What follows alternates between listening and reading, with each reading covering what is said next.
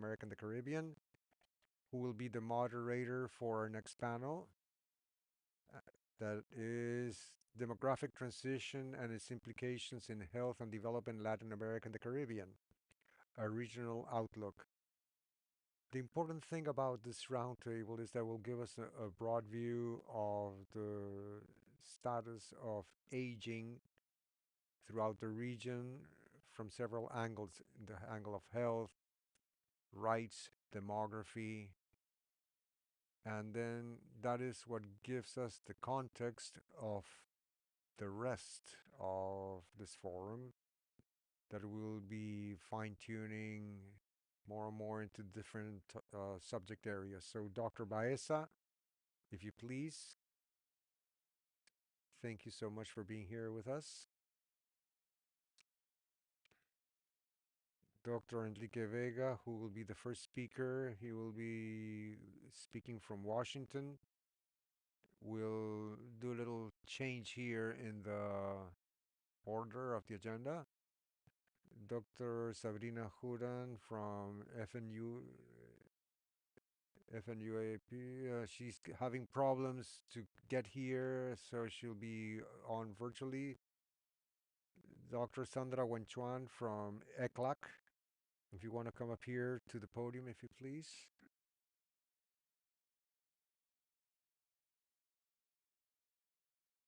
And Mr. Masato Okumura from IDB, who will also be with us virtually. So I will give the floor to Dr. Baeza. Thank you so much for being here. Thank you very much. Good morning, everybody. The truth is that it is an honor to be here with all of you in this such an important event and on this important topic that brings us all here, especially those who are getting to the silver economy. It is truly an honor for you and women to be here to talk about aging in Latin America, the most important aspects, and above all, take into account women who are aging in our region, women who are in informal work, who unfortunately have no social security.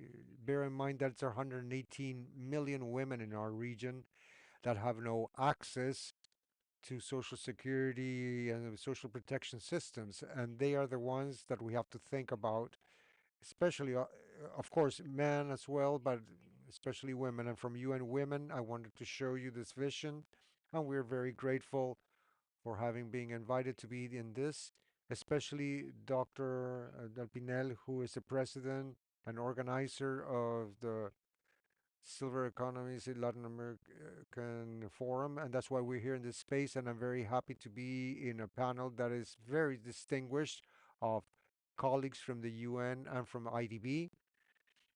And we will start without further ado with Dr. Enrique Vega, head of the Healthy Life unit, PAHO WHO, who will be talking about the decade of healthy aging. So, Dr. Enrique, please tell us what is the decade of healthy aging?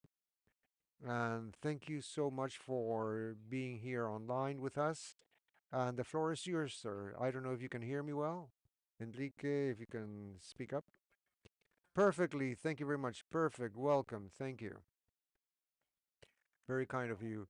Well, for me, it is a pleasure to be here and to and thank you for the possibility of being first up because I have something else a little bit later. Could you speak up a little bit louder, please, because we're having trouble hearing you.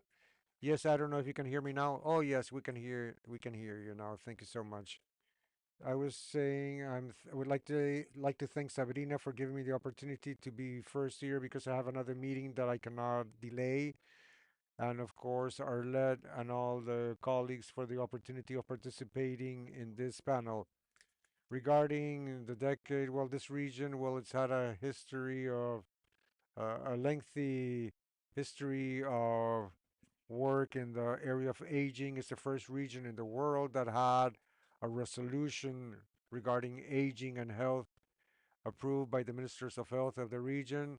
We had an extremely active participation in the World Aging Assembly in 2002 in Madrid. It was the first region that had a regional plan on aging and health approved in 2009, almost 7 years before the WHO approved a global plan.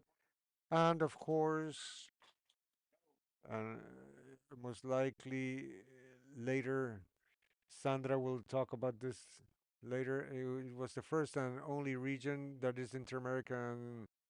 The inter-American system has approved a resolution for the rights of senior citizens, and the region, especially Chile, was one of the most active countries in the decade.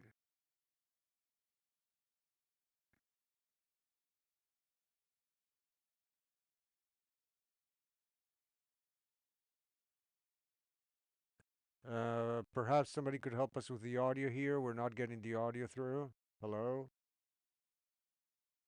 I don't know if somebody from the organization you can help us in the technical side of this. Enrique, could you say a few words to see whether we can hear you?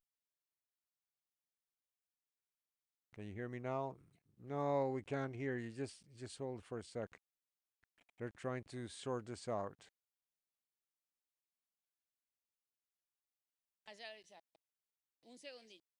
Just a second. Can you hear me in the room?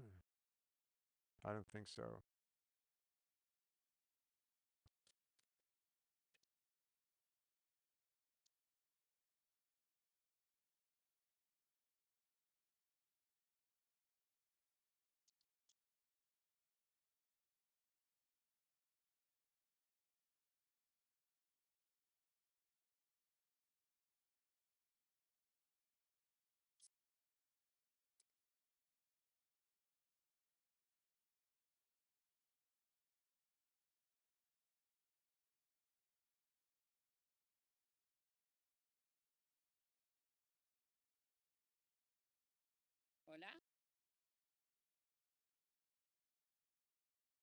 Hello?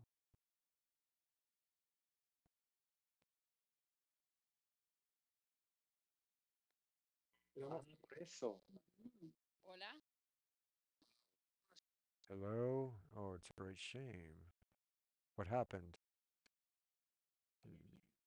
There's a copper mining contract, and there's streets being closed countrywide. Well, I had to walk to the office, but at least I made it. Can we continue? Enrique, can you hear us? I hear you. Can you hear me? Perfect. Oh, we can hear you now. We apologize. Please go ahead. Well, I was telling you that the World Health Assembly in 2020 approved the proposal to declare the the 2020-2030 decade as the decade for healthy aging, but in the resolution, the ministers of health requested expressly to the Director General to extend to the Secretary General the proposal that this decade became would become a decade for the UN, and that in effect took place, and the General Assembly of the UN in December 2020 approved in the plenary in the midst of the COVID pandemic. They approved the decade of healthy aging. This led to a delay in the approval that linked to COVID as well. The decade became effective as of October 1st, 2021. So we are in the activities of that decade. As you know, the decade has four strategic essential areas, and it constitutes an agreement,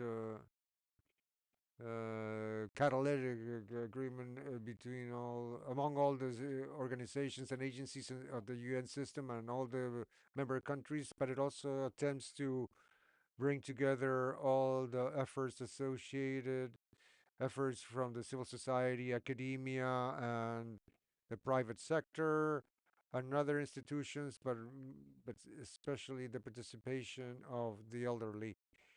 Four strategic areas, as I mentioned before. The first one, perhaps the most cross-cutting one of them all, is to change the way we think and feel and act regarding aging and age, how we consider elderly citizens, and how do we deal with their needs differently in this aspect, of course. The battle against ageism, discrimination by age, constitutes an essential factor. As you know, a few years ago, we published the World Report on Ageism that is now available in all the official languages in the region, Spanish, Portuguese, French, and English. And this is an essential tool in the battle this for this discrimination. As you know, perhaps today, of all discriminations, is the one that is socially somewhat accepted, and we must fight against that. One of the tools to that end, of course, is the consideration of the human rights of the elderly. Sandra will probably be talking a lot about this. The region has a unique opportunity, the Inter-American Convention of the Rights of the Elderly. There's 11 countries that have signed the convention in their public included in their public policy. So I believe we have a very important opportunity to make progress uh, now and quickly in a region on this topic. The second area is perhaps is the search for generating environments that favor the development and participation of the elderly in an essential manner. In this process, there are many initiatives that have been developed. Perhaps the best known one is the initiative of cities and communities that are friendly to elderly to the elderly that was launched by the UN by the WHO, I'm sorry, in 2010. It's a movement that has been moving very swiftly in the region, in Latin America and the Caribbean. For you to have an idea, in 2010 we had approximately 250 cities and communities that were friendly in the U.S. and Canada, and currently, and we only had six in Latin America and the Caribbean.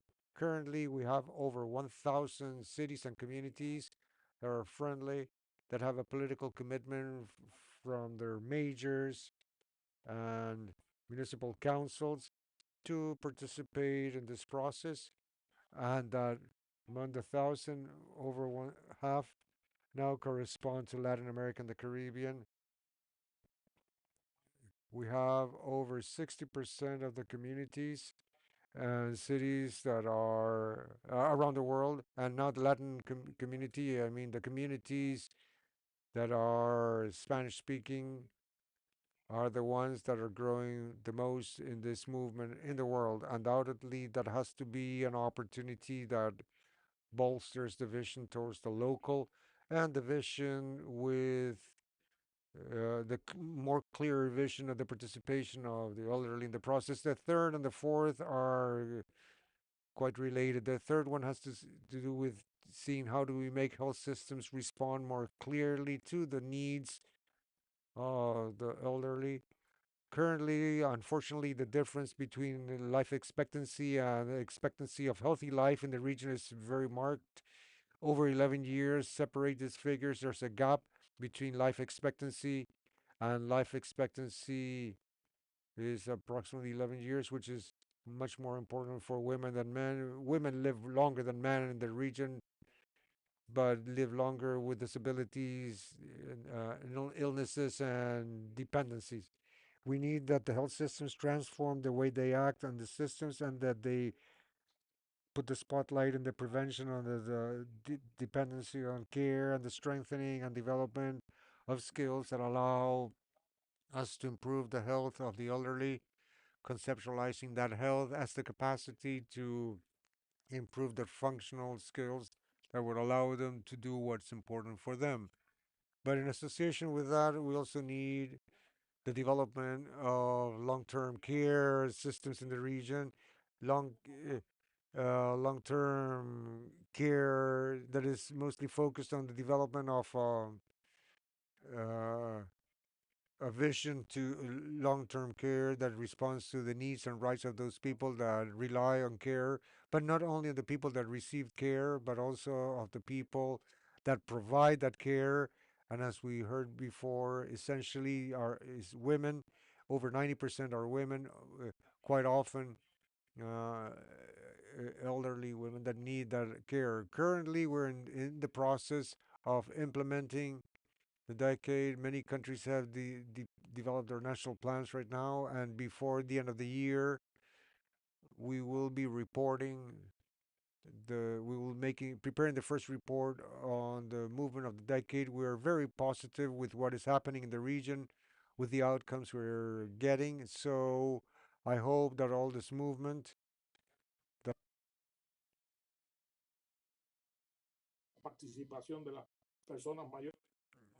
participation of the elderly, not only as receptors of a different economy, can also contribute to the compliance of this. Thank you very much. Thank you, Mr. Enrique, for your intervention and for what you were telling us as well of everything that has happened in this decade. It's impressive the growth of the cities, like you pointed out. Now we have over 1,000 friendly cities, over half Spanish speaking. And you also explained this very clearly, the life expectancy of women, which is longer than men. That's why we need to strengthen skills, improve health, and well develop systems. For us from UN Women, it is a priority to develop comprehensive care systems. As you know, the last regional women's conference has had as one of the main topics to establish a care society, establish comprehensive public-private community systems, and for us it is essential to create employment, decent employment and jobs in the comprehensive care systems, and it's a compound effect because care does not only allows to generate jobs but also allows women to go out to work. Only 51% of women in Latin America work. And after the pandemic, this has decreased. That is why it's so important that women are able to join the labor market. And to that end, integrated care systems are essential. Thank you very much, Enrique, for your participation. And I would like to give the floor to our colleague from the Population Fund, Sabrina Juran. Sabrina, it's impressive, wonderful the work FNUAP is doing in the region, and us we would like you to tell us what the World Program, World Population Program is doing, and also tell us how do you foresee the decrease of inhabitants under 30 years of age in the region? This represents a positive growth of the adult population, especially of those older than 50. And I was seeing the figures in Panama, and by 2050, we will more than double the population of elderly citizens in Panama, which represents a tremendous demographic change. And these population projections towards the end of the century makes us lose that population bonus we had, and we will be a region that will have more people age 80 and over. Sabrina, what are the current dynamics of the demographic transition and their implications in our region? Go ahead, Sabrina, Regional Advisor for Population and Development of the Regional Office for Latin America and the Caribbean of FN, FUN, UNFA. Yeah, thank you for the space. We can't hear you, Sabrina. If you can help me with the audio, technicians. My microphone is on. Just give us a second, Sabrina. We can't hear you. Can you help me out there?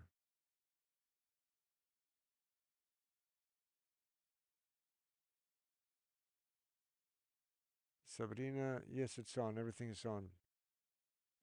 I can hear you, Sabrina. Excellent. Thank you. The thing is here in Panama. Can you help me with the audio, please?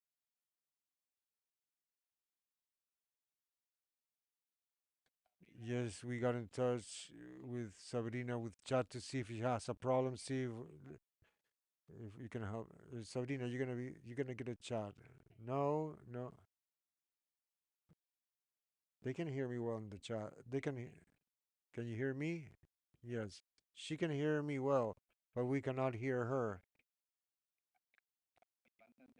The previous participant, we could hear them perfectly. No, not perfect. We had echo.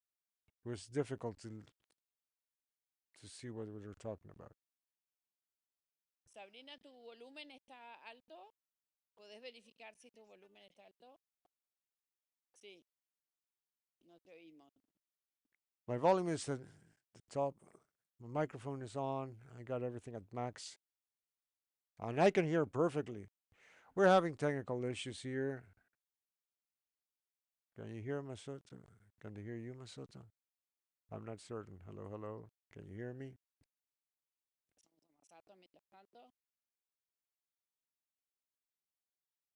Sabrina, mientras se arregla. Sabrina, while we sort out the technical issues here, we'll go on to the next speaker.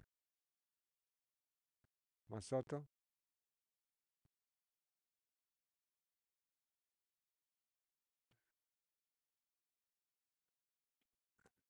Well, Sandra, thank you for being here with us. Sandra Wenchuan, a specialist in aging topics from the ECLAC office in Mexico, which is a sub-regional office.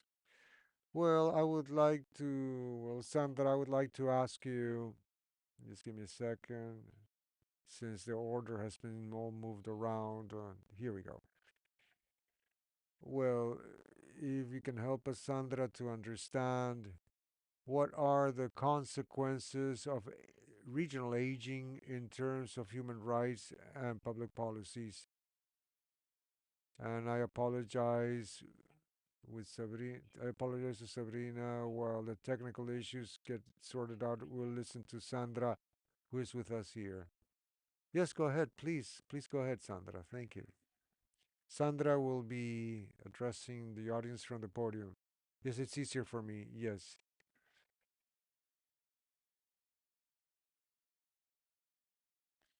What I don't have is a way to move my presentation, so I'll tell the guys up there to help me out with this.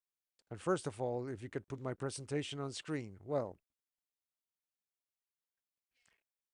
before anything, I would like to thank you for the invitation that Arleti sent us to be here in this opportunity here in Panama.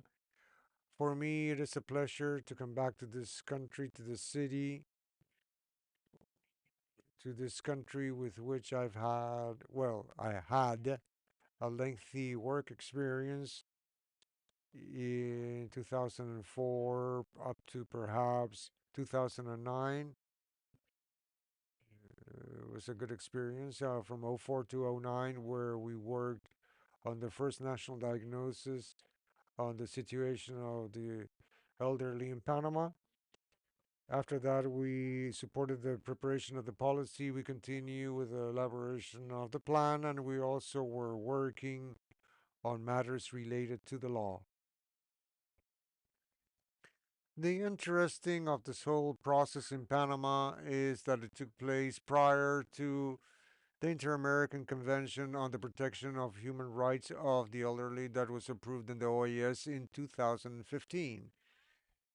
Panama at that time in '03 and '04 was a pioneer country in terms of knowing in greater depth what was happening with the elderly in the country, show the differences. A Panama that was not homogeneous, where the aging process took place in a diverse manner when you went to the provinces, when you were in the comarcas, indigenous areas, and the cities themselves, and also what the colleague from UN Women said is with respect to what happened with the situation of elderly women back then. Therefore, there is a track record in this country in terms of initiatives aimed at the elderly that I believe has been quite innovative. And within that framework, we're having this forum today, which, by the way, is also part of this.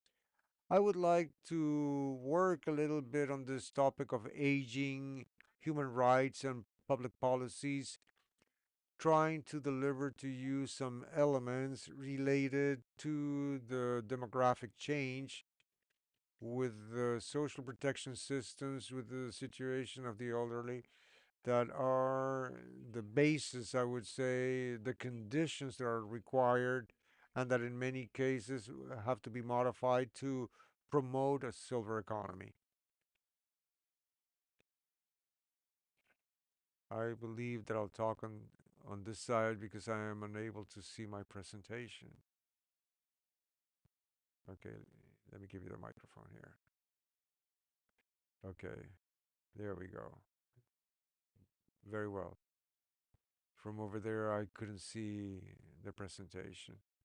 So I will first of all talk about the aging of population, and to that end, I'm working with 10 countries that are under the scope of the regional, sub-regional office in Mexico. We have Mexico, Panama, Cuba, Haiti, and the Dominican Republic. And why do I want to focus on the sub-region that we call Mexico, Central America, and the Spanish-speaking Caribbean? Because the aging process takes place differently when compared to when we work with the averages of Latin America and the Caribbean.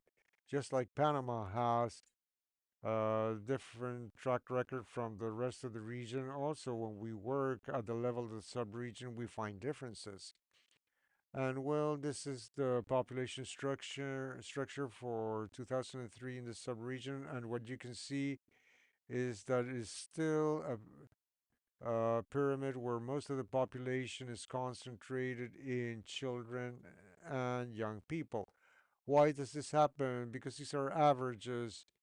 And one of the countries that contributes most of this young population is Guatemala, which is one of the countries with the highest fertility rate in the countries of the sub-region.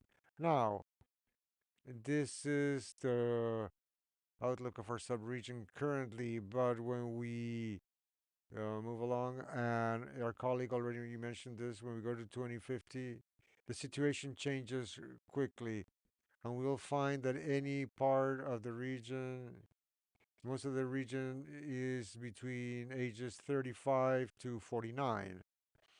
Why does this happen? Because aging must be seen not only as the increase of people age 60 or more, but it also has to be seen horizontally and vertically. This means that the structure by age of the population is aging. We're no longer a young continent that we thought about decades ago, but we're a continent that is aging. And we have in our sub-region one of the most important challenges related to the speed of the aging process. Just like it happened with countries such as, in the case of Chile, that has a quick aging process, we will have the same happening with Costa Rica and with Panama, and the case of Cuba, where we already have as an accelerated aging in the region and even more advanced than Uruguay.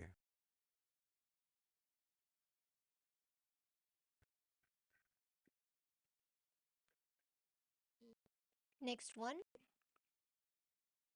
Now, the point here is again, what is the danger that we have while pay attention to the average? We know that the process of aging is advancing, but if we establish certain differentiations, such as the one our colleague of UN said, UN Woman, between the aging on the female population and the male population, we will see that when we cross the ethnic origin, the indigenous ethnic origin, then the situation changes as well. And this is the structure by age of the population of Panama for 2020. And what we can see is that the national average, and when we talk about national average, it is way more aged than what we see in the indigenous community. And this is the one that holds the main important differentiation. And so, first and foremost, we add the average. When we talk about aging, we're just not talking about the aging in the country, but also its provinces and local scale. However, thinking that these averages hide differences, and in this particular case, it is the aging of the indigenous communities in the country, which follow a different pathway from the national pathway. And so, as you can see here, the population of 60 years and older is growing in an important manner. And as our colleague already said, the importance of the average of the region, the young population, I'm sorry, the population of 60 years and over is going to go over the population less than 15 years in the year 2043. And this shows the regional average a little before. And if we talk about country level, is different because we locate Guatemala way more advanced in time. And in the case of Cuba, this already happened in the year 2017. Next, now the aging has holds impact in all of the areas of society. One of them also can be seen as to how the workforce is aging. And what does this mean?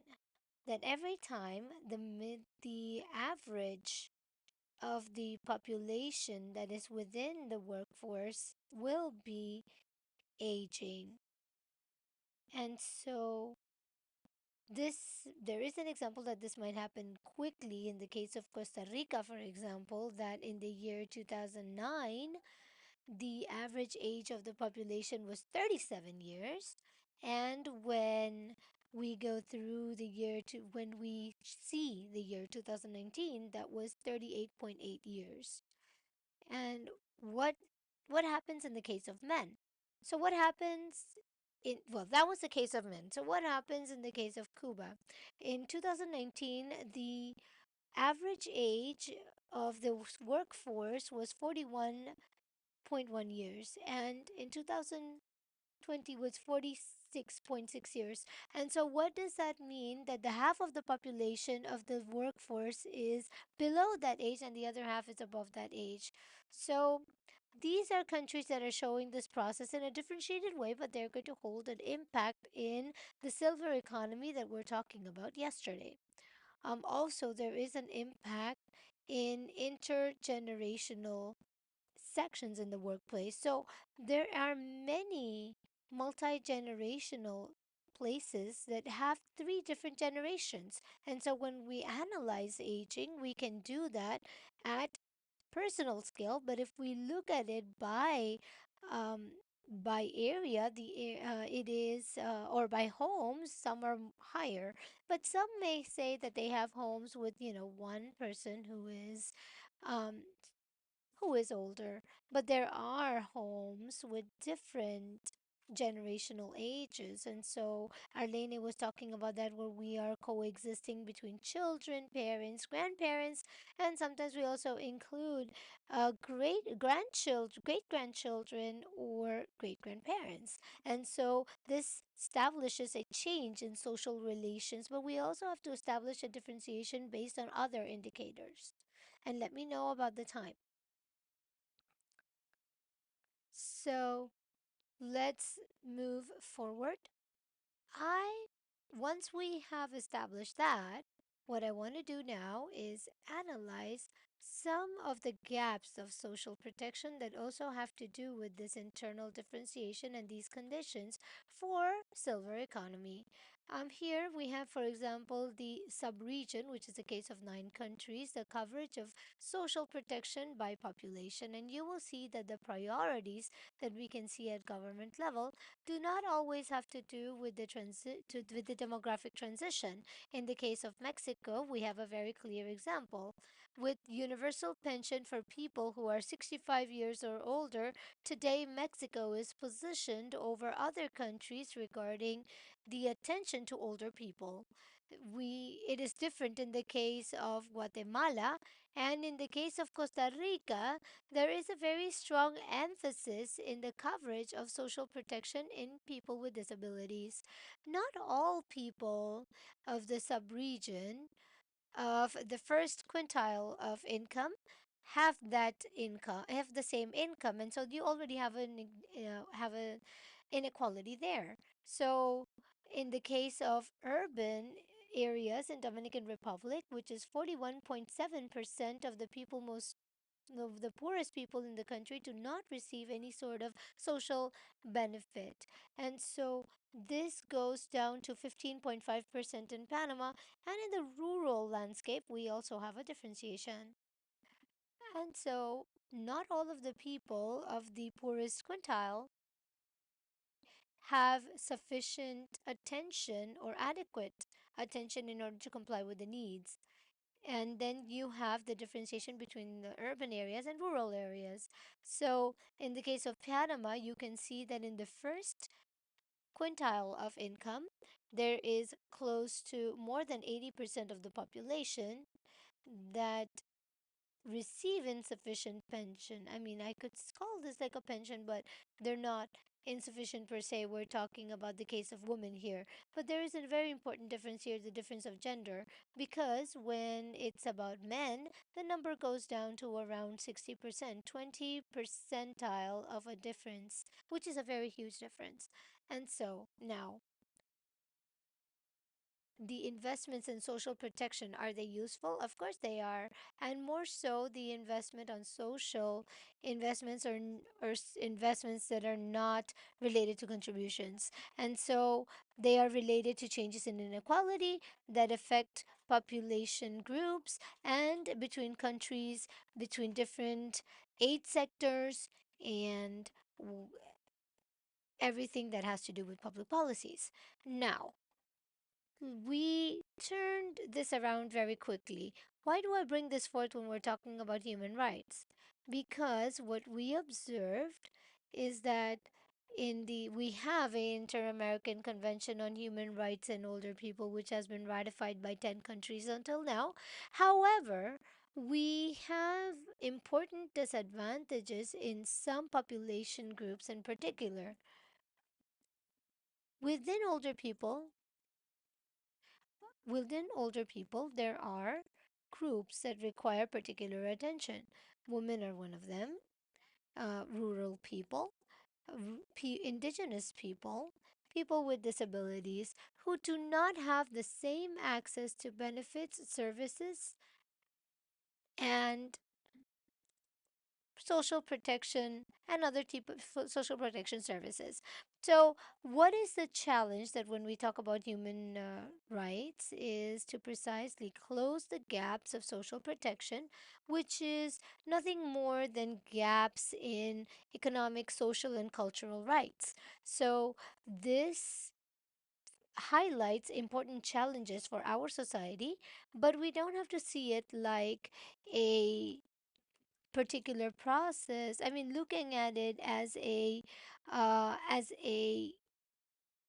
common process would be a mistake. So we have to look into an observation to see what are the conditions for a silver economy, and we also have to see the differences between people who are 60 years and more of age and more. Thank you so much.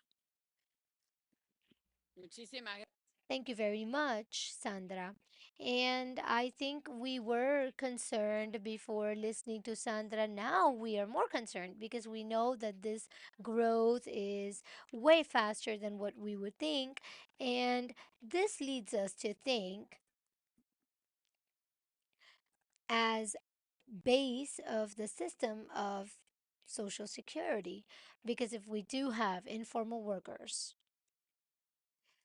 that do not give in non-contribution pensions that are due to a macroeconomic growth at contribution level, with formal workers, then we have the problem as to how to confront this. I am from Uruguay, and we are already having this problem in Uruguay. Therefore, the concept of, of silver economy is so important that we should start managing it in our region in a very particular way, because of this quick or speedy growth that you have pointed out. And this is going to have an impact on productivity in our countries. And therefore, it is so important that we should look into digital economies, because at that time, the age of the person who manages digital economy does not matter. And that is why we need to get into digital economy. Now, for example, there is a very interesting program for older adults to have access to both hardware and software to be able to enter digital economy and to be able to collaborate with the younger generation.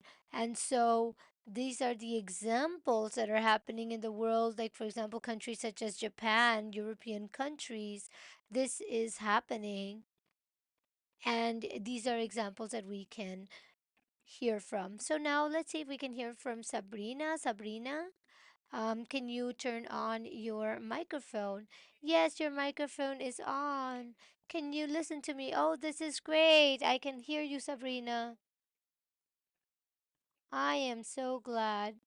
Sabrina, what are the current activities of demographic transition and their implications in our region? Sabrina, go ahead. It is a pleasure to hear you. And so thank you very much.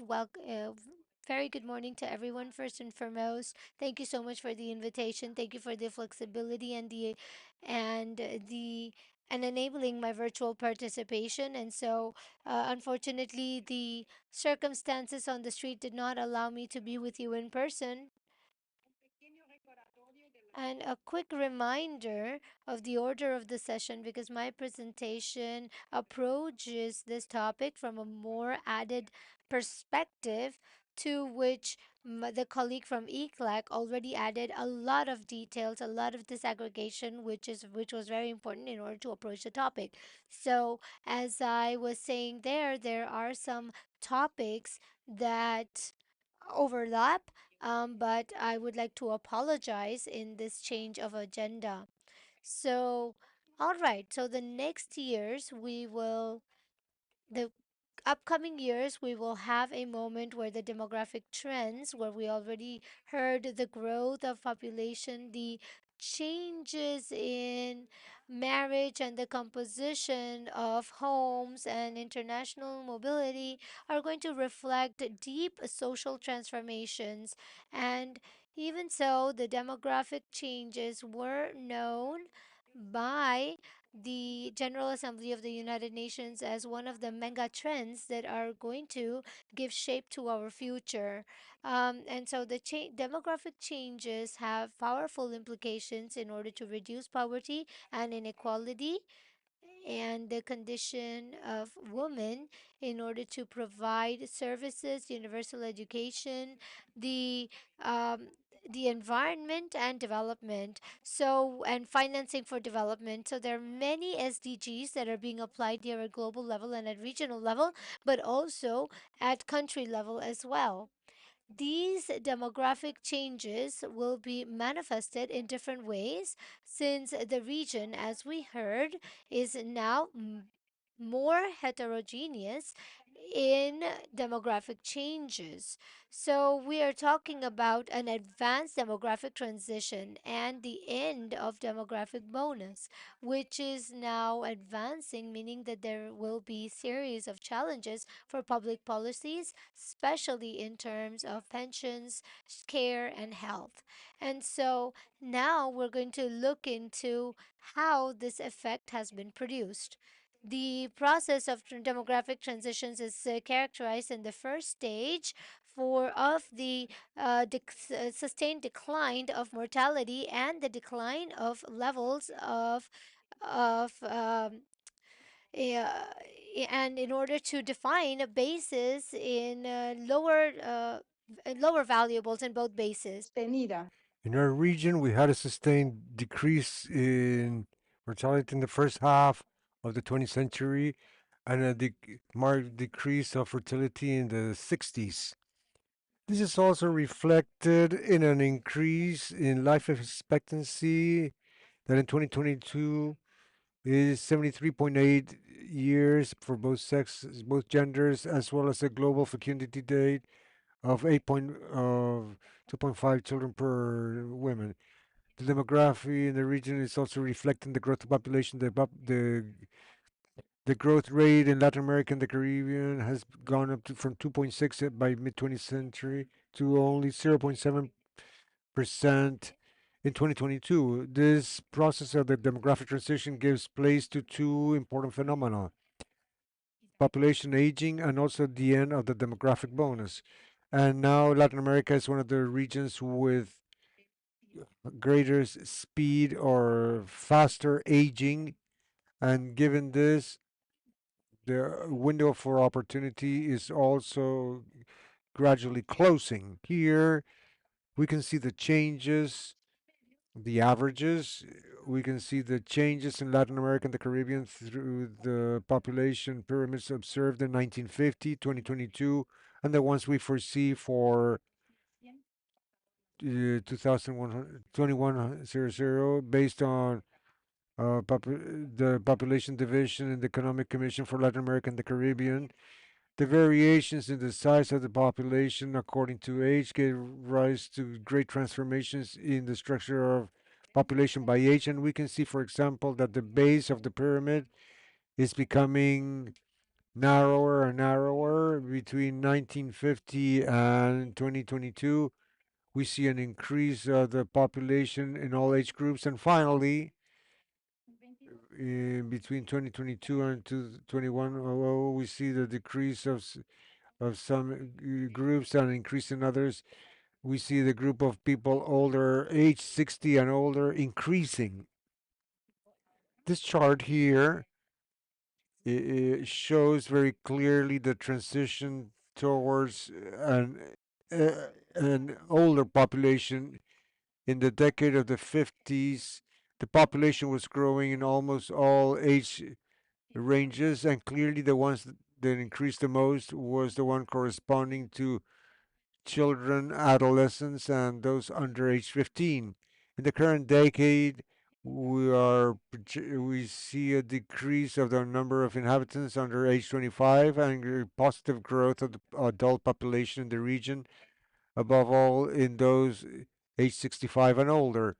And the assumptions and the population projections by 2052, the group of ages 62 and more will be the only one growing, giving rise to the period of the elderly population. And towards the end of the century, the only group that will continue to increase regionally are people age 80 and older.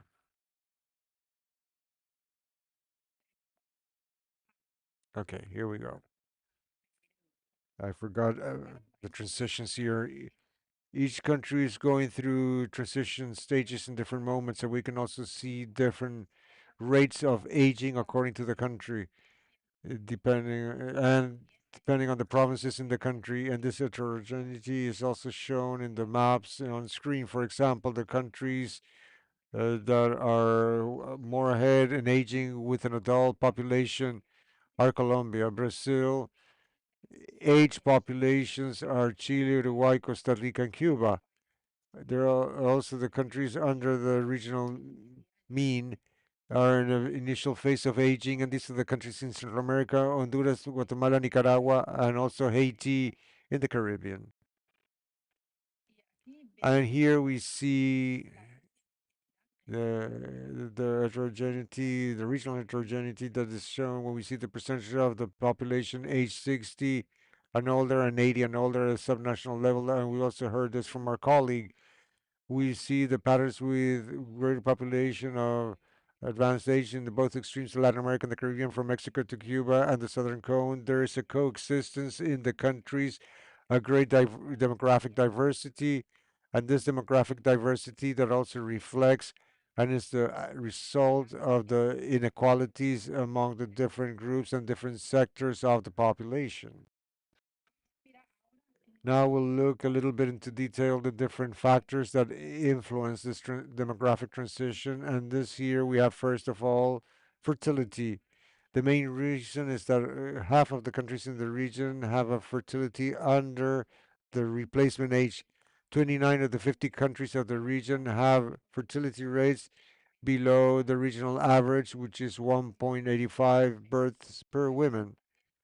Likewise, in Latin America and the Caribbean, we have a decrease in fertility, and it's the one that's the most accelerated in the planet. The second topic is aging. The evolution of the aging index shows that between 2017 and 2050, in most of the countries, this value will have doubled. This table also shows the top 10 countries that are older. The top three are Cuba, Barbados, and Uruguay, followed by Chile, Trinidad, and Tobago. The countries with the lowest indices, Haiti, Honduras, Belize, Nicaragua, these are populations that are younger. And third, we had the topic of human mobility. It's a very important element that has always been a constant in the history of the countries in our region. And we also see and know that the region itself has negative migration balance. It means that we have more immigrants than outgoing migrants. But we have diversity here. We see that countries receive more immigrants than those leaving, and we see that this is also changing throughout the years. Quite often, the population that gets to the countries relatively young migrating population, an entry of young migrants could be favorable to understand or to face the demographic condition if the population has the opportunity of being active and is fully incorporated into the labor market to the revenue generation and contribute to social security. In the upcoming years, in the upcoming decades rather, we will be going through a demographic stage that is a result of great achievements in humanity, longevity, and the capacity as human beings, especially as women, of choosing when and how many children we want to have. And this is a very positive development that leads us to a more age structure that also poses new challenges. Apart from a positive migratory balance that is not easy to influence, there are different key policy instruments to face this demographic transition and also the end of the demographic bonus. We have the opportunity of increasing the reproductivity of the population, the productivity of the population that's working. We also have the possibility of increasing labor participation of population in active age, typically ages 25 to 40 that do not participate in the labor market and are mostly women. So by increasing and promoting women to participate in the labor market in an active age, more population works in the generation of revenues and also for oneself. For the same size of population will generate more revenues to redistribute. And third, we have the possibility of increasing the productivity of the future productivity of generations with a greater investment in childhood, the incorporation of women to the labor market. We could extend what we call the demographic bonus, the first demographic bonus, and also harvest the second demographic bonus that has to do with a high productivity and greater equity in societies. So, the demographic transition is a gradual and continuous process where society undergoes significant changes in the structure of its population, specifically in terms of the age distribution and mortality and fertility rates. They're critical factors: mortality, fertility, migration, and others impact the social equity and economic efficiency. The current challenges we see that often these factors are overseen in development plans and public policies, and there's a lack of consideration of these variables that also generates problems in planning and development of national and territorial policies. So we acknowledge the importance of adaptability that is essential to understand social and economic development of women. And I'll close with this because this is a program that UNFPA is also promoting and supporting the countries. That is the demographic adaptability program, and through which we support the countries in the region to strengthen their capacity to understand and be one step ahead of the population dynamics they're experimenting, and ensure that they have the skills, the tools, and the political will, and also public support to manage them. We understand that. Sabrina, you have 1 minute to finish, please, because there are other speakers. Uh, I'm I'm the closing now. I just wanted to wrap up by saying that for us, that we understand demographic adaptability as essential for social and economic development of the nations. And with this, I close and I thank you for listening to me.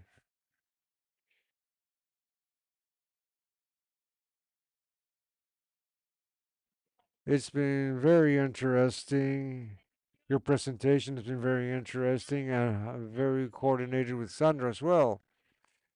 Now I would like to move straight to our colleague from the Inter-American Development Bank, Mr. Masato Kumara.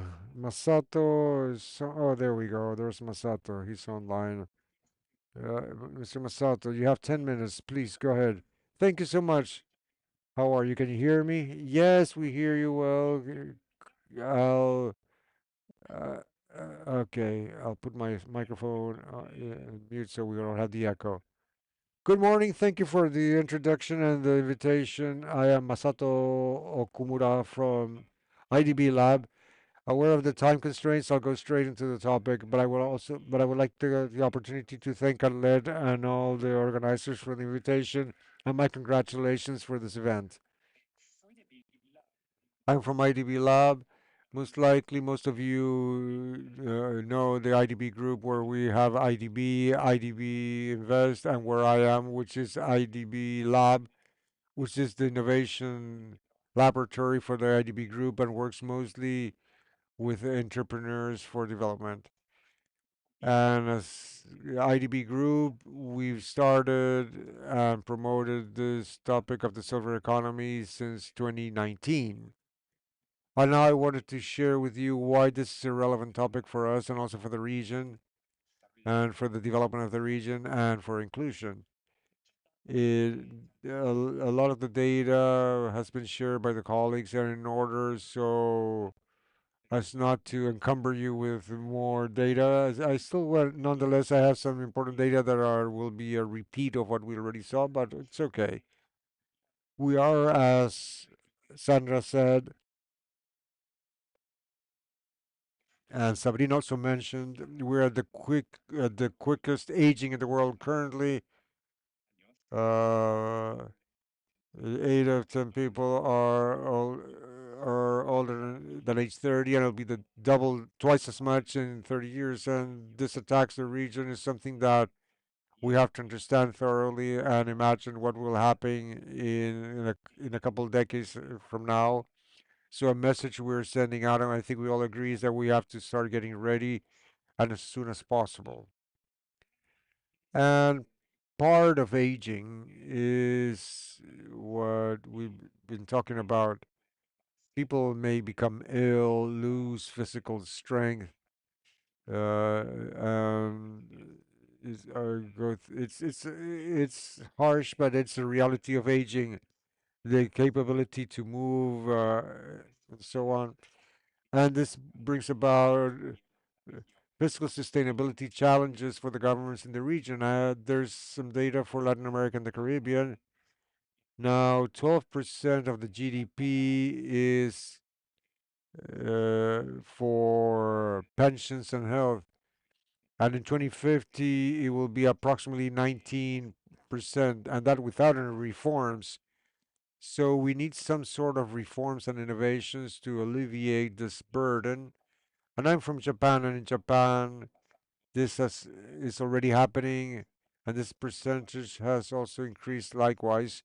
So if we do not carry out reforms the right way, this is what we can see ahead of us. Another figure that was also mentioned in a different manner, but currently 8 million people require care, and this will almost triple by 2050, 3 decades from now. So, as some colleagues mentioned, this brings about opportunities because if we formalize the care industry, this generate formal jobs. Currently, much of the care is done informally, but if we formalize and we certify the caregivers, and as my colleagues mentioned, we can generate millions of jobs in the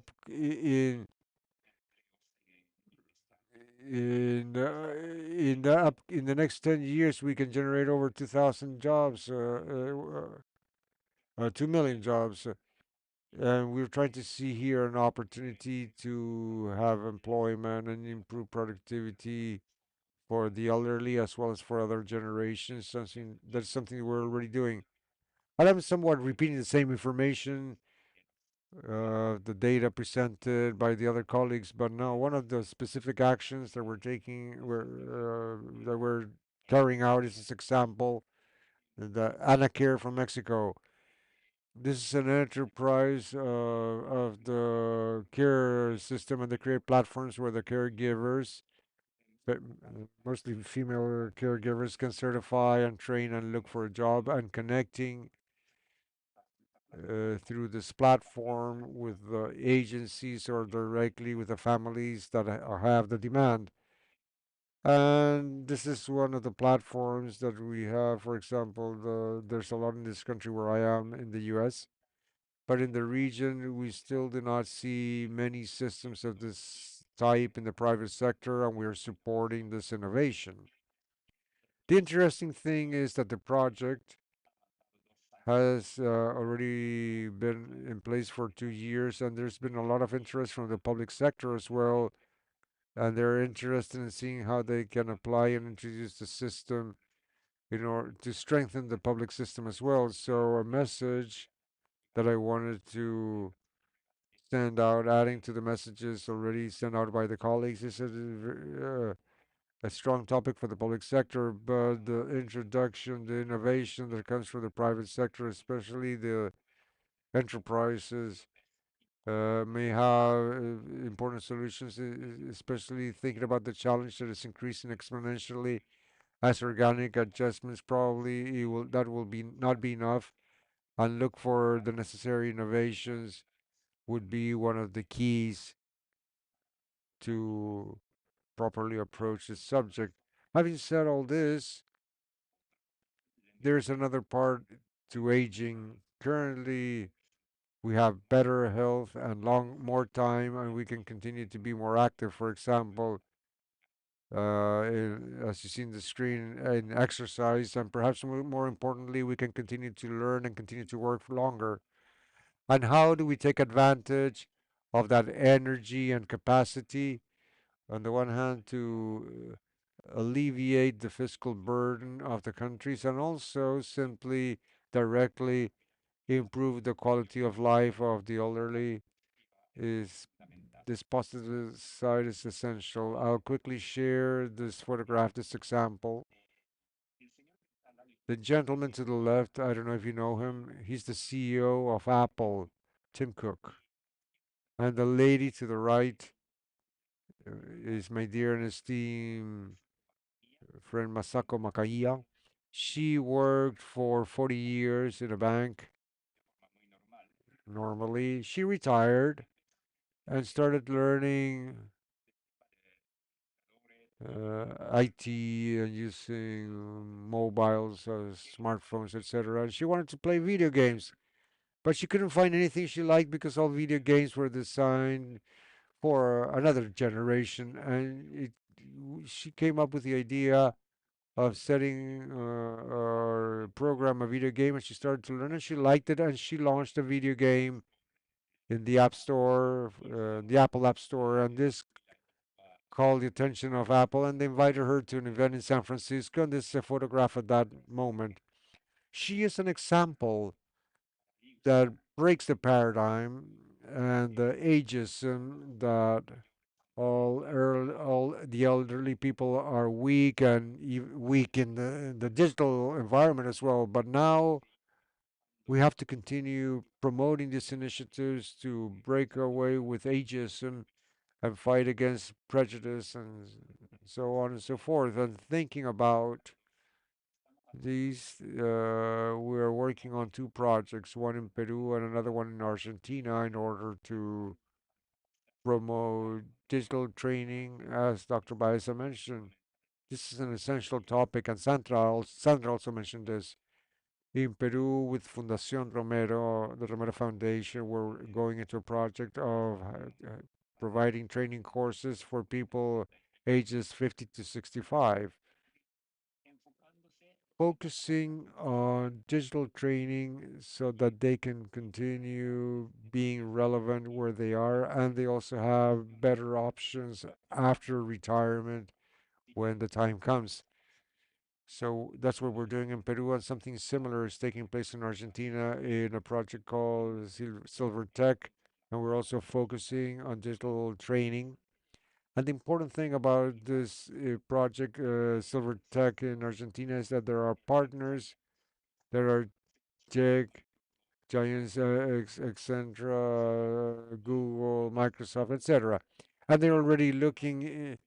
They're already seeing the potential of this segment to fill the gap of digital talents, which is a world issue, and they are hopping onto this initiative. So this is something that we want to continue promoting throughout the region. And with these ideas, I've taken advantage of the positive aspects and also looking at the difficult aspects. We're promoting project portfolio on four topics. One is entrepreneurship, and tomorrow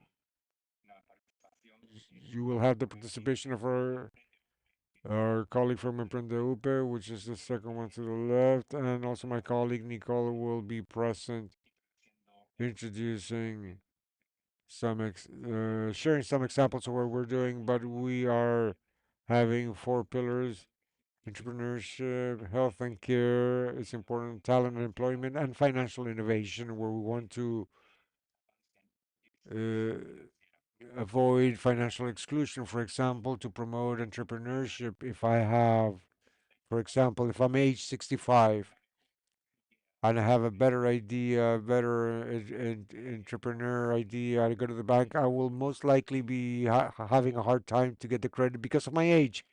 So, how do we change those aspects, adapting to today's situation is an important topic. So financial innovation is something we're also working on. So this is a topic that we want to continue working on in a comprehensive manner and in collaboration between the different sectors, public sector, private sector, entrepreneurship and civil society. We have to continue to work together and improving even further our collaboration. And this is what I wanted to share today. Perhaps to finish, I would share some publications. The the first one we came up with 2 years ago is the one to the left, a concept paper for the silver economy. And if you have a cell phone with a QR code, you can downloaded from the website. And the second one, the green one, is a mapping of the stakeholders in the region. We identified 245 stakeholders in the region, highlighting some in greater detail. It is not a full mapping, but as a first attempt, I believe it has some value to gain some ideas.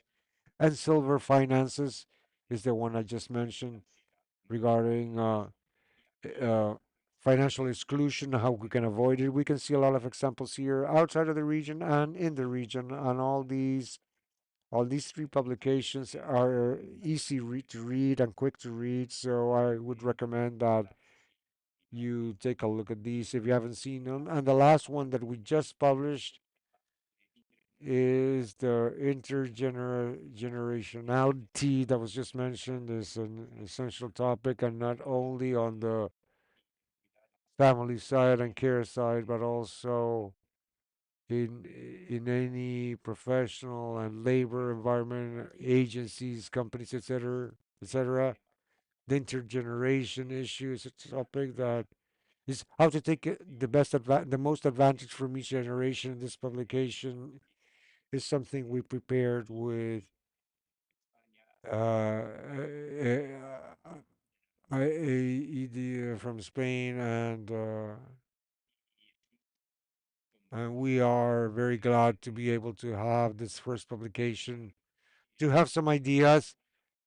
Is not showing solutions, but rather input for thought, food for thought, like interviews and focal groups. So I invite you to take a look at this as well, and that is what I want to share with you. Thank you very much.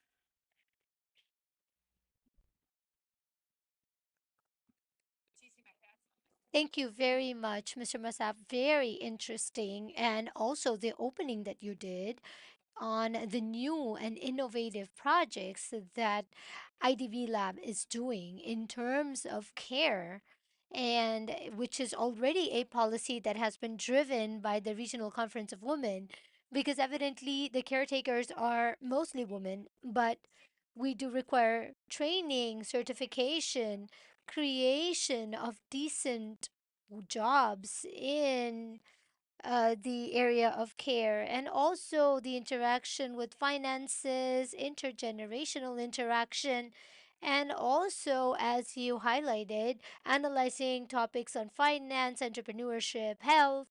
And well, very, very interesting. Thank you so much for your intervention.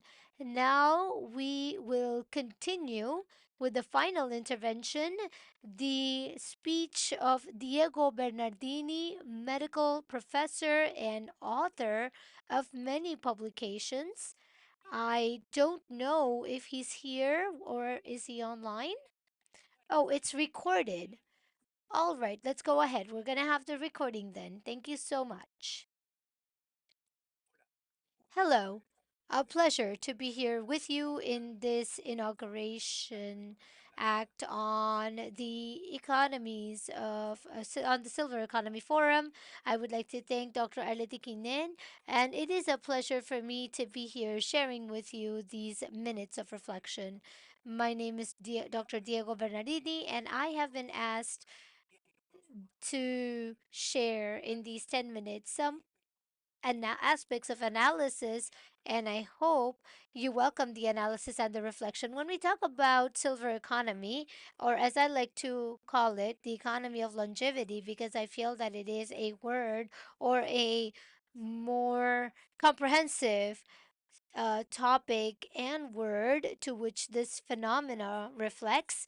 And so I feel that we have been seeing a very particular a phenomena that requires uh, a particular aspect to it. And so we have seen, we have left on to the side at critical analysis in order to reflect this as many options of the life and many scenarios that life establishes that we have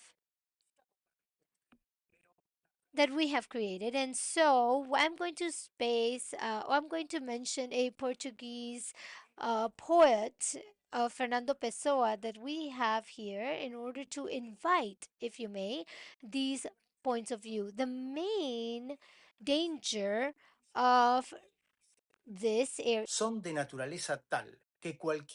of romanticism are those that anybody can invoke to refer themselves as, and the same way the category of an artist. I think it is a quote which is very much related to what today we are dealing with, which is silver economy. And here I have also noted a couple of ish points and bullet points to as to not to forget in order to speak to you quickly. And again, please welcome analysis and reflection. I think what's happening with silver economy is the following. We are romanticizing, we are creating silver messages and images and quotes, as a matter of fact, even tapes. In this era where we think that everything is managed to quick prescriptions and simple ones, many times we are asked for tips. And the longevity economy is something very new and very complex to be able to understand and solve, analyze, and to be able to look for solutions through tips. I think we are living a state of exaltation, which is very important, that removes objectivity. Many times in Latin America and the Caribbean, we are observing images, slogans, and proverbs that reflect images that does not have to do with our reality. We're talking about, uh, you know, these white and complete, right next to the sea couples, and many times this has to do with with the European Union, this consolidated protection, and many times with North Americans, a cohort that will reach, if you may, in the process of demographic transition for 2030, and now more than 15 years, 10,000 people per day are completing the age of 65. Confronting this model, as we may say, the message and the models, and we have a region which is completely unequal, urbanized with institutional frailty, and still where the institutional protection is completely unequal. The data that the IDB is showing tells us that the greater the age, there is a greater need and importance of the income that reflects or represents a pension, be it with contribution or without contribution on behalf of the state. We are talking about an unequal Latin America where the scenarios of Mexico, Central America, Colombia, Chile, Ecuador, Peru, Argentina are very similar. We are talking today about 57 million older people older than the age of 60 that in 20 years or so are going to become more than 110 years of age. And this is an extremely elevated demographic transition where we have the needs of the people. The second half of the people, where we have people getting into 50, 60, 70, 80, up to 100 years of life of this person, or where we have family members, where we confront challenges such as care, dependency, but also the reformulation of schemes of labor flexibility, which may be on the standpoint of retirement or even of the employee or formal employment. We have entrepreneurship that many times has been romanticized, senior talent, and to tell you the truth, the entrepreneurship, when we start scraping, so to say, when we start talking to these people, it converts into a act of survival. Today, I feel we have the opportunity in this encounter that is going to be extended in the upcoming weeks to be able to find solutions, particularly solutions that have been adapted to our ecosystem, to our overview, to our scope. And Latin America is not aligned to that, and much less is United States. And so the longevity that we are living today is not something binary. It's not being as an influencer or key opinion leader in social networks, and we're not talking about being abandoned in a center or a residence of care. This is a complete challenge, a challenge where we will have to find the solution, given that we confront it with certain thought and critical analysis. So hopefully, these two components should not be left out within this brainstorm that is going to be developed within this Ibero-American Forum of Silver Economy, and in an intersectorial manner that should be well comprehended from the private sector, public sector, from the civil society. We should start finding solutions for an Ibero-America that has a lot to learn from those who are on the other side of the Atlantic, to be able to apply it to our region, which, as I said, it is a beautiful region, very unequal though, with institutional frailty. And those of us who know this topic, and those of us who have been doing this as a cause in our lives, we need concrete solutions. I bid you success in this encounter. I'm very thankful to the organization for allowing me to accompany you. Thank you very much, Dr. Bernardini.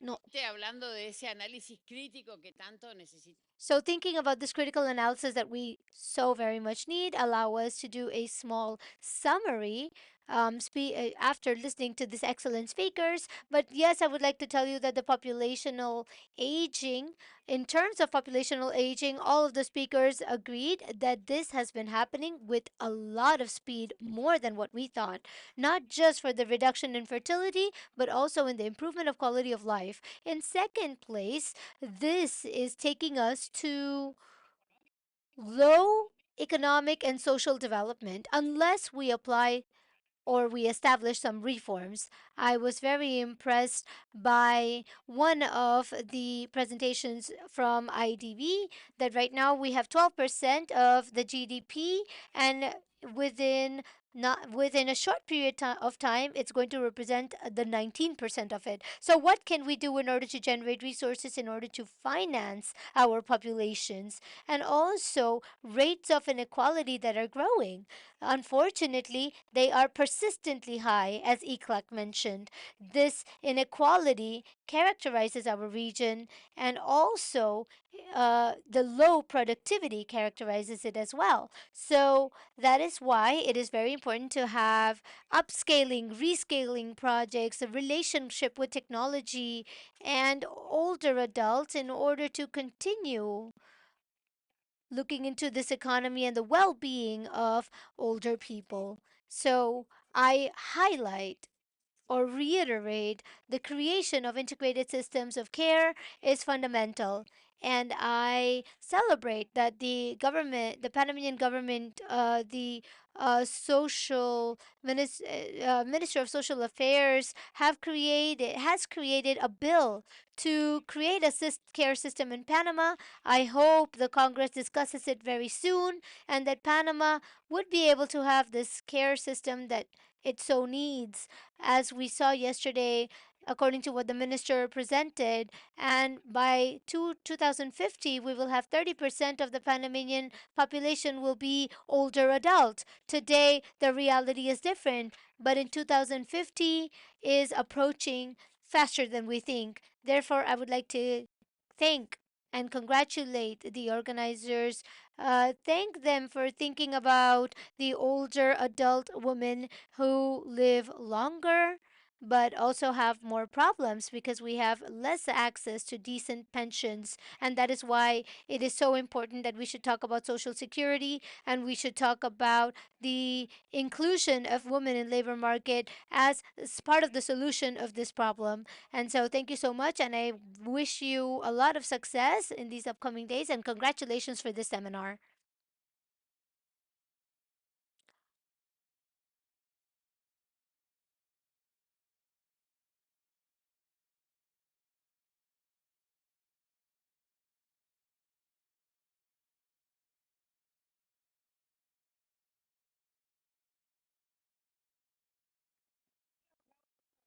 First off, a round of applause for the witch of Parlatino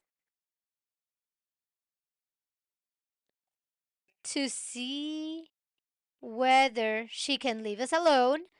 And let's hope we don't have so much problems. But now, yes, a round of applause for the people who participated in this panel because truly, in spite of all of these problems, they managed to send the message that we require.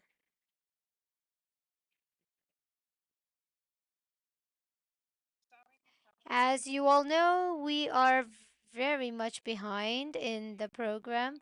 We also have problems in relation to transportation because there are people who are stuck in between these manifestations. And so we're going to ask you for some patience in order to cut down the coffee time and cut down the lunch time so that we can recover a little bit of the time and see whether by this afternoon we start as we should. And since we have many virtual transmissions from Spain, it is very important to continue adjusting the time as much as possible. But without further ado, let's see if we have the moderator of the next table, Alexis Rodriguez.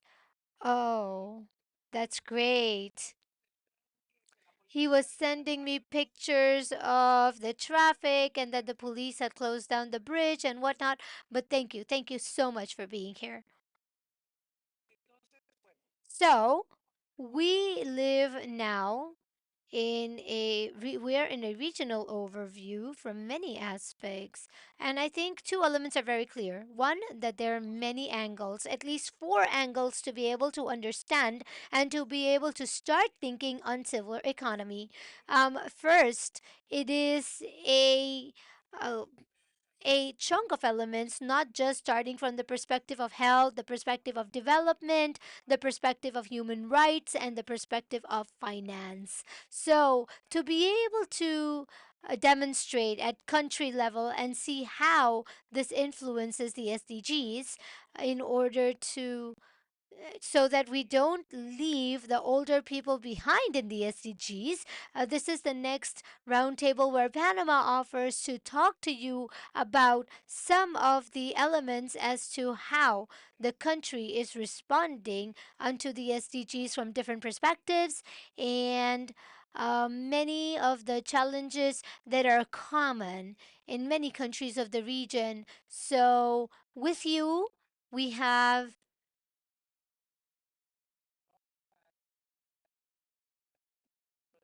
Alexis Rodriguez Mojica, economist, so that he can present the next roundtable. Very well. Good morning to everyone. It is a pleasure being with you in spite of all of the difficulties. 45 minutes in traffic in order to be here, but we're here. So let's present in this session a second round of ideas or proposals that some of the colleagues have regarding the case of Panama. And in this session, we're going to talk about challenges and opportunities in aging in the case of Panama. We're going to have our first presentation, which will be on behalf of Lorencino Limet, and then we're going to have a conversation, and then the second part of the presentation will be from Gladys Mira and a conversation. So we invite colleague Lorencindo Umerso, the head of Department of Demographics and National Statistics and Census, so that he can give his presentation as it was mentioned earlier. Let's be brief in our presentation because we have very little time. 15 minutes, please, for your presentation. Thank you.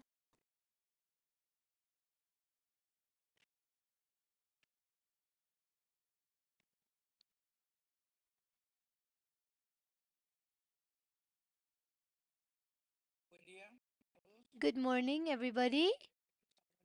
On behalf of the director Samuel Moreno, we would like to apologize for not coming due to other commitments, but we are going to be presenting the basic results for the population of 60 years and older as a result of the national census that was just recently done here in Panama. Let's continue.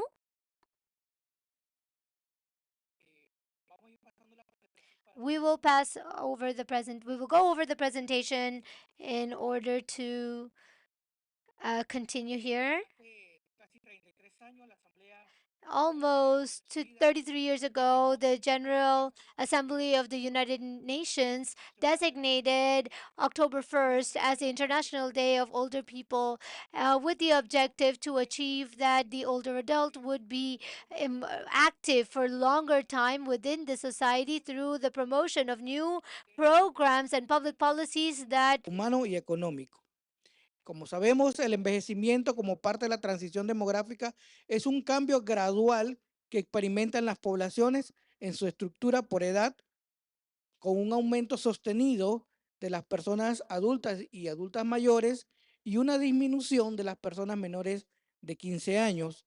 También hay un aumento y una estabilidad en la esperanza de vida en edades más avanzadas. El INEC, a la luz de los resultados básicos, ¿verdad?, del último censo de población y vivienda, presenta un panorama principal de los resultados obtenidos para la población de 60 años y más, que definimos como adulto mayor. En pantalla ustedes pueden ver la evaluación del índice de envejecimiento a través de los censos nacionales. Tenemos un índice de 55 personas adultas mayores por cada 100 niños menor de 15 años, de acuerdo a los últimos censos. Y estamos viendo cómo ha crecido o cómo crece de manera exponencial este índice a través del tiempo y de los resultados censales.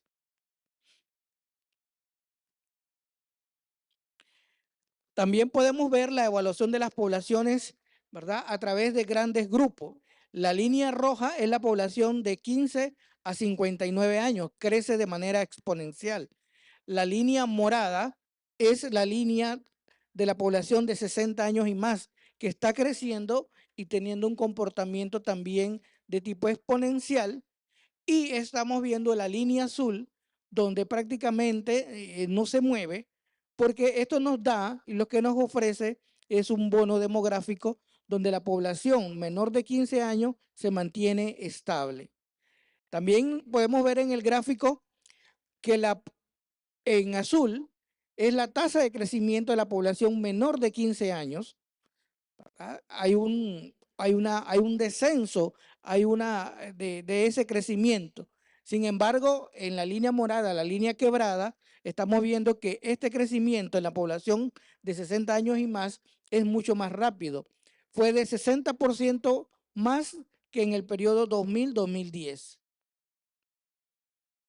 También podemos observar aquí la distribución de la población de 60 años y más a nivel nacional. Tenemos 380,000 adultos mayores en el área urbana y tenemos cerca de 183,000 en el área rural. La población de 60 años y más, según los resultados del último censo, es de 563,641 personas, el 13.9%. Y aquí podemos observar la distribución a nivel nacional. Definitivamente que esta se concentra en los mayores centros urbanos del país. Tenemos provincias como Herrera y Los Santos, donde la proporción es mayor al nivel nacional. Está entre 23.3% y 20.7%. Le siguen posteriormente Chiriquí y Veragua con 16 y 17%, superior al promedio nacional. Entonces ya esto nos está indicando pues la situación del adulto mayor a nivel provincial. Un aspecto importante dentro de este análisis rápido que estamos realizando es que identificamos en 412,225 viviendas que hay por lo menos un adulto mayor. El 99% se concentra en las viviendas particulares del país. Sin embargo, hay un número pequeño pero importante en local no destinado para la vivienda, un grupo pequeño también en damnificados y condición de calle y otros en hogares particulares. No obstante, tenemos 3,286 personas en centros de cuidados, en viviendas colectivas. En centros de cuidado de personas mayores residen 1.672 según resultados del censo y otras 677 en centros de apoyo y de rehabilitación. Otro aspecto es en cuanto a la tenencia de la vivienda. La mayoría de la población adulta mayor reside en residencias propias o hipotecadas, pero hay un número importante que reside en viviendas alquiladas, cedidas o en sucesión o invadida. Esta representa el 8,1% de la población adulta mayor.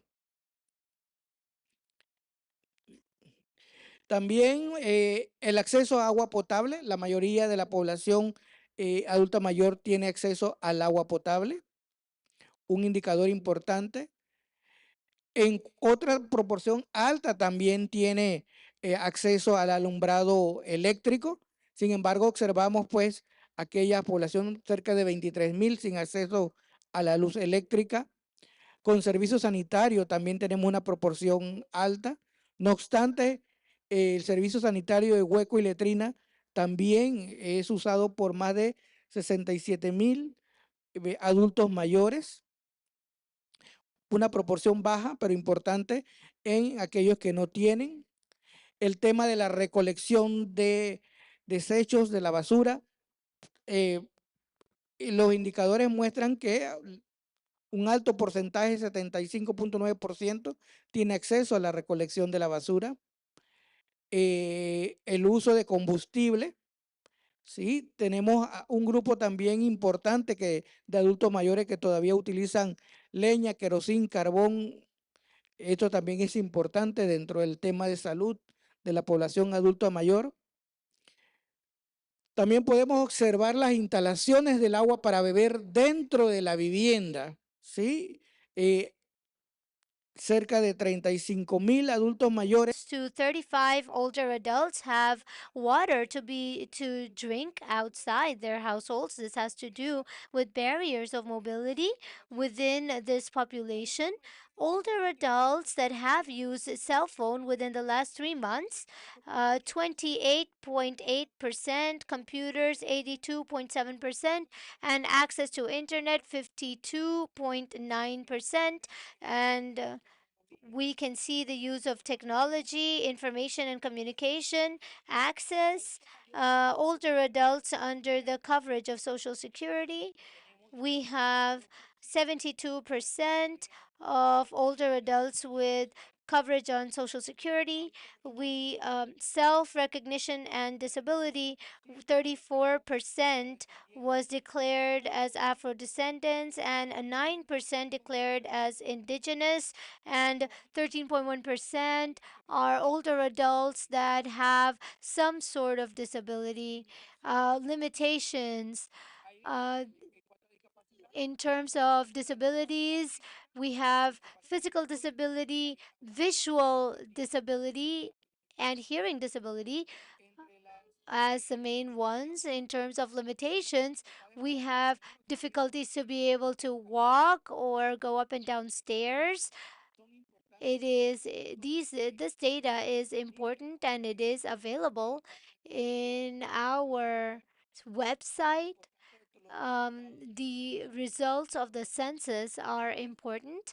Here we can see the active population. We see that there is a 24.7% of population that is active, and 1.4% that indicated who are unoccupied, meaning that they are looking for a source of work, and this represents the 27% of the active population and a 73.9% of the population that is not active economically.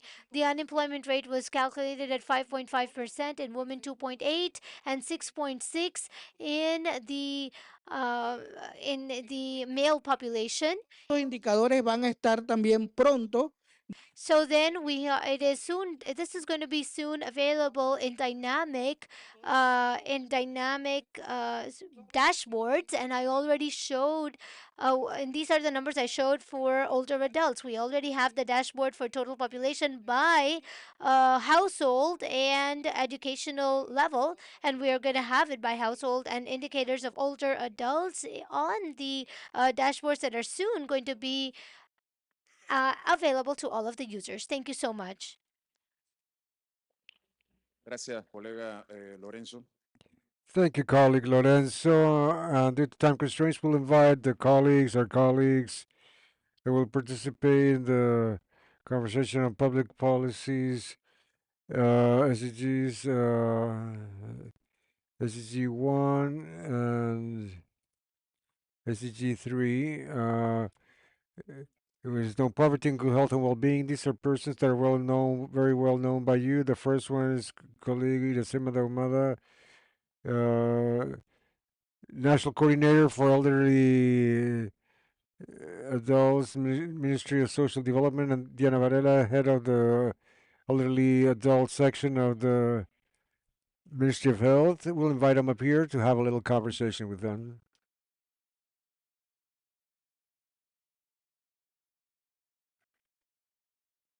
Bueno, iniciaríamos como está planteado en el programa, colega. We'll start as we have in the agenda, colleague.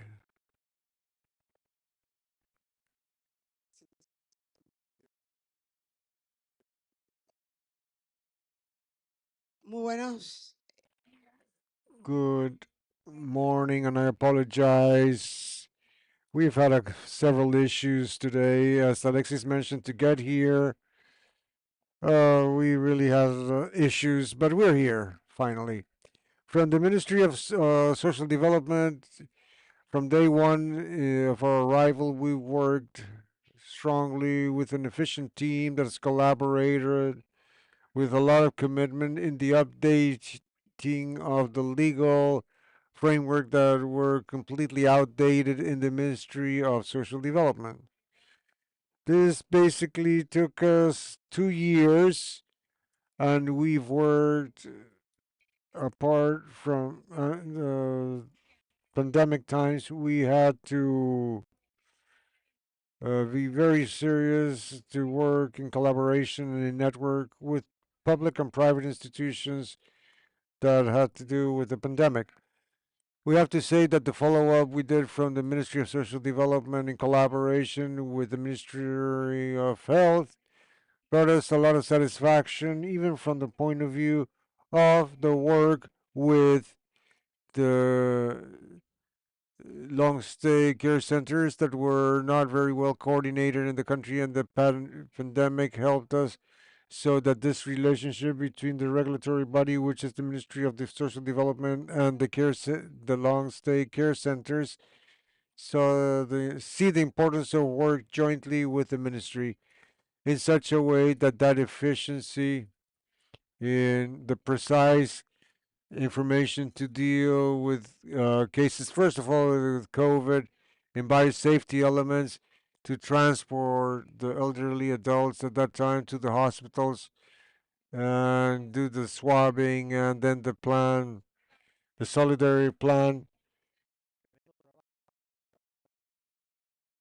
allowed us to have a very close relation that we still have today, because each technique in the Ministry of Social Development has a portfolio that supervises on a daily basis. So now we can tell you that nationwide, we can tell you what's happening in each one of these long stay homes nationwide. And apart from that, we in effect have been working with continuous education in such a way that the caregivers, like we've heard here, have a continuous education. We've had help from the Ministry of Health and PAHO, as well as academia, because we've used academia, we've used the Catholic University and New Dallas University and UN agencies, so that this stuff is updated through techniques but in human rights, because care services have become their human rights, and they always have to deal with respect to human dignity. Strong applause for our colleague that has been doing this for many years, has generated quite a debate regarding public interventions. Now we ask the colleague Diana Varela to present, please.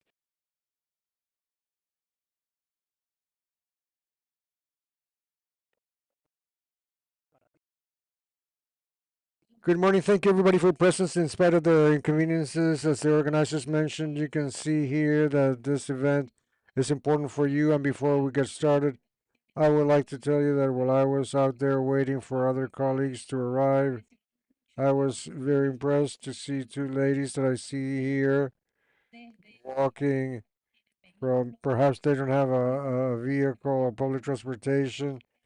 They had to walk. These ladies were walking to get to the event. That was a real impact. And when I got here, I see them here sitting down. So an applause for them, because for them, this event is important.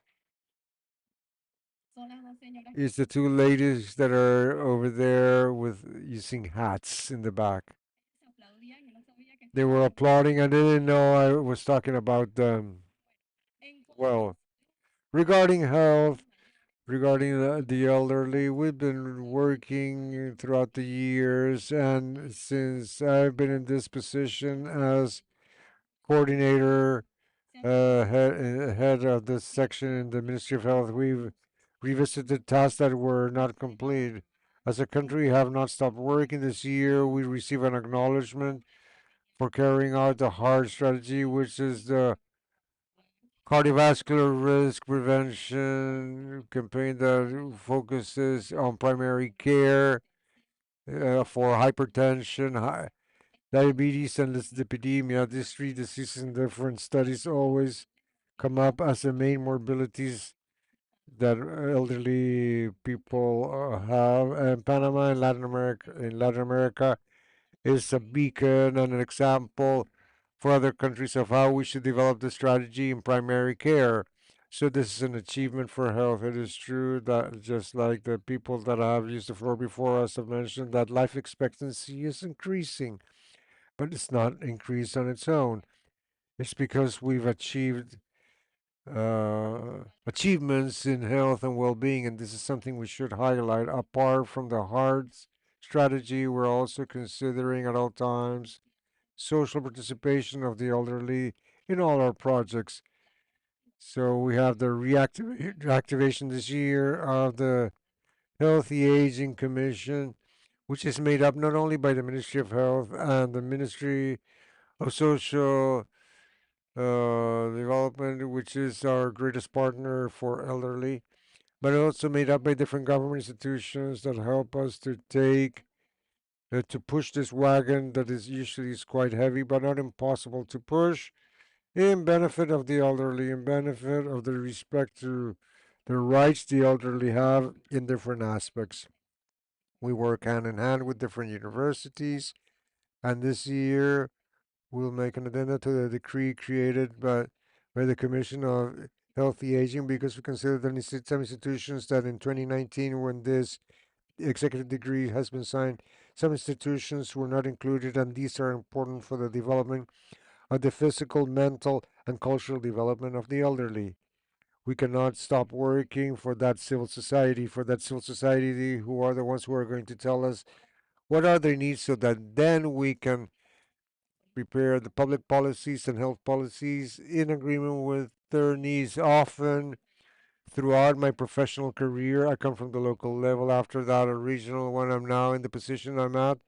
But often at the local levels, you hear the phrase that at the national level or at the high levels, government levels, and policies are drafted without knowing how the local levels work or the realities of the peoples. I want to tell you that this year the mentality has changed, because I come from a local level and I know how you work in a health center, perhaps the needs that some officers have when performing our duties, and that is the goal that we want under this management, to always have present the opinion of the elderly And without them, we would be unable to do anything because they are the ones that have to raise their voices constantly to say, here we are. And above all, say, respect the rights of the elderly and have the certainty that you will count with the Ministry of Health for all these activities in benefit of the elderly population. If we have benefits in the elderly population, we will have benefits that will touch the whole population at large. Thank you, colleague. We want to highlight three important points in these presentations made by our distinguished speakers. The first one, change in population growth. What is the population that's growing the most? This is always an important question. Another element that must be highlighted is the element of the policies and interventions. I mean, there is no policy or intervention without data. Generally, we understand that policies in Panama stand alone, but all policies have a hypothesis, logic, a changed logic that must be applied and has indicators and must be measured. The other element is that we always see the problem of well-being as a joint word, and what Marta said, it's important to see the word divided into well and being. To be well, it's always great to have that present in all the policies that we develop.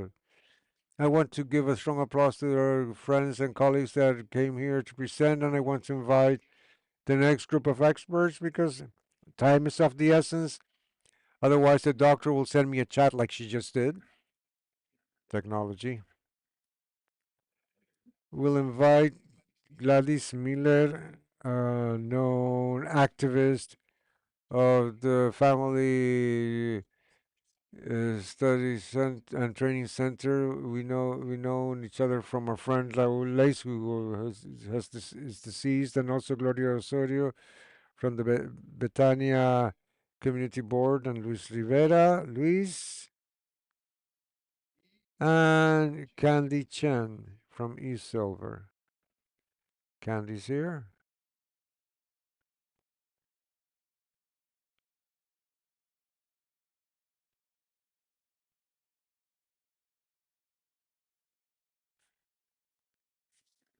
Sí, para que sienten. Aló,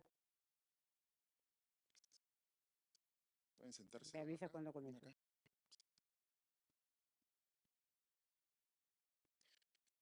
Vamos a comenzar con una intervención.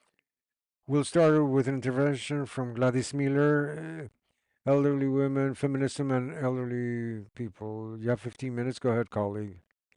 Well, okay, first of all, I would like to thank you for the opportunity of sharing with you some work we've been carrying out, I've been doing for half of my life. I mean, I started when I was an adult, a young adult, and now I'm a senior citizen, and I continue.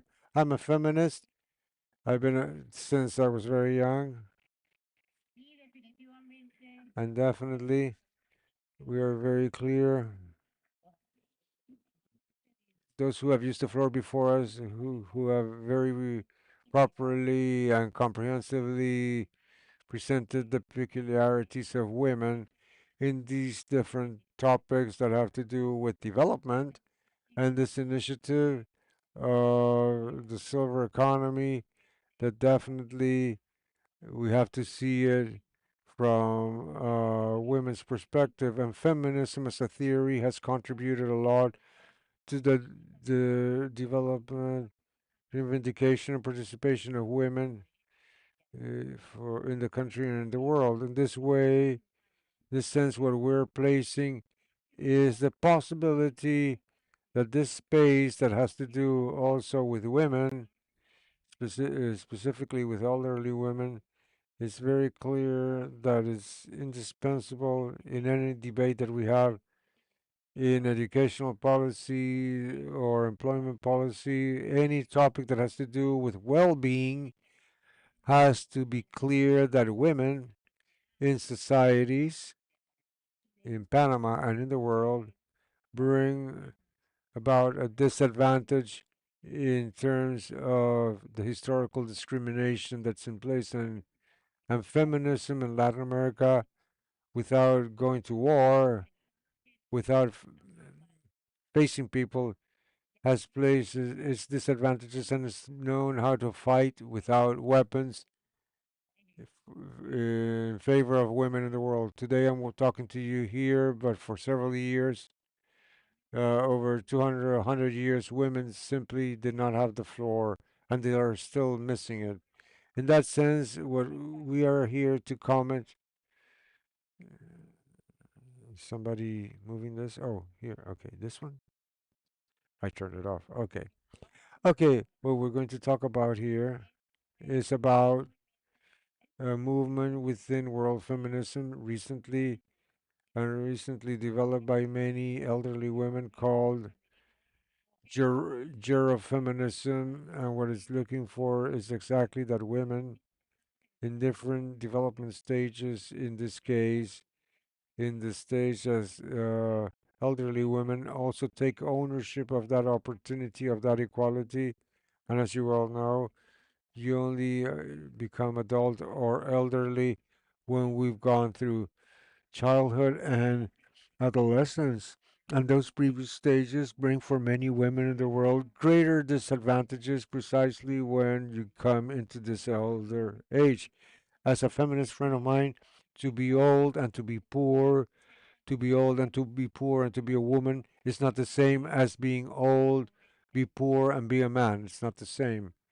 In that sense, precisely, we call your attention to any initiative, either silver, golden, pink, whatever color, to identify the specific condition of women and from there make a proposal that allows us to adopt, develop, and not leave behind the more than half of the world population in Panama.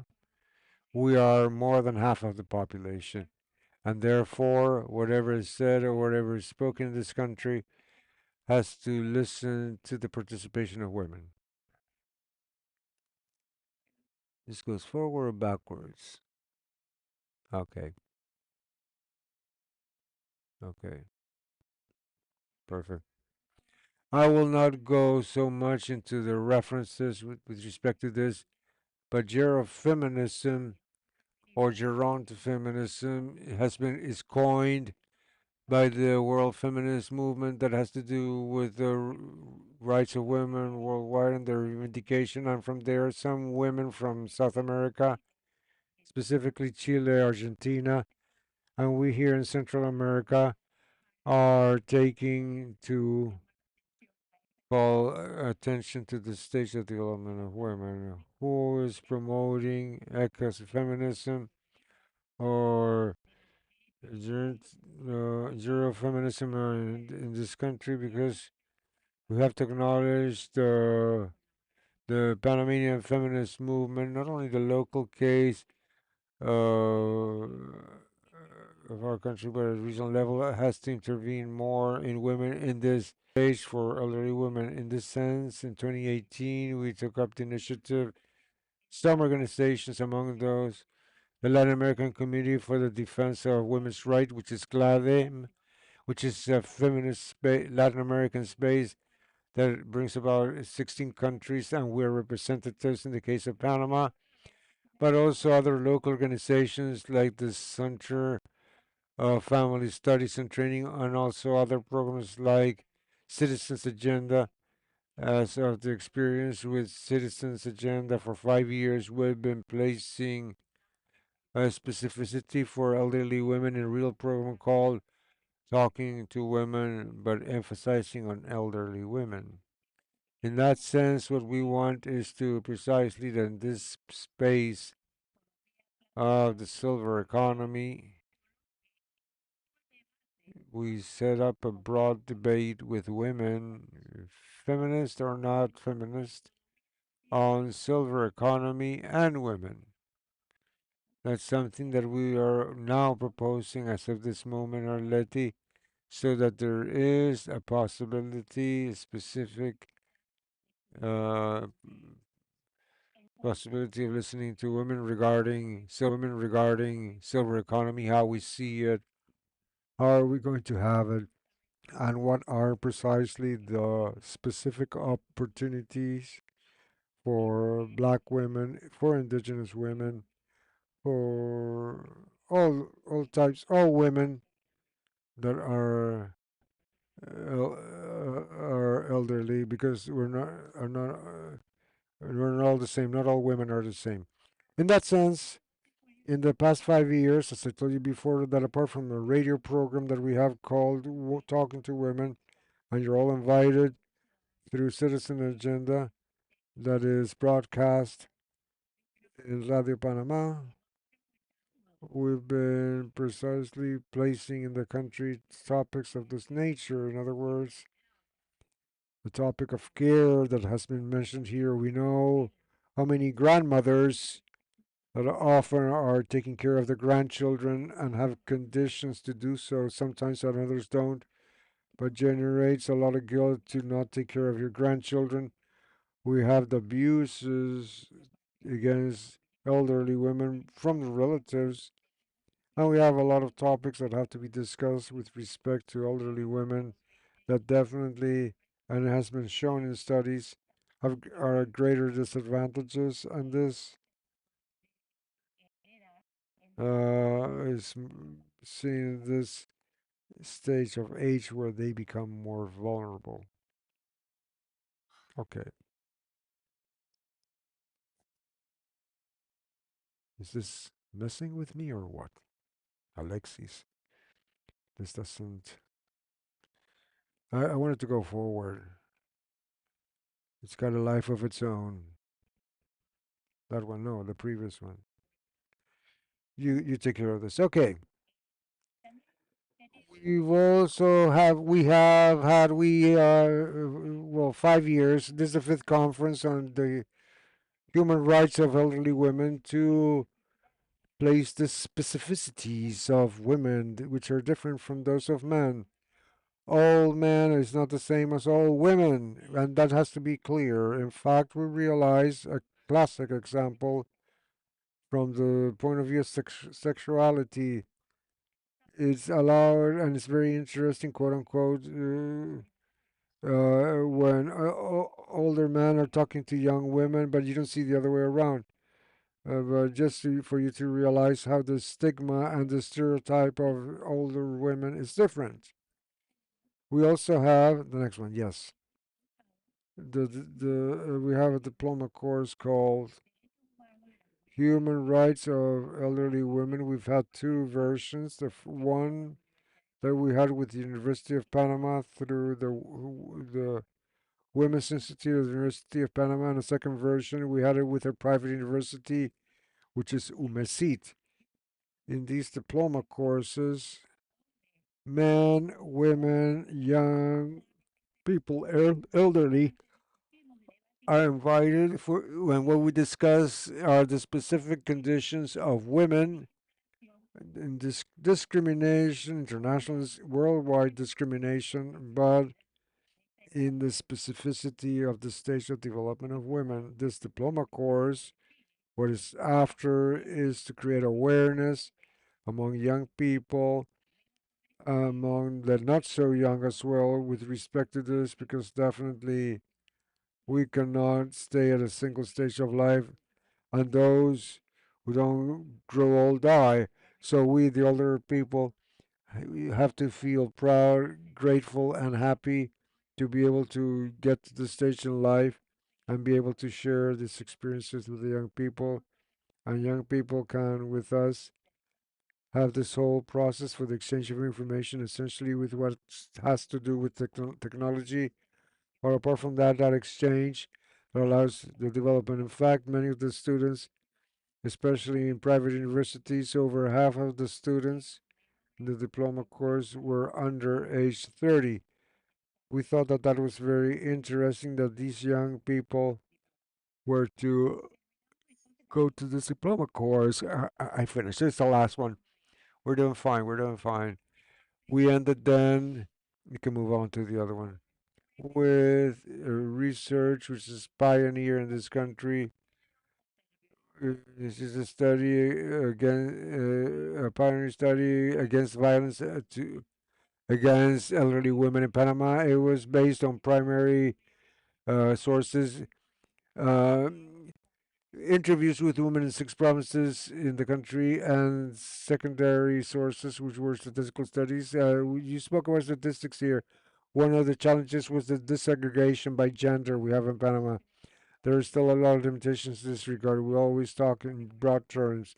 It's improved because it's improved. This study, and I'll finish here, reveals that this topic is not been worked on with the depth required, and that even worse, women at that age, due to gender stereotypes and gender prejudice, feel more dependent on many of their children are the main ones abusing them. So this has to be seen more in depth to put on the public debate that violence against women starts in their childhood and it ends up in their uh, old age. This is what I had to bring in terms of consideration so that that silver economy generates the gender specificity as is in SDG 5, which is SDG SDG which number 5, gender equality. We have to put that in the silver economy, and in any topic that we discuss in this country has to be seen from the gender perspective to be fair, democratic, and participative with women. Thank you. Thank you, colleague. Thank you for the strong applause. Every time you want to debate, you get excited. I would say that a person is uh, uh, you have to be feeling and thinking. You have to feel and live. Well, you always get a little bit excited. We will now allow the colleagues in order: Gladys Osorio from the Betania Community Board, and then Luis Rivera, a student from the Technological University, and then Candy Chen from East Silver. In Silver, we'll give the floor to each one of you in this order. The microphone is just next to you, colleague.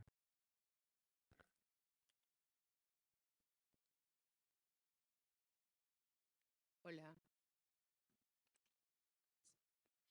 Bueno, aquí gracias. Más cómodo, muchas gracias. Bueno, buenos días ante todo. Good morning, first of all. Like the colleague mentioned, my name is Gloria Osorio. I'm Social Projects Coordinator of the Betania Community Board, and our presence in this opportunity is representing, first of all, Engineer Gabriel Sandoya, who is the representative for the Betania County, and secondly, to the associations of elderly people in the Betania County that are very well represented here today in the audience. I would ask an applause for them. I'm connecting here with my colleague. I would like to have a special applause for the 3 or 4 male representatives of these associations that are here. Most of them are women. The Leroy brothers, and I think I saw somebody else. A strong applause and acknowledgement to you. Well, I'll try to be specific on what we want to highlight at this time, and that is the participation of the local government in a community, the importance of community organization, of the strengthening of the organizations. And Betania, for example, the elderly organizations, associations, as an example, and they've been an element that's been very important throughout this whole process that today we see culminating this forum, and I could say that almost everything started with them, with the Betania associations, and with the support and collaboration of the resources that we were able to negotiate through the community board at the invitation always of the Ministry of Social Development. That takes us into account and acknowledges that commitment and that responsibility, the social responsibility that our elderly citizens in Betania have. In Betania, in the Betania sector, we over 50% of the population are elderly. Therefore, we count with local community policies aimed at the strengthening and reinforcement of their skills and generate a series of activities that bring about benefits for development, for well-being, and entertainment, proper living in the golden ages of some people that gave so much to this country and who in Betania we have a representativity of writers, professors, teachers. This Betania was originally founded by professors in a housing development that took place at the beginning of the 70s. Therefore, we have an immense value in our elderly population in Betania. That has been essential for those elderly adults have an active participation at a very high level and a high percentage. They've been part of all the activities and all the programs that take place in an active and comprehensive manner.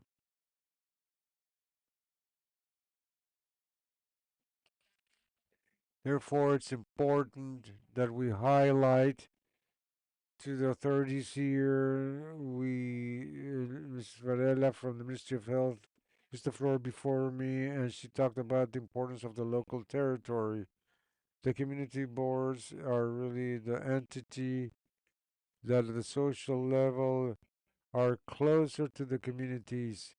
We are, par excellence, the more precise diagnosis element that we can have in the communities. Therefore, hopefully, that modification that will take place to the law or regulation that took place in 2019 includes that participation because just like the experience we've had and the contribution we've made from the community, the Betania Community Board, all community boards could do that and maximize the results of this movement to the max.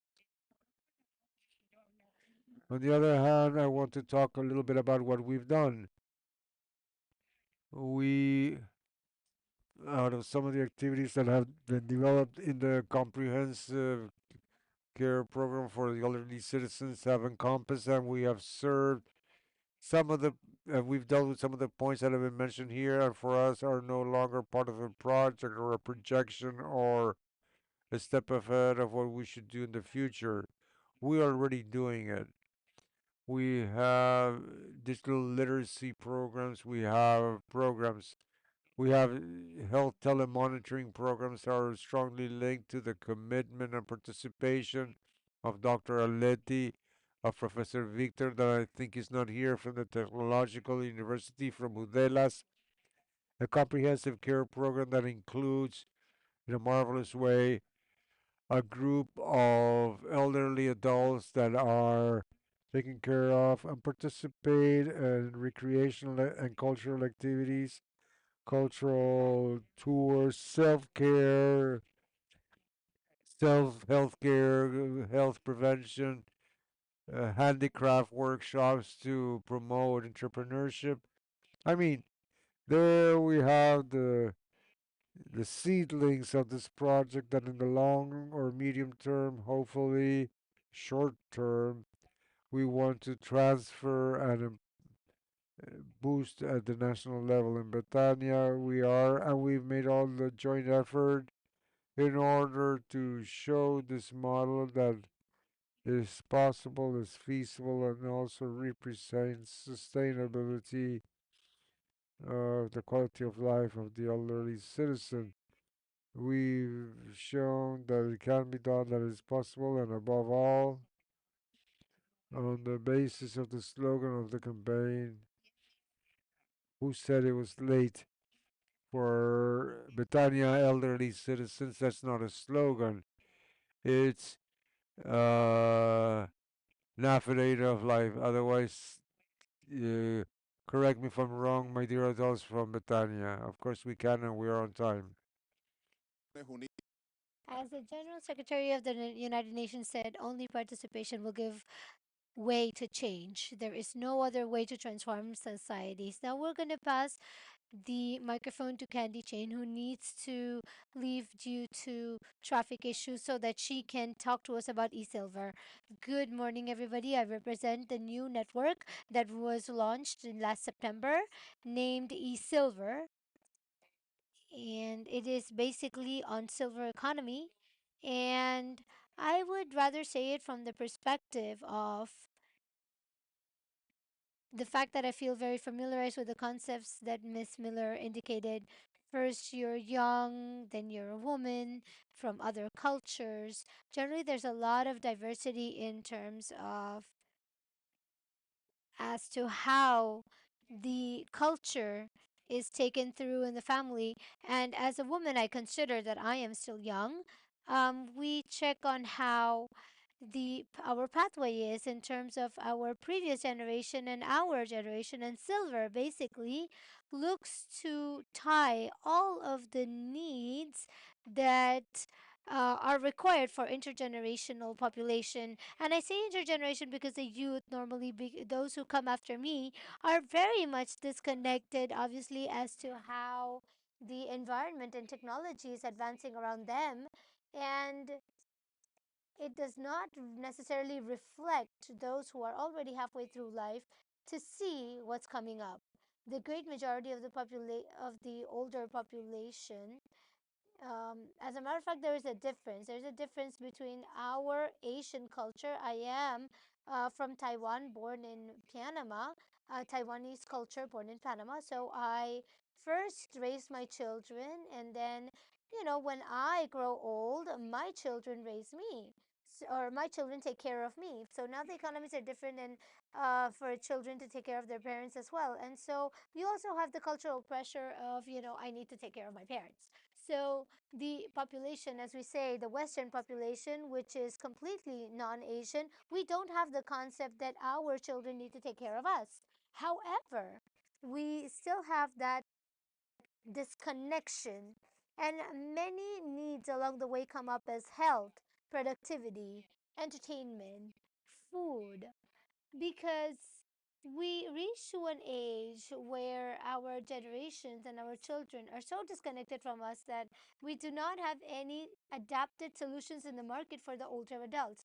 As Ms. Miller said, as a young person, as a woman, as a mother, we're living in a stage where I'm sure that all of the women that are here that have been mothers um, live a different maternity stage than myself. Maybe you had more people to take care of you. There were more women in the house to take care. That pathway to take care of children was broader. And today, maybe though that pathway still exists, but it is way more expensive. Education is more expensive. The cost of life is more expensive. So to have that pathway to be able to take care of those children, the new generation is way more difficult. Women as mothers, and this stage is way more difficult now. So we're looking about into the lack of solutions of all of these stages of life. So it will come to a point where you reach to a certain age and you say, okay, there's no solution for food for us. There is no health solution for us. There is no entertainment solution for us.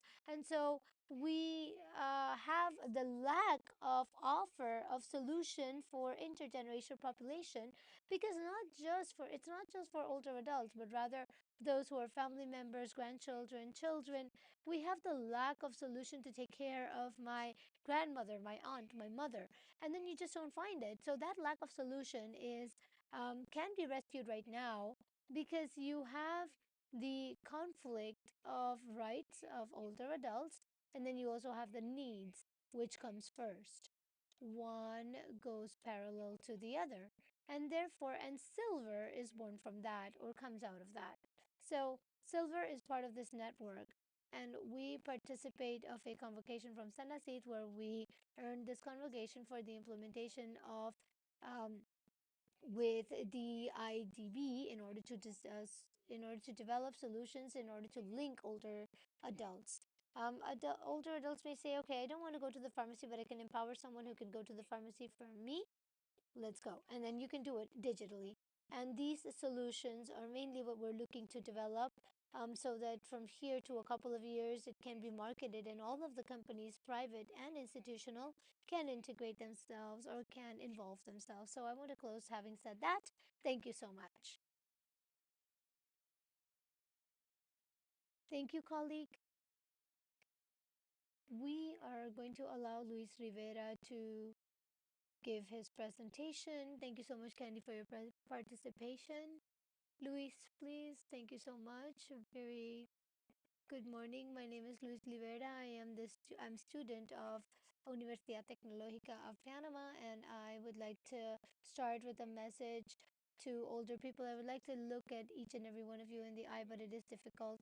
You can learn technology. I have seen it with my own eyes. You are capable of learning and using technology. And with this, I don't want to say that you should oblige yourself and close down and saying that, I must learn technology. This is the only thing I need to learn, otherwise I'll be a failure. No, that's not what I'm saying. I'm just asking you to try it, because I've seen that you can. You don't know the happiness and the joy it gives me being part of telemonitoring and the digital transformation of Betania. When one of our colleagues in the group arrived and greets me personally, Mr. Luis, I would like to thank you for teaching me in my previous class. I put it into practice. It helped me, and I it helped me to learn other things in reference to technology. I am filled with joy, and therefore I have also seen an example with a few colleagues of university when we led an investigation regarding virtual reality. And we did testing with many of the people at Universidad Tecnológica, 12 of them, out of which 7 were 55 to 80 years old. And we're talking about virtual reality as, I don't know if you have seen those ginormous glasses that you wear, and then you submerge yourself into the virtual world. You move your head and you can actually explore the virtual world. I mean, you would think that it is very complex and it is very intimidating to see such complex technology, but we did help the older people to go ahead with it. And we had, for example, an 80-year-old where that used these glasses, and between 3 to 13 minutes, she was able to learn it perfectly, how to move around and how to interact with technology exactly like a young person. So when we surveyed all of the people who participated, the older people showed that the interaction with the system was between easy and very easy. So therefore, it all you need is a push, a small push in order to learn technology, because truly it may be very intimidating at first, where you say, okay, I must do a bank transfer, or I need to make an appointment, or whatever, and I don't know how to use the application. If you don't interact with technology and it is something difficult, if it's unknown for you, then it is going to be difficult for you. But for example, it is the same thing as the students with mathematics or any other subject that is difficult with us. I mean, if we are not used to the subject, obviously at the beginning it's going to be difficult, but once we give ourselves dedicated spaces, we can actually learn on our own. Within the project of digital learning, we can actually learn with technology, but then taking up with the tools, having a base in order for them to be fed by their own curiosity, they can actually pursue it. And so, regardless of the fact that we go to a restaurant and we learn how to scan QR codes. I mean, if you don't, if and you start thinking, if you don't just scan the QR codes, I'm not going to eat. So, and even when you're at home relaxing, you need to know how to learn. You need to know how to use the control with a smart TV or a series of educations for implementation, socialization. I mean, there's everything. Digital health. Um, it is incredible the sea of possibilities that it opens up, and the fact that we're able to use technology. And again, I invite you to try. You can. I mean, we have this stigma that older people cannot do this because they were not born with technology. That is a myth. You can learn the basis. So, and I have seen it. So, with that, I end my speech. Thank you so much. Thank you, Luis, for your precise speech. And I would like to thank everybody, Dr. Arleti, Sonia, for the invitation. And we always collaborate with these events. Lately, I am always asked to moderate them, and I'm very happy because right now I'm the one that passes, that shows the card that says, your time's up. So it is a pleasure to spend this time with you. So we pass a word to Dr. Letty, who has a message for you. Thank you so much.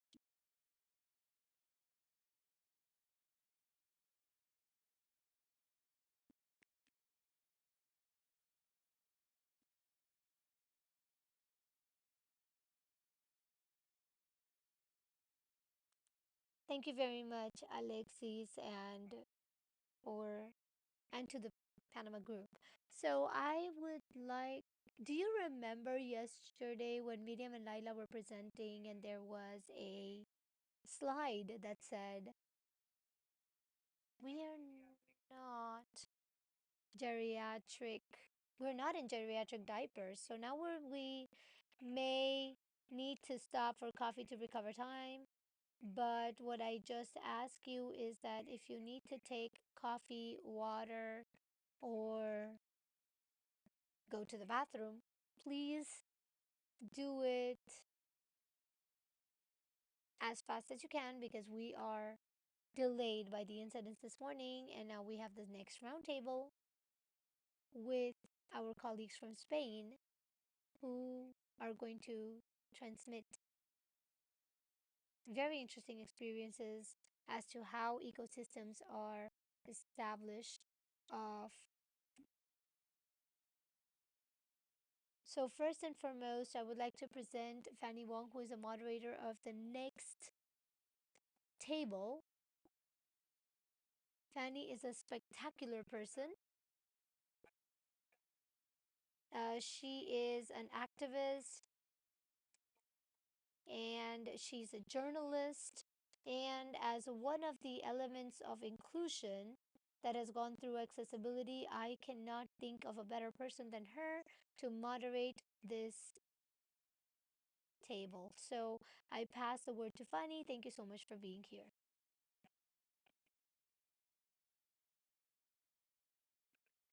Thank you. Very good morning to everybody. First and foremost, I would like to thank the organizers of this event, this conference, and this trust that you have put in me in order to moderate this important table. And in this event, I have had the honor to moderate this table, the innovation, social and technological innovation to create well being. And so, to our distinguished panelists, I would like to remind what's been given to us in terms of time, that this is a 45-minute session, and therefore we have asked you to expose your valuable experience in 12 minutes. And talking about ecosystems, we will follow with these beautiful creations that we have here.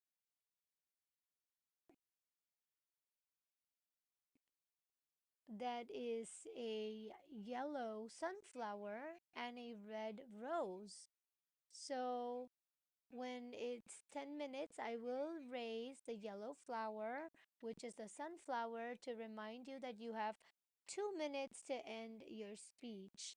I hope that since this is through Zoom, you are able to see me when I raise it. I don't know whether we can try it out. I'm not sure how you can see us, or if the panelists can actually see me. I wonder how can we do this, but okay. Otherwise, I would thank you to please keep this in mind. So, Arleti says that in Spain we also have traffic. So, we are going to start with our first speaker. I have the pleasure to present Ana Isabel Sanchez Iglesias. She is a doctor in psychology uh, by the UNEX, Master in uh, Business Administration with WUSAL. She is a officer in the career of administration in learning of the European funds, uh, with as an associated professor of science of the science and health in the University of Burgos and investigator of silver economy in the group Cabildo and the Union for Innovation. She leads the demographic economy of the province of Isagora as a good European practice, uh, and the White Book on Silver Economy in Spain. She has many publications, and she has directed many projects on aging, which is the director of Silver Economy with her different editions. And currently, she directs many working groups on transfer of active silver policies. Currently, she is also a social professor of the Center Ude Zamora. Welcome to our table, and we pass the microphone to her.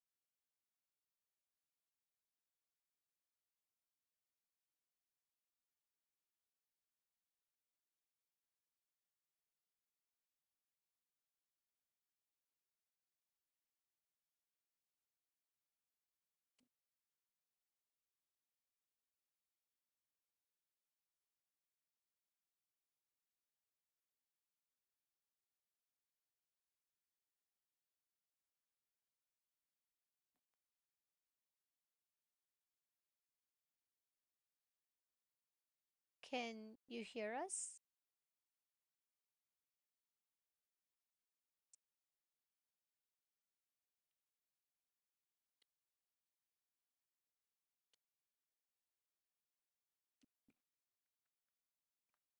They are solving some technical issues, I suppose, because there is no audio.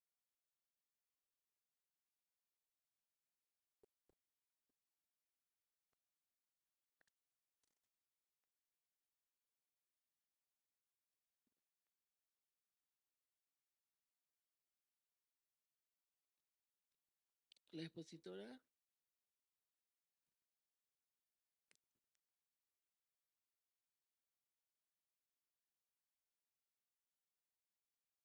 We have no audio from the speaker at this time.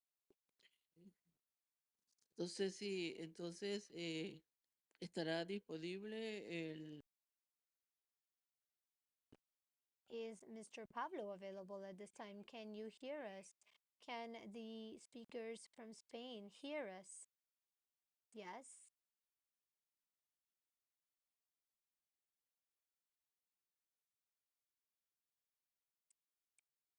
Okay.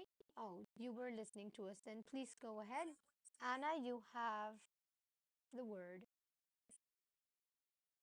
Good afternoon. Can you hear me? You have Ms. Ana Isabel Sanchez, head of the Entrepreneurship and European Fund Service.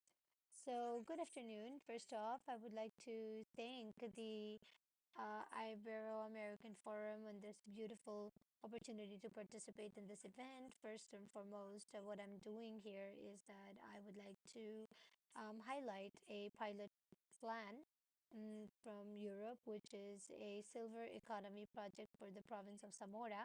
And it is an integrated strategy in the demographic development and economic development in terms of a province that overcomes with 300,000 inhabitants, and the aging is one of the main variables of the population that is there. So I want to start by presenting my PowerPoint. Leti, can we present the PowerPoint, please?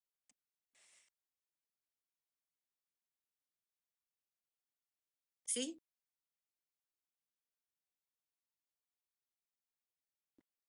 Yes.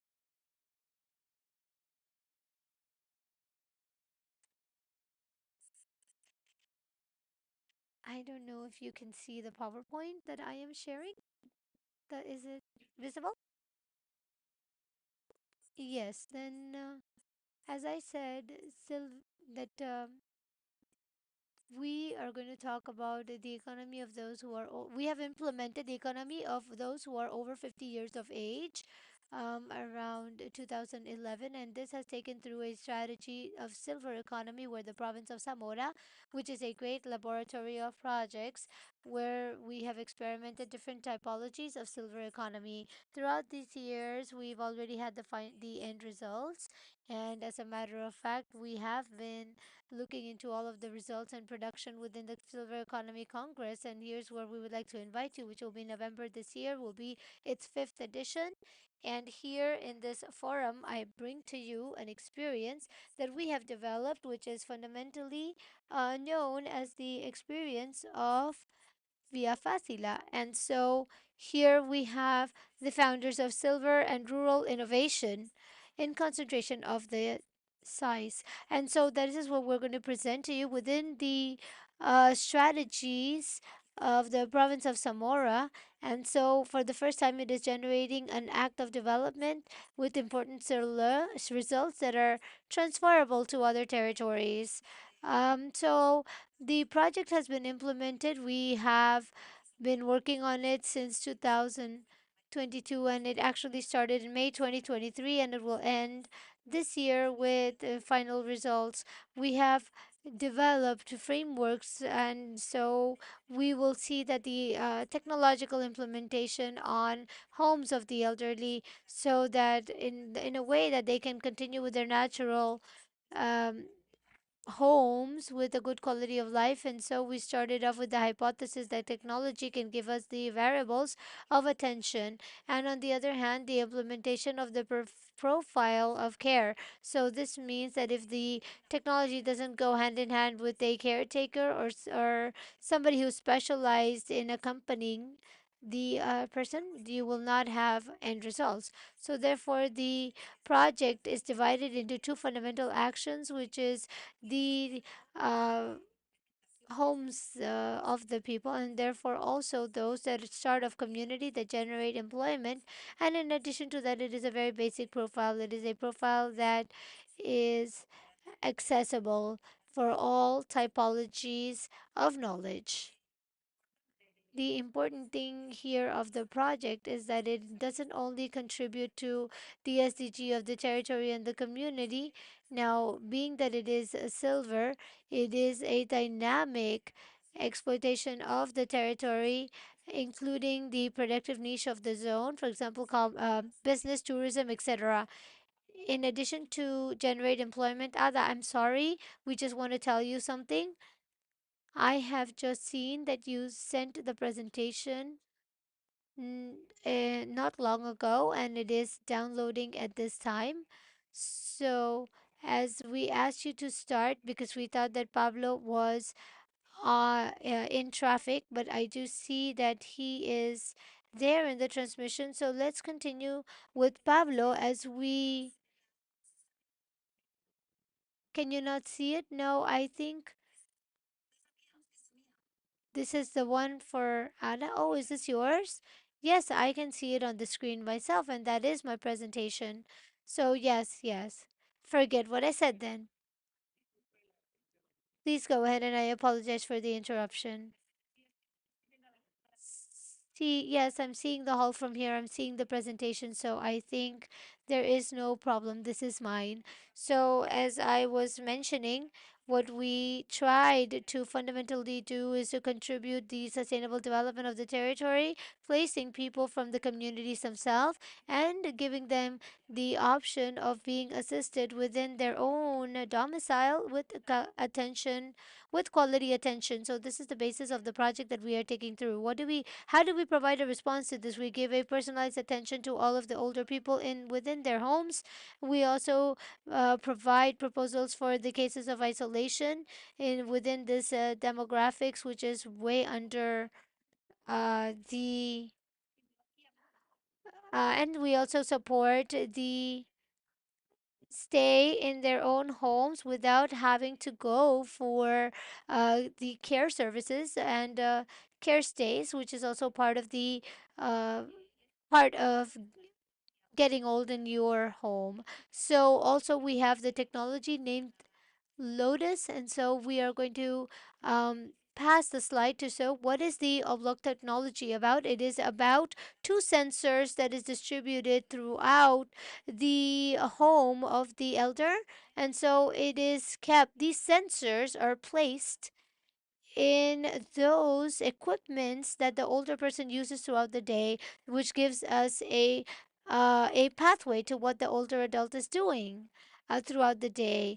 And so it is based on the habits and whatever the older person does. So the first thing that the older person does is go to the bathroom. Then they heat the coffee. So one sensor goes in the bathroom, the other one in the microwave, and so that in this way we create a pathway of the older adult through technology. It is a non-invasive technology, and so if if the older adult stops doing any of the routines, then that shows in the device of the caretaker along with the family member of the older adult, and in this way they can keep a track of all of their routines. And so this is a very economic it is very economic expense wise, and it is placed through not and since the internet doesn't come through all of the rural areas, and so this goes hand in hand with the caretaker, and because in this way, if you have a neighbor that lives next to you your whole life and takes care of the older adult, well, we have extrapolated this uh, we have extrapolated this figure to the professional aspect, and so the professional who receives training for around 40 hours, so that this person can know all of the routine and habits of the older adult. And if this technology has some sort if that in case that the technology has some sort of glitch, so we have a call out in order to go to the home of the elderly, to the domicile of the elderly, and so this person needs to meet with a particular profile where we are highlighting the social skills as base and sanitary knowledge in order to give response for these older adults. Now, with these two aspects, we have achieved an integrated project with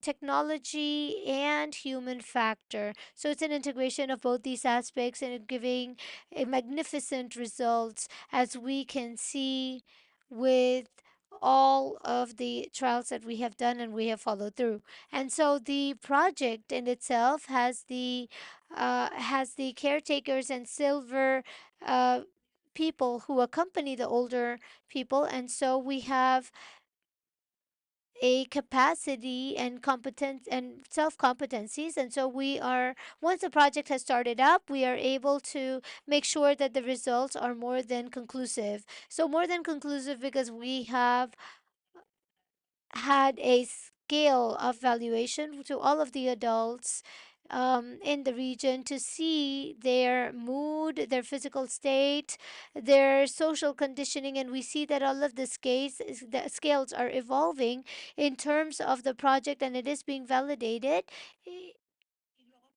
in the next verification process. And so we are seeing that we have done a pyramid regarding how they have evolved and the different factors. Above all, with the emotional support, making sure that they're never alone, they're always accompanied. And it is a testimony that they give. Before they thought that nobody was concerned about us, now we feel that we're taken care of. Therefore, it is an improving of the self-esteem, quality of life, and the satisfaction of the elderly. And therefore, I'm going to pass some photographs of the project. This photograph is of a series of people who have participated in the project. Here you see that one of the sensors are in the medication, in the medicine box, or you can also put it in the walker. It can be put on the control of the TV. So every day you have these stickers that are put, and so if one of them stops working, means that it is an alarm or a signal to get in touch with the older adult. And so also it signals about faults and anything that any type of vibration that can be generated within the app. And so basically, that is the basis of the project from a very technological standpoint and a human standpoint. And so, this is a pilot project, and the one that has been taken through in the province of Zamora, and it is going to be validated in the next Congress of Silver Economy to generate transparencies on active policies along with other countries of the region. So, with that, my participation ends. Thank you so much. Thank you very much, Dr. Sanchez, for sharing this great experience that undoubtedly will be a positive change for the elderly. We now give the floor to Mr. Pablo Gomez. Bachelor's is in International Business Administration, also director of the Intras Foundation, where he has worked for 28 years. And chair of the Cluster of Innovative Solutions for Independent Life, CV, as well as chair of HUBSI Europa, and as associate member of the European Platform for Rehabilitation, renowned expert of the design and commissioning of professional services to satisfy the needs of people in terms of lodging, training, employment, personal assistance, uh, free time, mutual support, research, psychology, and psychosocial rehabilitation. I leave with you, Mr. Gomez. Go ahead, please.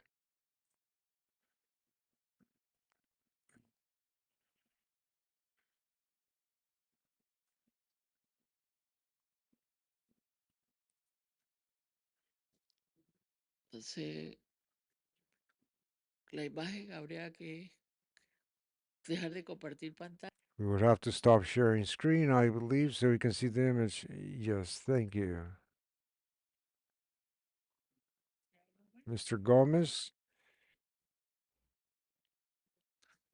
Que no tenemos audio suyo.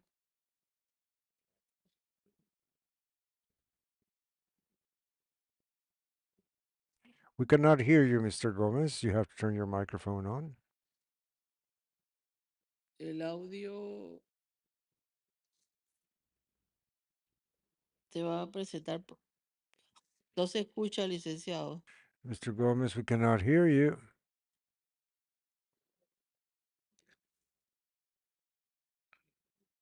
Es-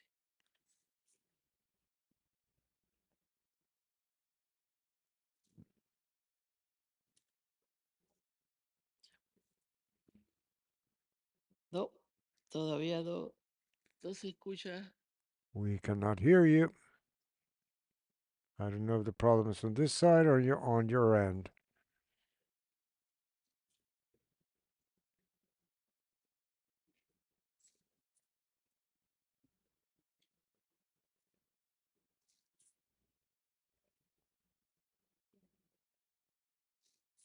No, todavía no lo escuchamos. Yes. We can still not hear you, Mr. Gomez.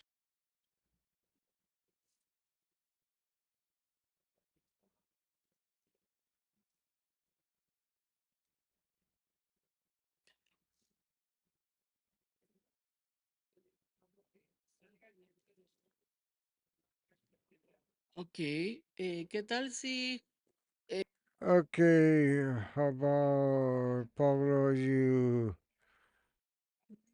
leave the meeting and you come back in and get your audio back, and we'll give the floor to our next speaker, which who is Marta Pastor. She is the chair of the Citizens Commission Anti-AIDS of Vizcaya,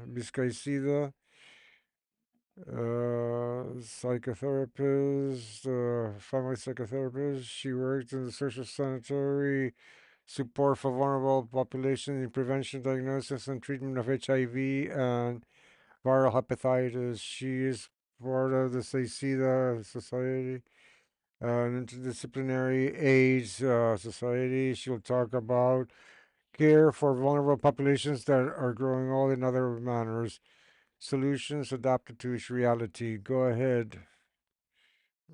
Go ahead, Marta. Hello, good morning, great morning. Delighted. Well, I'll try to be brief because I'm aware of the time constraints. Can you see my presentation? Yes. Okay. Very well. I put up here who I am, but since I've been introduced already by Dr. Aleti, I will skip right over this. I would like to thank you for the invitation to this forum because especially Dr. Leti Pinel and the organizers, because for me, this is a possibility to allow me, a local NGO where I work and where to be able to reach globally, which is something which has always been very local. I'll try to speak slow because I know that there's English speakers in the room and colleagues that will be interpreting me. Well, there will be people that think, what am I doing here? Like, what's HIV doing here? But, well, I'll put things into context, my reality here. HIV is in the 2030 agenda.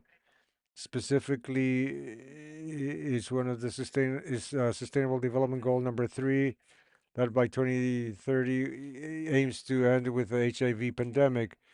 And it's not just this related to this goal, but it also relates to 1, 2, 4, education, gender, poverty, hunger, work, and economic growth, and reduction of inequalities, and more fair and more inclusive societies. I will also talk a little bit about where I'm from and what do I do, what do we do, because I consider myself an activist because when I was fresh out of college and I connected to the HIV world, it's because I worked in disability and then we in cooperation, and I worked in Zimbabwe with the UN in '99, where it was the country with the highest prevalence and incidence of HIV in the world, and this appealed to me, and I committed to this matter. And from there, I went to work to a local NGO in Bilbao, in the Basque Country, at the north of Spain, in a place specifically that the geography affected the way HIV entered and how it entered. I'll briefly explain it so you are aware of how my intervention could contribute.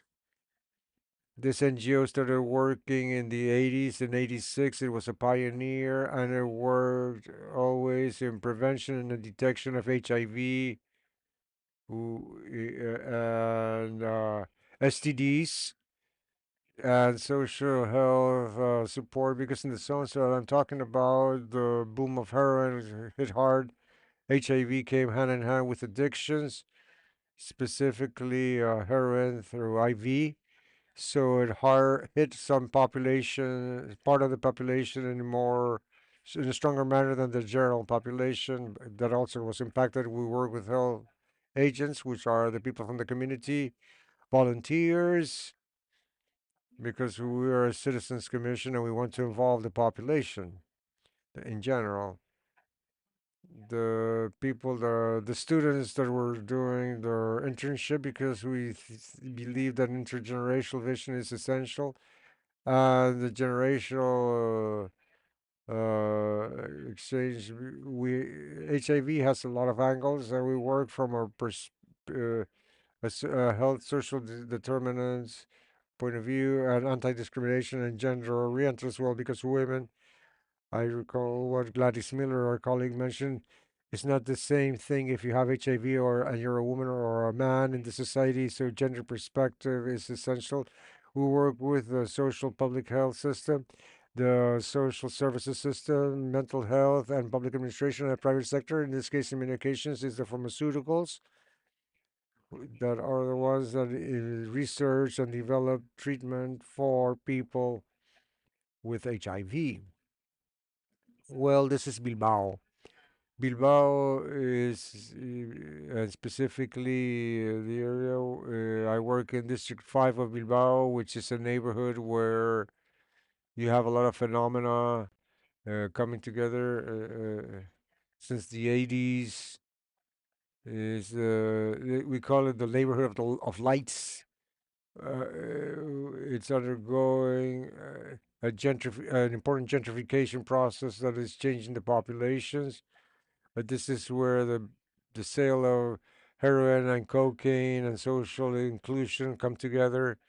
Uh, and you have populations coming from migrant populations living there, because this is where they are essentially allowed to be and where they meet and carry out their lives. It's a very colorful neighborhood.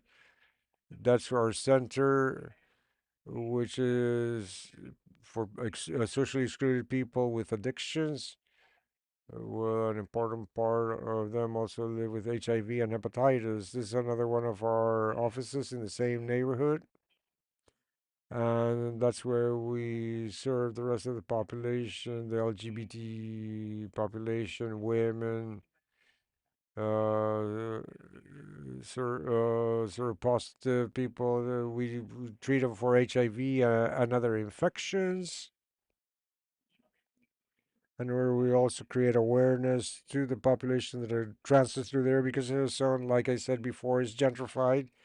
There's a lot of restaurants, and it's an opportunity for the population at large to come, and we can create awareness with them. But the entity I represent from the beginning, from the onset, is devoted to working with the population at the highest risk that are in the edge of society, because social exclusion is essential here. It's not by chance that HIV hits so hard in populations that were already, well, stigmatized. We work in the street and we reduce the impact, the characteristics of these populations that consume IV substances, but also when people can. We encourage and promote inclusive processes to improve health, adapted to each person. We're an entity that work a lot on the specificity of people, not only the community level, but also the personal level.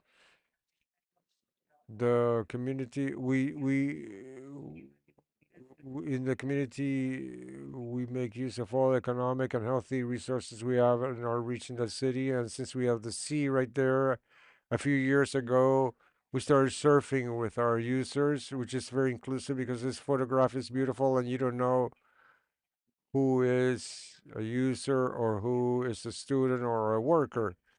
It's true that this is a picture from 2015, and I see back after 8 years, and the people that I know, the truth is that, well, they've have aged quite a lot and quite quickly, and are way more limited. But we also try to make people develop in the culture and political and relationship dimensions.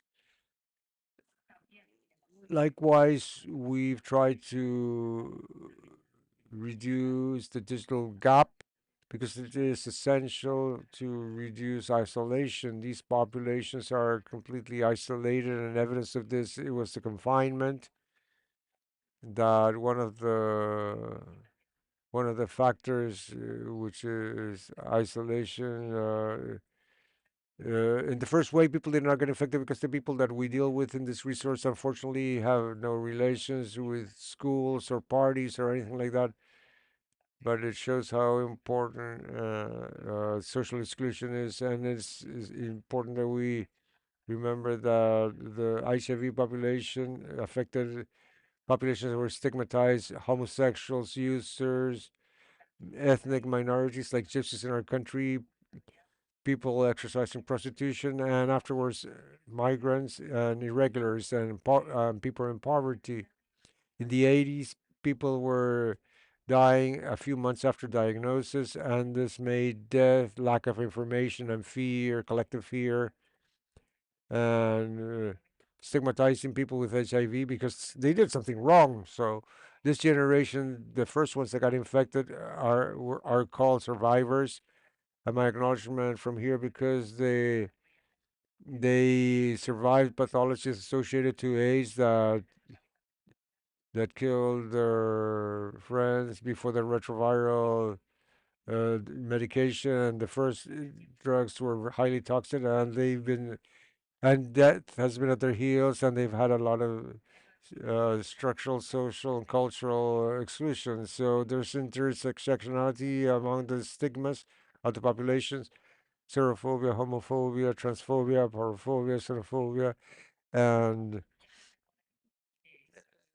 this power access impacted very hardly. The Ministry of Health in Spain promoted a social impact for the non-discrimination and equal treatment associated to HIV, and describes that HIV overlaps other pre-existing things like social exclusion.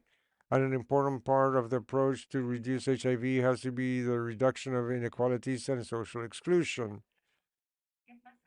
And what happens when antiretroviral treatment appears in 96 is a revolution that made a mortal disease and turned it into a chronic disease with a life expectancy similar to the population at large. The effectiveness of the immunity system, I will not go deep into this, but it raises the defenses in the body and reduces the viral load to limits that are undetectable. So a person that is taking HIV treatment is incapable of sexually transmitting it to somebody else, and even if they did not use any barriers.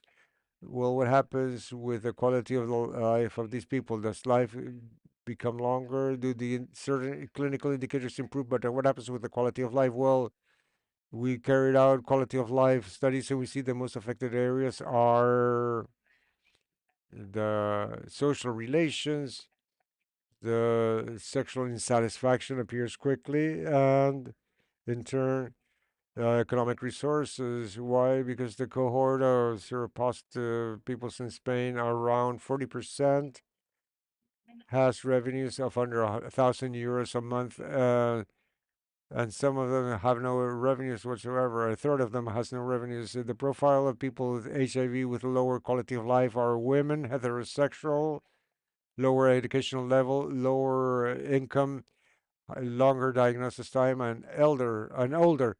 Why am I here in this forum? Because we are expecting a silver tsunami in HIV in Spain. We consider in our environment there's a consensus, and we consider an elderly person somebody age 50 or older. Why? Because there's an evidence, scientific evidence of a worse and slower immunological response to retroviral treatment, and there's an early aging of the immune system that leads to deterioration of physiological functions. In 2030, a person age 60 appear 50. By 2030, we expect that 70% of people with HIV are elderly. So, what do we have essentially? Geriatric syndromes and frailty syndromes and many comorbidities that appear with age. but with a double prevalence: cardiovascular diseases, hypertension, diabetes, bone fractures, and neurocognitive deterioration. Due to and also the social stigma. What does life expectancy implies in people? How do you see the psychosocial stream? Well, they're very heterogeneous, but I would dare to say that there's an important arm that is on the undersigned. Solitude and generates mental health issues, worse adherence to treatment, worse quality of life, insomnia, vital despair. They suffer the impact of 40 years of stigma, discrimination, vital suffering. They have fatigue and mental dispersion, attention deficit, lack of memory. In case of women, when they're in menopause, is very quite improvable because the health system has not researched enough. Well, and that's not well. They don't study hormone therapy and the interaction, the possible interactions with treatments of these women, and they're going through very difficult menopause. The poor economy and social benefits and retirement. It's important we talk about this. Our disability system uh, does not acknowledge all these symptoms and syndromes associated to HIV aging that appears a decade or 15 years before. So as an outcome of this, a lot of people that cannot work, they're not being allowed to rest or retire because they don't grant them this aid, I mean, this early retirement. So, as challenges, a drastic change in the criteria for the assessment of labor disability, as well as the degree of disability, because they're not adapted to reality, and there's a lot of scientific evidence. They have to obviously go to the courts to exercise their rights, and it's terrible after all this generation has gone through. And to adopt the services and benefits to the needs of these adults, take into account the cultural factors of the community, because somebody who lives in the street or is homeless or has severe mental health issues, the mental health systems do not give response to everything. The disability or mental health or social inclusion on their own, because there's a lack of interinstitutional coordination. It's not enough. They coordinate, but not efficiently, and they do not have practical solutions. That is why I put this as a challenge. So I encourage this new longevity that I've heard you talk about this morning, be inclusive and do not forget these populations with such specific characteristics. And to finish, I would ask myself, how will this population look in 10 years' time? And since I know that there's a technological audience that is listening to me, I make a proposal of carrying out a technological solution that responds to each reality. Why not dream? This is a photograph of Bilbao that is very suggestive for the end. Well, that's it. Thank you very much for listening to me and for the possibility of being here once again. Thank you.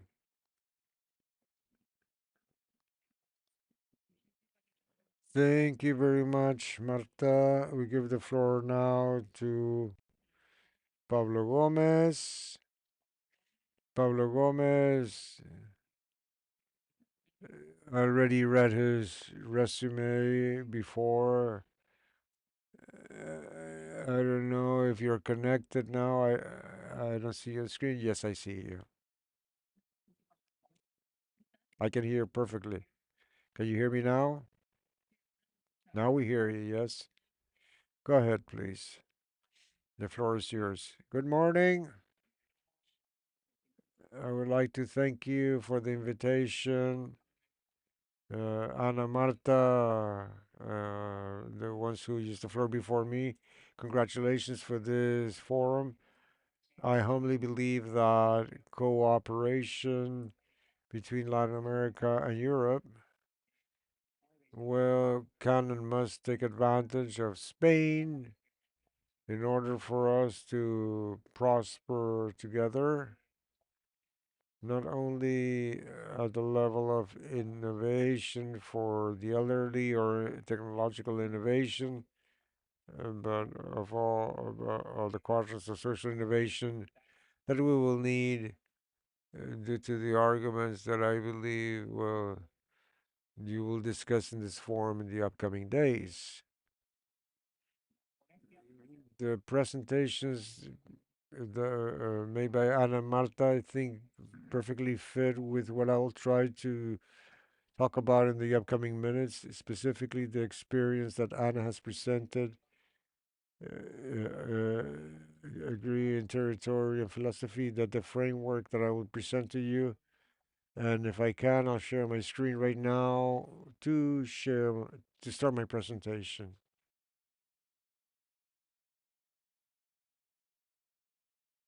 I hope you can see it.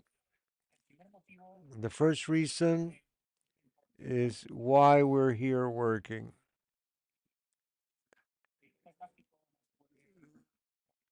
Perhaps this can illustrate the future. These are demographic projections in Spain.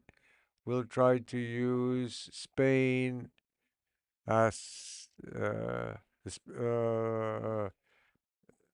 this more Latin, and due to the nature and the influence that this has in informal care to those provided by the family and the natural environment of the person, neighborhood, work colleagues, etc.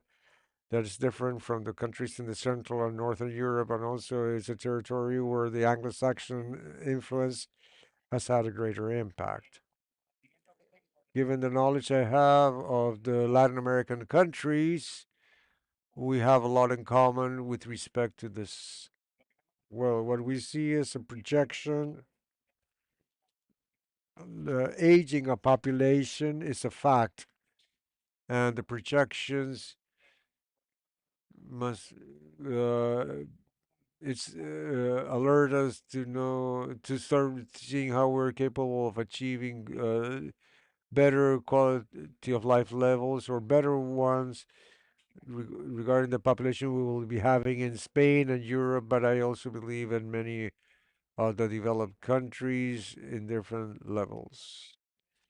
Well, in the case of Spain, these are two recent headlines. Only Japan will surpass Spain as one of the oldest country by mid-century. And this leads us to something essentially, which is the support and the care that we'll need at a given moment in our lives. To be able to provide that support, the figures are not optimistic. There will only be less than two people in working age for everybody, every person age 65 or more. Just to put you into context, here's the map of Spain. In the red circle, we have Castilla, Leon, and part of the autonomous community of Galicia, and this is where working recently. You must have heard of the blue zones in the world, Okinawa, and there are also some areas in Costa Rica and Panama as well, where people are living a lot longer. In this zone in Spain, we're identifying in rural territories where people age 100 or more are three times more than the data from Okinawa that we saw previously. Very well. We understand we need to provide support to people when they reach certain levels of dependency that require all the support to achieve a good level of quality of life. So what do we have to do? We have to ask people, is there's something that is crushing that says or almost 90% of elderly Spaniards want to live at home. This is something we're already finding experiences like Ana mentioned, a fantastic experience in the province of Zamora, and I believe that Marta has also uh, talked about this, how care must be customized, individualized, and coordinated. How do we do this? Well, the goal is to serve people so they can stay in their own homes when they so want, with the necessary support to carry out the day to day activities, with health care, participation in the community, and generally speaking, all the significant activities that give sense to their lives. This is how they worked in the Japanese context of Dikibai. The decide on behalf of the people how they want their day-to-day life to be, and therefore plan by all professionals the social and health support and activities required to be able to live according to their wishes and their preferences. How did they do this? Of course, you need resources in the economy. It's a basic study that shows how Spain is below the mean of the European Union in economic resources. Here, with the mean of the European Union, here's European Union, and here's Spain. Therefore, we're not a rich country right now, and we're facing an increase, a dramatic increase of the amount of people we will have to support, and that puts us in a position that is very dire. I might highlight for the people that know less about this the Spanish care process. You know, our democracy has a fourth pillar in the well-being, the right to education, health, and justice. Since '06, a law was passed that establishes a new universal right for all citizens, which is to provide attention and care to all people that cannot take care of themselves. And the law talks mostly about the elderly.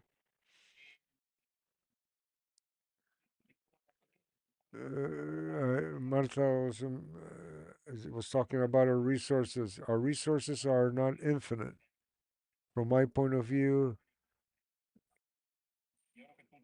I think this is work that requires the whole system, the public administration, private professionals, different organizations, society, and economy. We should talk about efficiency and innovation because otherwise we will not be able to cover all those needs. I wanted to go from the smaller where each one puts their technology, their cable, and there's no coordination among them. And then this leads us to a system where the key will is to cooperate, which is not compatible with competing. The social services system that along with the health system provides support to the elderly is a system where there's a market freedom. The person with the greatest or lowest support from the state, depending on their revenue and their net worth, receive support from the state through an economic aid so that they can purchase the support and services in the open market. This is we have the class concept that I present today. The cluster concept. Porter defines cluster as a geographically dense group of companies and institutions that are connected, belonging to a specific field, united by common traits, and are complementary. I'll stress on this not because now I'm the chair of the cluster, because I am firmly convinced, and we can show this, that this is the right avenue to make progress in innovation and achieve the efficiency of the goal we're after. Okay? So we have uh, technological innovations for independent life. It's in the web. You can look at that, and there's a lot of information on projects, and we'll be delighted to be able to share with our friends from Latin America. The basic operation is to put together these different groups of professionals we work with. We have the public sector responsible for the legal framework for harmonization and financing. To the left, we have academia and centers of knowledge, public, private universities, and technological centers. We move along. We have the technological companies. Many come from the academia, others are companies that come from the technology sector. And to the right,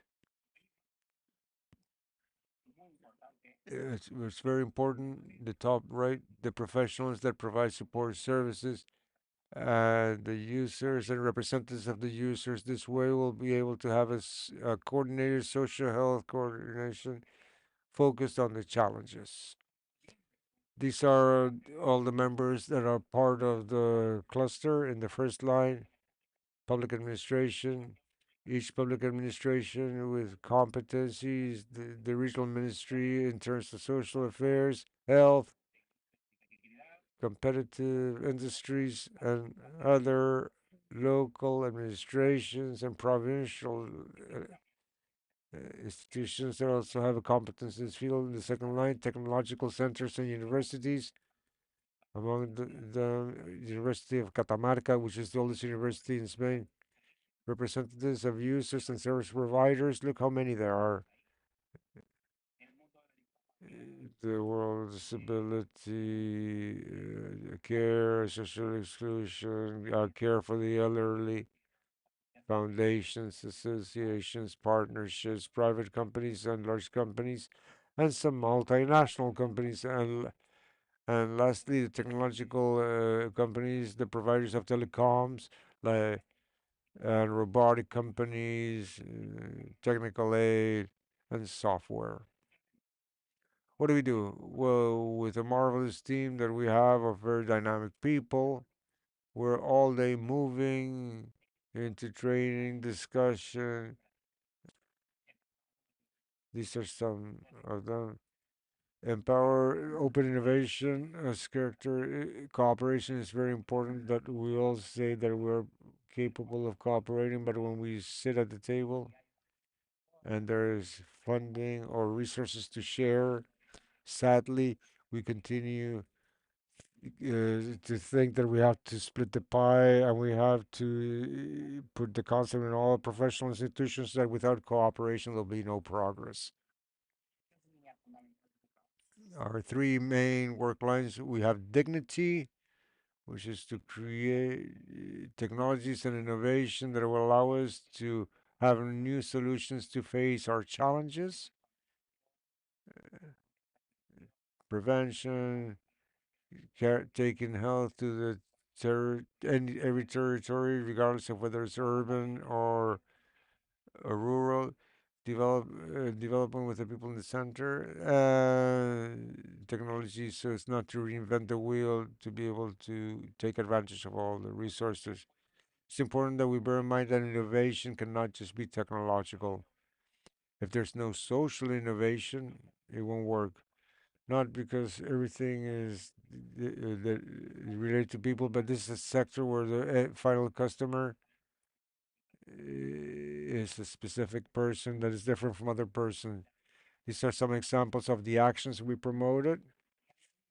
And there's some good practice that I believe that we should convey to you because we believe it has worked very well. And it was an international innovation and technology event that we carried out in the province of Zamora, a few kilometers away from the pilot experience that was presented by Anna, where we proposed to bring the best experts around the world in technology and in social innovation to serve care. And not only did we learn together, but it allowed us to create awareness among our politicians, among those who make decisions in the public and private area, the ones that make decisions regarding the need of innovation and technology to be able to face this challenge we have. We achieved 1,200 attendance, 400 in presence, 24 hours in total of content.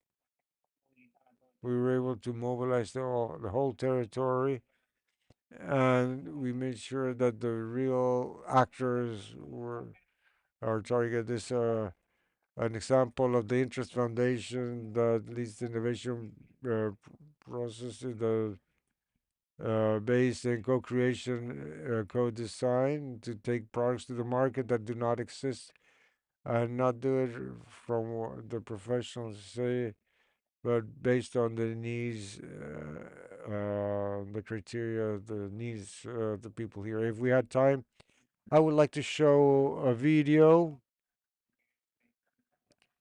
a 1 minute video. Let's see if we can hear minutes so you can have this here.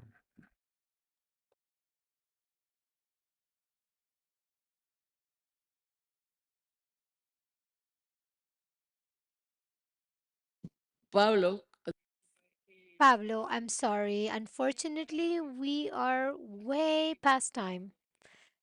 So, if you can share your video on social network, would that be possible? We can show it through YouTube or it can be passed through YouTube. And if you could share that with us, I would really appreciate it because we are way behind on the program. It has been very, very interesting. Thank you so much for your input, for your knowledge, and for sharing your good practices, which we have thought. So, I have two important parts of this objective. One of them are the innovations that we have for and adaptations to the same. And in these rural zones in from urban areas, and this is a very important innovation. And also, just to give you two pieces of data, these models of attention based on personalized support at the domicile, which is a quick satisfaction for people at a high satisfaction rate and 41% as very high. And economically speaking, the difference of attending people from the residential number, uh, which is within $2,400, $2,500 in the case of Castillo de Leon, has fulfilled $870. And in the case of money, it is about 889 at a residential model and 72 for rural care. Uh, Through these technologies and complying with these rural populations. Thank you so much. creo que ha sido I think it has been very complete, and in addition to making reference to previous speakers who have spoken about these three ecosystems that put in evidence the importance of technology, but above all, the service of people, because the center of all of this is the satisfaction, independence, safety, and to continue being a resident with your own means. And the service is personalized at a home which is already yours, which is a part of the people. So I think this is very important. The topic on disability, something that we were to cover for their organizations. I mean, you think that I'd be disabled. You think that I have a disability because I am on a wheelchair. I use oxygen, but it's really because the older people end up losing certain abilities, amongst which hearing abilities, seeing abilities, amongst others. So I have a very surprised a reflection that surprises me. This Bar Latino has been constructed since 6 years now, and so It does not it does not comply with the design of universal conditions. In Panama, we have Law 42 1999 that talks about equal opportunities. So, therefore, it's been 24 years. Panama ratified the International Convention on Human Rights 16 years ago in 2007.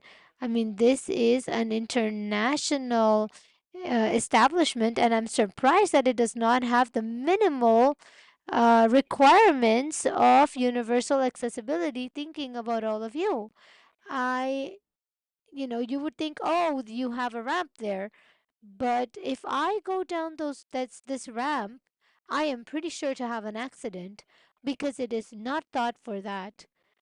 And that is why I speak about this topic from here. So I would like to, knowing the objective of the Parlatino, and it talks about human rights, and I have rights to participate in equal conditions just like anybody else. And in some way or the other, that has not been complied with.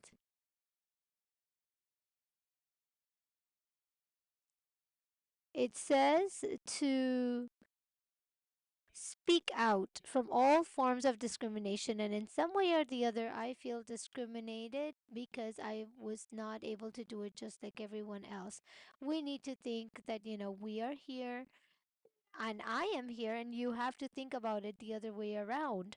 We are talking about silver economies, everything that we want to change, but the center of everything is always the happiness, the well-being, dignity, and equality of opportunity for all human beings. So I leave you with this thought as reflection, because everything that we are going to validate, all of the public policies, everything has to be based on service to people.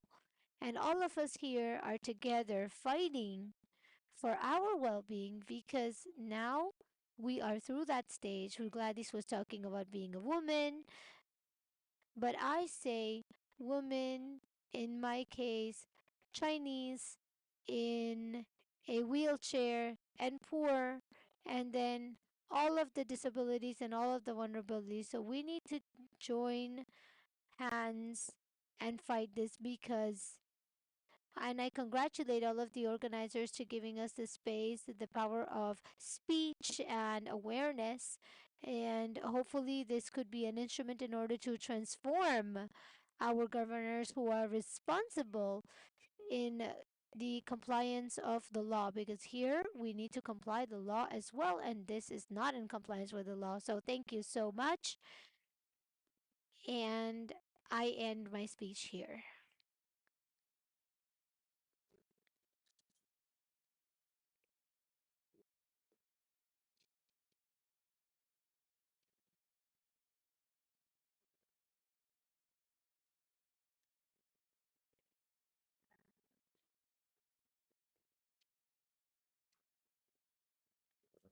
Muchas gracias a Thank you very much to everyone for your patience. These are the rules of the game. quería mucho que fuera Fanny. I really wanted Fanny to be the moderator of this table, because this round table and these uh, speeches were of inclusion, use of technology, and social innovation in order to include people, regardless of the age and the state of health, and all of these elements that are important. I am going to ask you the following. We are going to cut down the lunch to 1 hour, but we still have a table to go. So we want to start at 2 sharp. But just to encourage you a little bit, we are going to ask you, are we ready? Let's go. Let's get up and move a little bit based on the music of the campaign.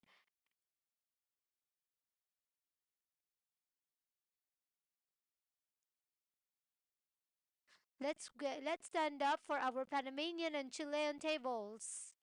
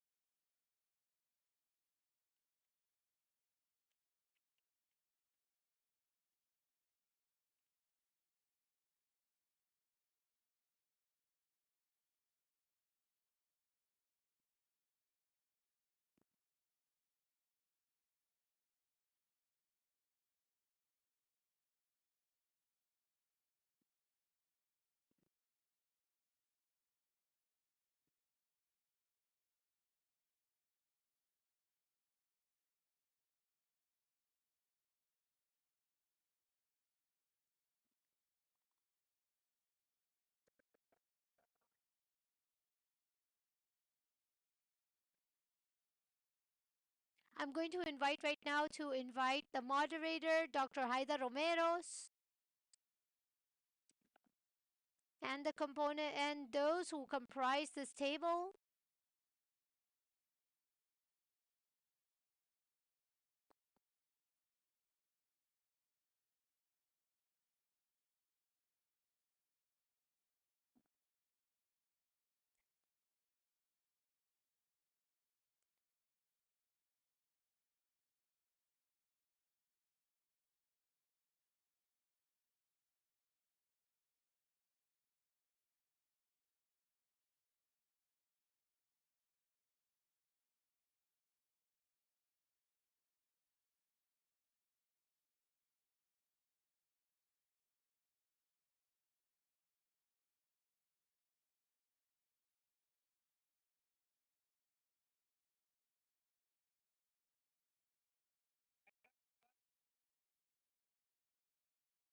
Haida, the floor is yours.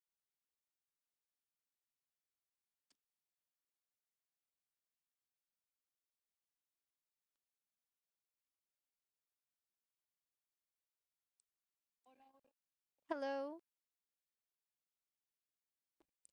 Good afternoon. I would like to thank you for your presence today. We are going to end the session of the morning talking about the topic of ecosystem of integrated and integral attention. Understanding that the ecosystem that we have here is a gathering of people in a small habitat, and that we are interdependent, and we need each other, and we need to expand this so that it becomes local, regional, and national, especially emphasizing in older adults, but working in an intergenerational way, and doing an emphasis and projecting international in an international way. The integral attention means that you have to, the comprehensive attention keeps in mind all of the spheres of the human being: psychological, physical, social, etc. And the integrated means is to keep in mind the sanitary and social uh, overview, which is important for the older adult. And I would talk about the technological as well. And this is going to be spoken of in this session. And so, without further ado, I am going to present my speakers from the left: Maria del Pilar Leis, who is a psychologist who has a specialty in clinical psychology and health. And she has a master's in aging and dementia. And right now, she's doing a doctor's degree in a PhD, excuse me, in psychology. And so right now she's going to speak about mental well-being in older adults. Then we have Natalia Valdez, who is visiting us from the University of Talca in Chile. She works in a center of technology in rehabilitation in neurosciences, and she is going to talk to us about the experience she's having in technology as an ally in older adults, in rehabilitation for older adults.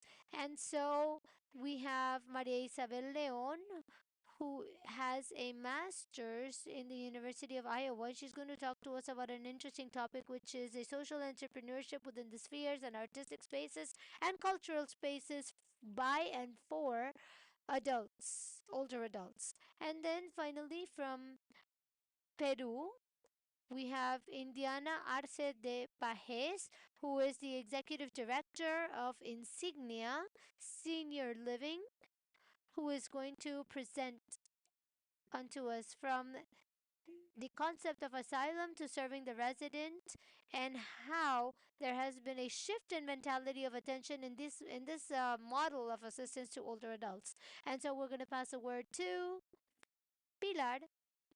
We are going to assign between 5 and 7 minutes. We're going to use the conversation system, and we are going to keep up with time constraints. And of course, if I get up once, meaning that you have 1 minute left. If I stand up again, then I will ask you to please end your speech so that we can finish by one. Go ahead. Thank you very much, and go ahead. Hello. Good afternoon, everyone. First off, we would like to thank Arleti Finel for this space and to talk about aging in older adults. Um, I would like to provide a huge hug and respects to my great friend Leti Pinel. And so, I am very thankful for sharing, and I think this is a round table. Thank you for inviting me to this round table of professional women. All of us have the same objective, which is the comprehensive well-being of our older women, especially here in Panama. So today I'm going to briefly talk to you about mental health in older people. Basically, it is interesting to see that 1st October was the International Day of Older Adults, and we are commemorating this day today. And how interesting that on the 10th of this month is the International Day of Mental Health. I think that this is not just a coincidence that these are the same.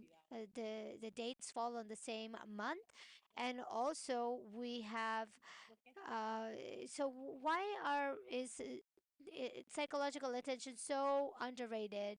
It is. We have many reasons for that, many reasons, and all of them can be associated to lack of information, taboos regarding psychological attention. It's not that those who are not well, thinking that those who are not well or those who are mentally ill are the ones that go to a psychologist, and many other reasons. So why do we have to highlight mental health? Well, because it is in aging that certain things happen.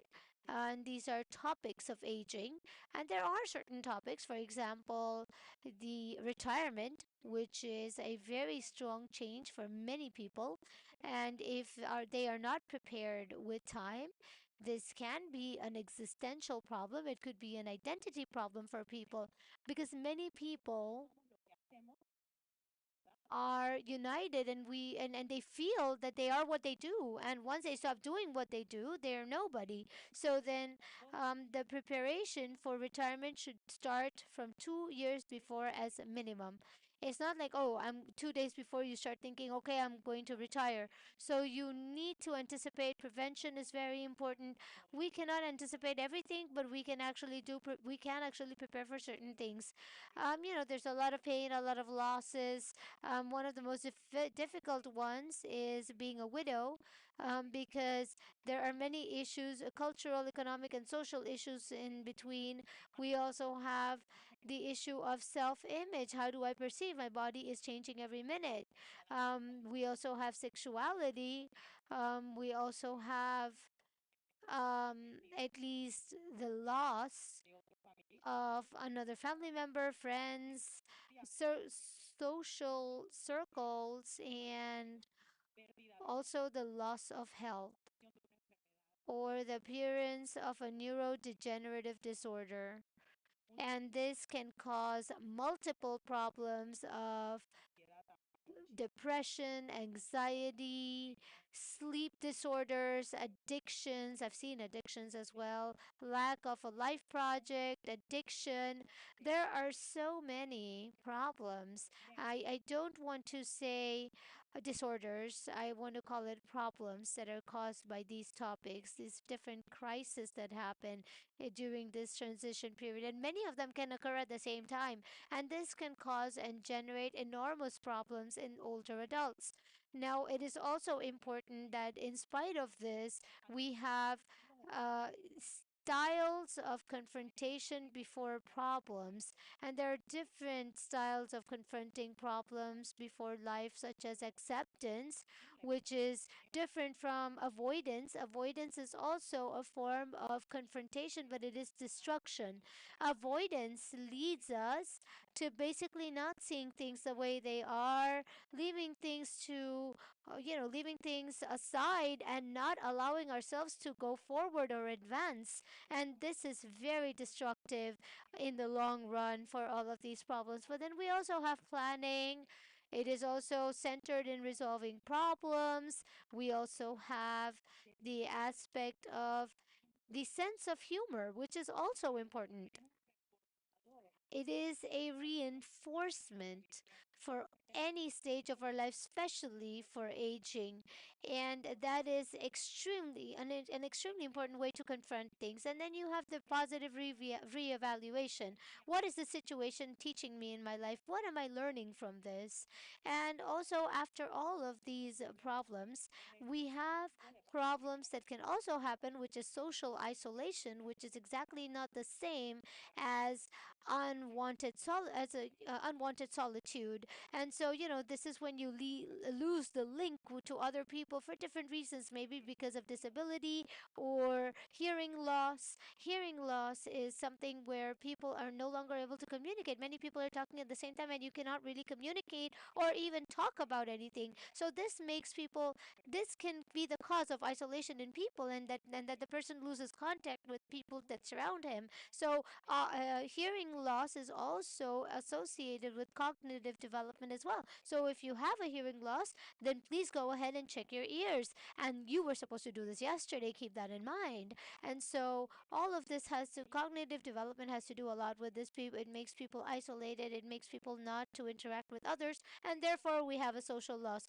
And now to finish, because we just have a minute remaining, and respecting the rules of the game, because I think that is very important to highlight the psychological attention in aging that can improve the state of mood. It can improve it can improve people, and therefore you shouldn't underestimate or ignore it. And so it is very important that I would like to just highlight that I love the motto of this forum. It is never too late. I do believe that it is never too late to be able to solve the problems that we need to solve, with the emotional support. And we also need to look into the context. If it is not a context that accompanies us, then we are late. We need to make sure that the assembly approves the Inter-American Convention of Protection of Human Rights of Older Adults. It has been vetted many times there, and also the law of the National Institute of Older Adults in Panama. We are late. We need these public policies with this focus on anti-aging, anti-ageism, and a focus on human rights. It is very important to continue working on that. I would like to congratulate for everything that's been done, but we need more of these policies that support mental health in older people. Remember that taking care of mental health is to take care of your own life. Thank you so much. Thank you. Thank you very much. An excellent summary of an excellent topic. And we could end up speaking hours on this topic, but and the preparation for retirement, and also the fact that we need to look for activities, because who says it's late? Everything that we wanted to do in other careers and other activities, paint, draw, sing, why not? We need to we need to create lively years and go forward. And so, thank you so much. Let's continue with our next speaker. We have Natalia Ibarra Cortez, who comes from Chile, from the University of Talca. She has worked a lot in projects of digital management, and also we have sensorized technology for medicine. And so she's going to talk to us for her experience in technology as ally in rehab for older adults. Thank you so much, Ida. Well, first and foremost, I would like to thank the invitation and provide the space to talk about. Chile, que As you heard, I come from Chile. Those who know the map from our country, it's a very long country with a diverse geography that separates us in some aspects and limits access to an important part of the population who are the elderly. Apart from the elderly, there's people with chronic diseases that require a high frequency of care. In this case, which is our area of training associated to exercise, to physical activity, to motor rehab. I also want to highlight that it also relates to mental health that we mentioned recently. We know that the movement improves in many aspects the quality of life, not only because it improves movement or because I have easier access to other spaces, but I also feel better inside and out.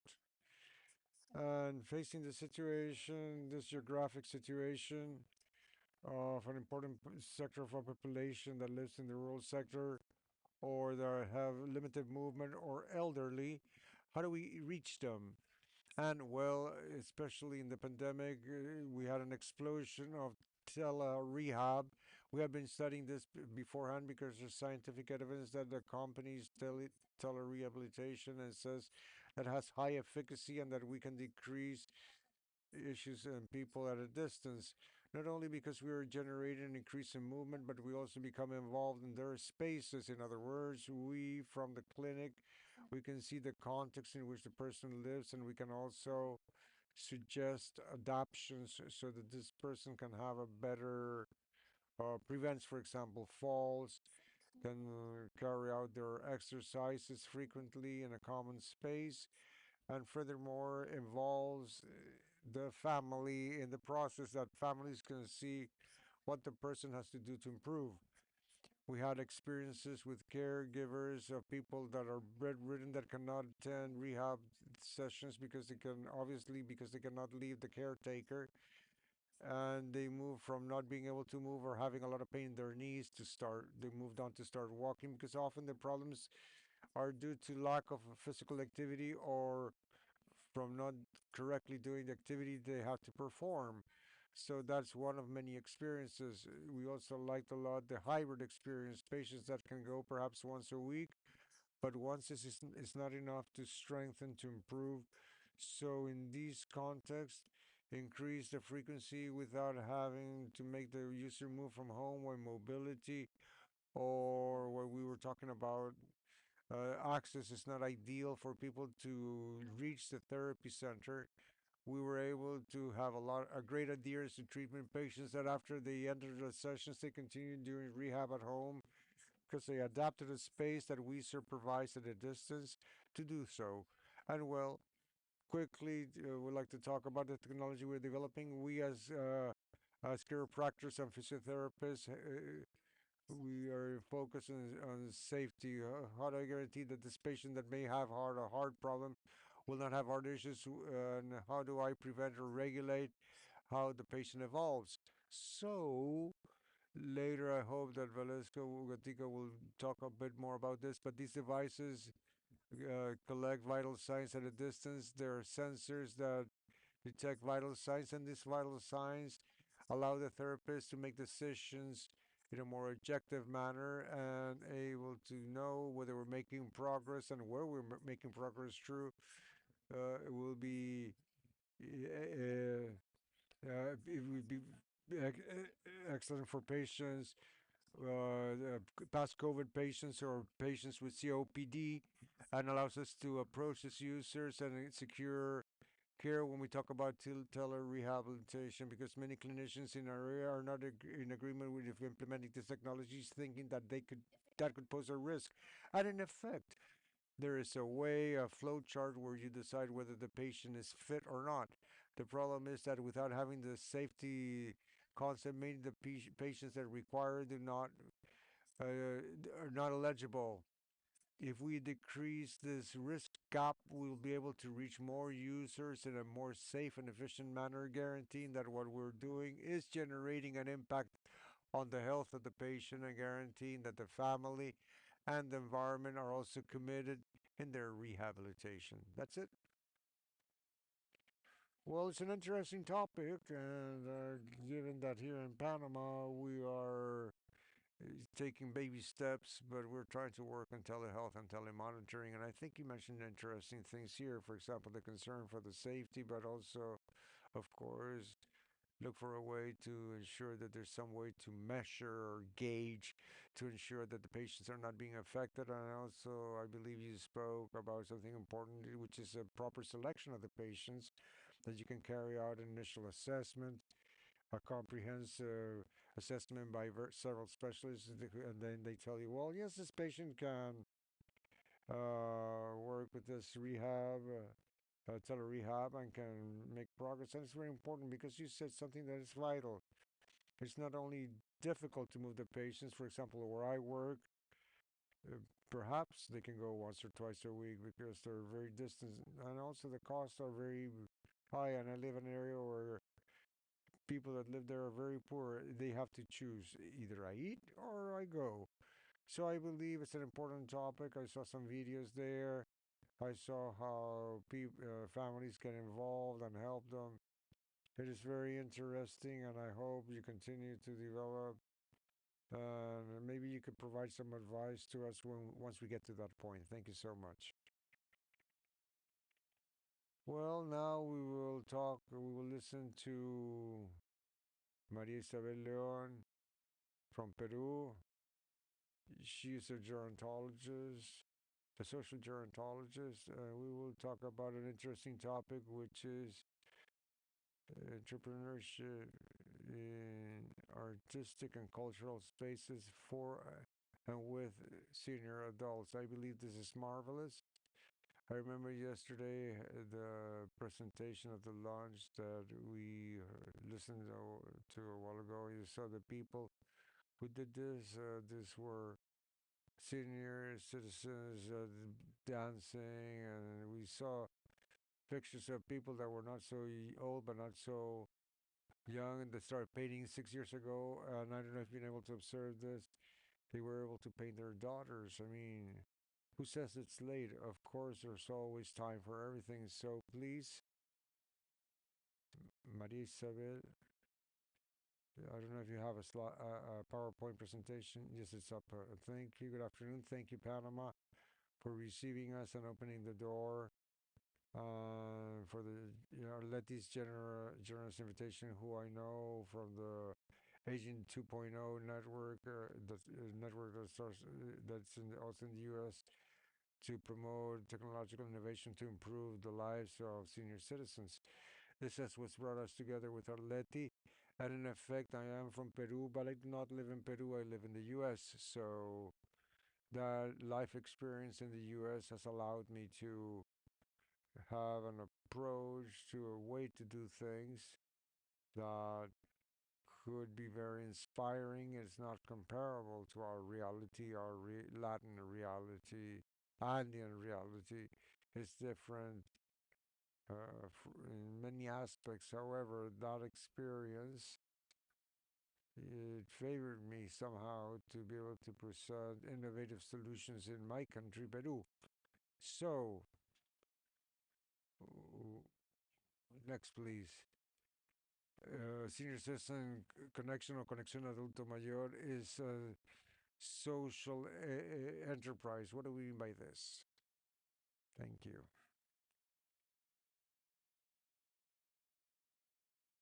Social entrepreneurship is an innovative, creative response. We do not have to necessarily invent something new.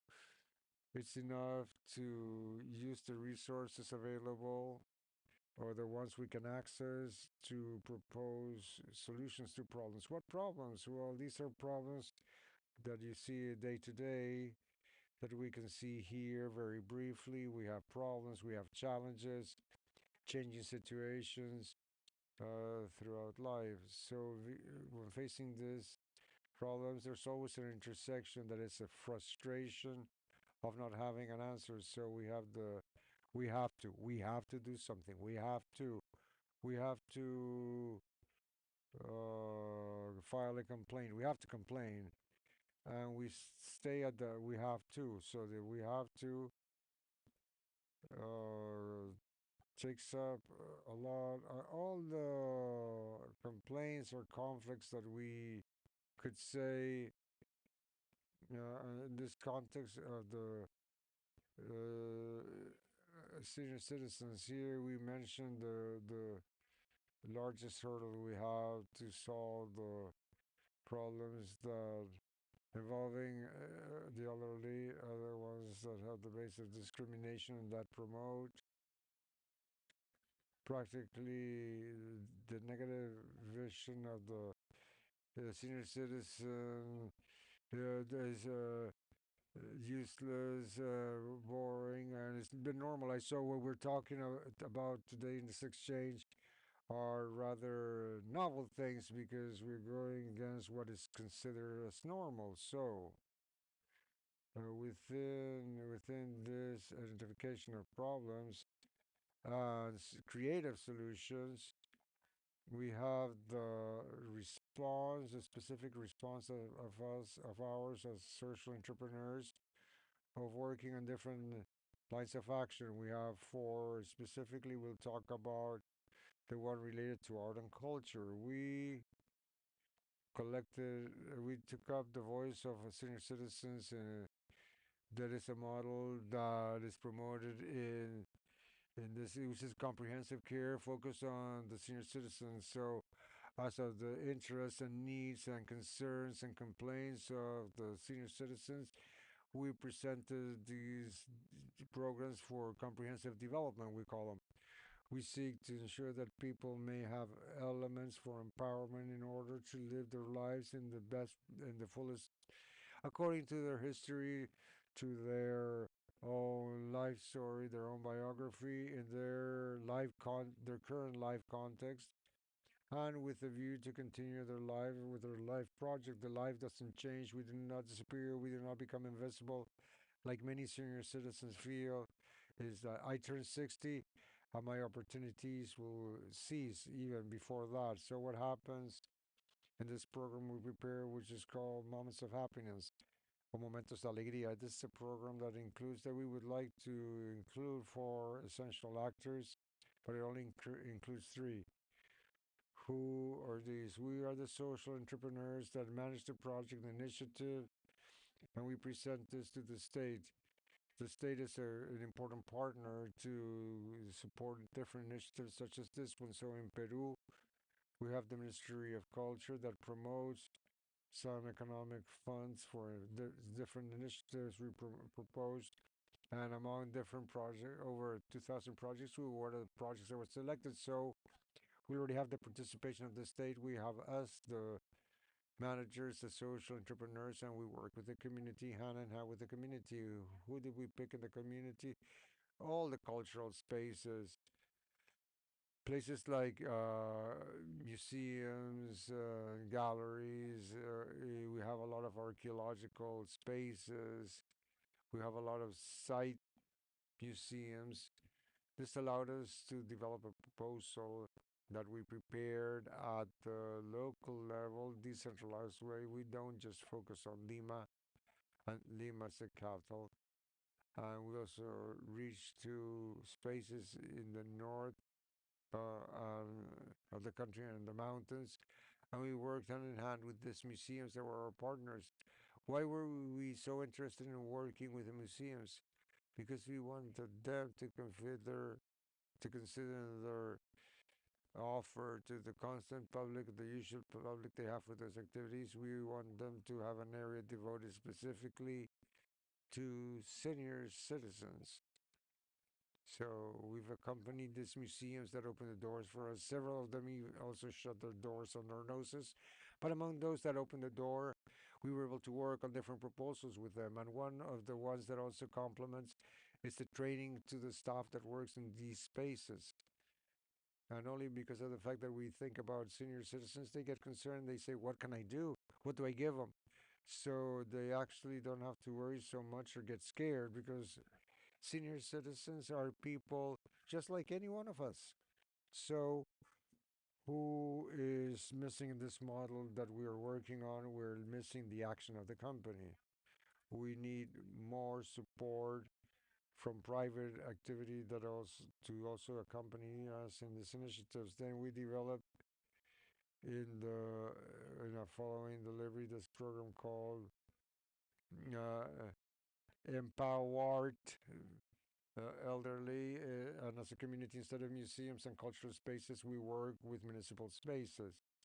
The municipal spaces are already organized by law in Peru to provide spaces for senior citizens so that they continue their own personal life projects.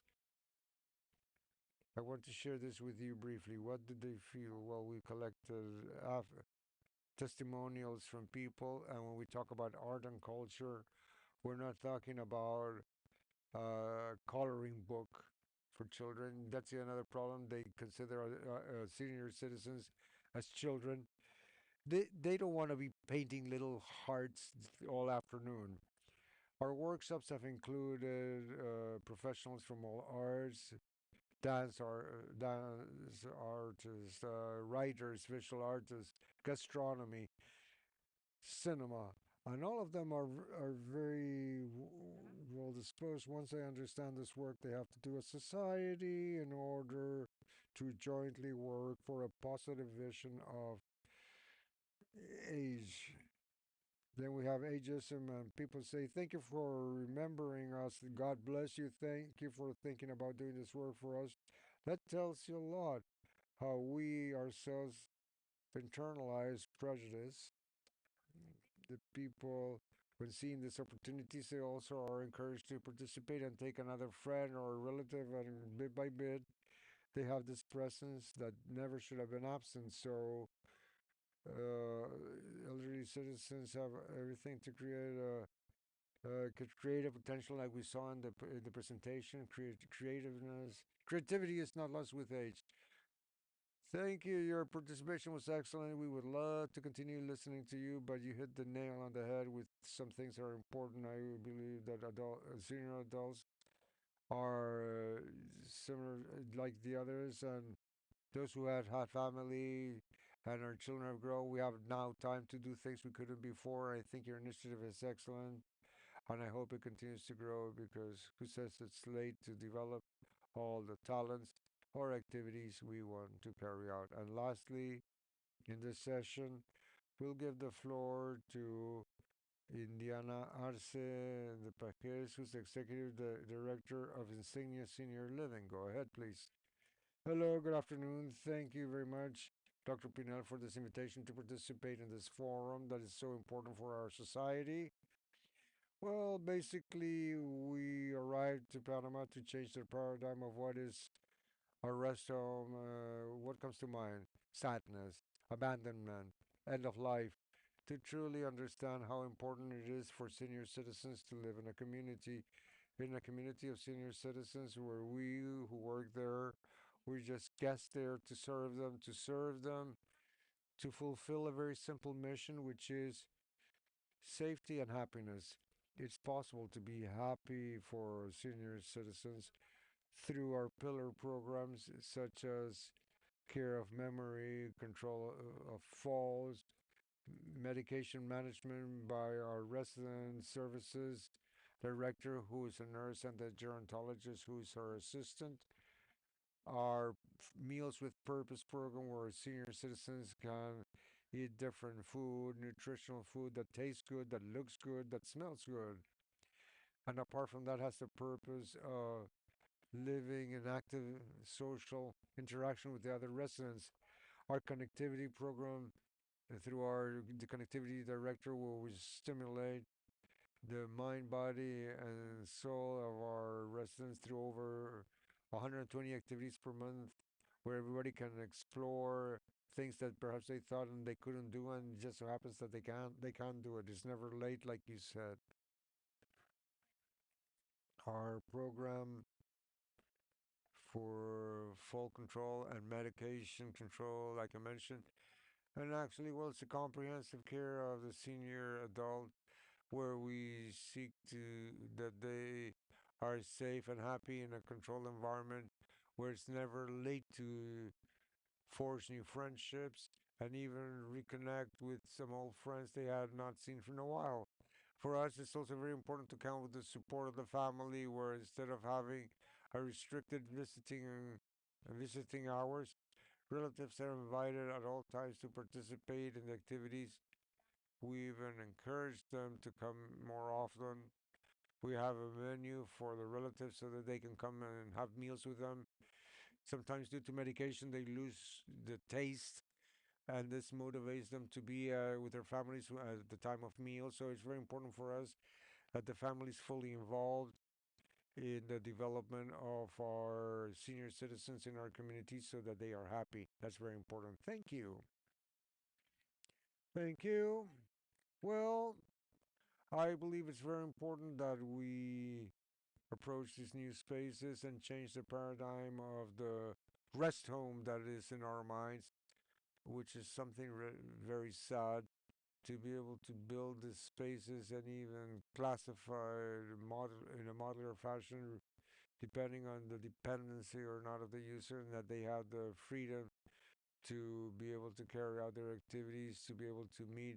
Remember, that's something that senior citizens truly suffer is social isolation or loneliness, and that's very sad. And I think Insignia is a good start. I truly dream about a Panama that will have many of these alternatives that the government becomes involved because this is expensive. This is not cheap. And using the bioethics principles and justice and well-being principles, we must ensure that humble people have access to that care, and like we do currently in my town. I mean, they stay with their relative because that's the custom and there's nowhere else to take them. But you see sad things. It's not always because people want to mistreat people. It's because they don't have the means and the capabilities, and it's not what we desire for senior citizens. We desire a future with a lot of centers of different categories so that senior citizens that need to be in a special space or want to be in a special space can live in a dignified manner. So thank you all. I think your presentations have been very brief due to time constraints, but great presentations. But we want, I believe we got that you're all uh, very knowledgeable in terms of providing adequate care to senior citizens. And as we heard this morning, uh, it's never late. And I'm 64. I'm considered a senior citizen now, but I have life and self to continue doing things, and I hope this will be the case for a long time. Thank you very much, all of you. And I don't know, I think we finish this section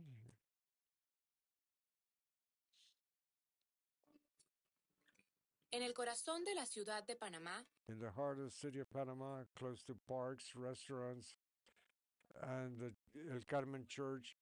Insignia Panama opened its doors, a new community concept for senior citizens where the residents will enjoy multiple activities like beauty parlor,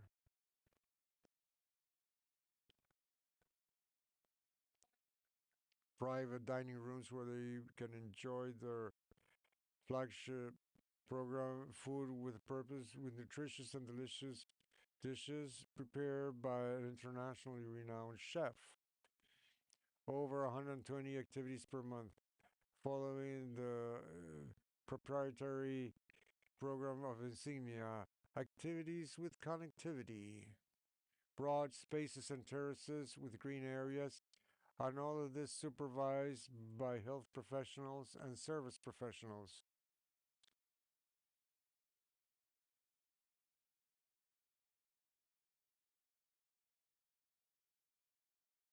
Insignia, Panama, a place to live safe and happy.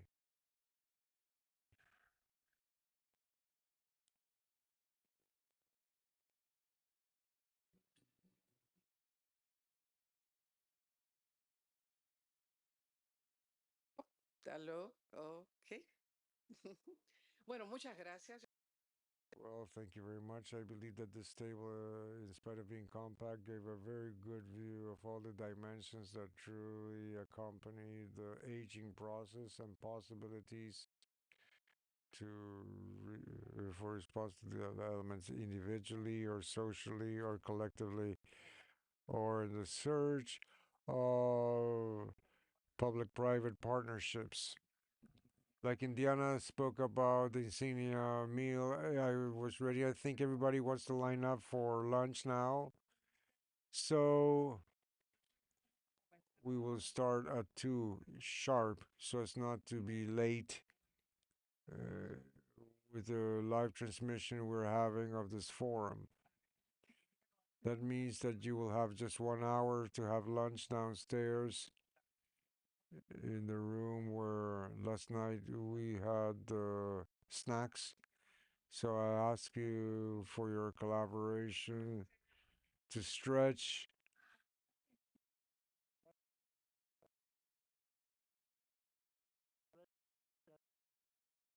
So we'll be back at 2 p.m. and that's it.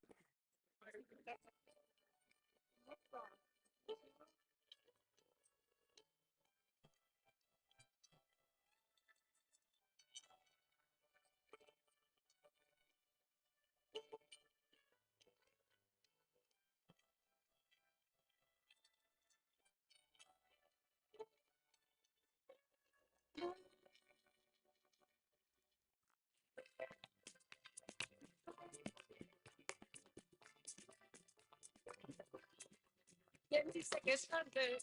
Si quieres soñar, muestra lo que sabes, cantar y bailar. ¿Quién dice que es tarde para disfrutar? Hay mucho que hacer, ver la vida brillar. ¿Quién dice que es tarde para ser feliz? El corazón late, el alma sonríe. ¿Quién dice que es tarde para que florezca una flor?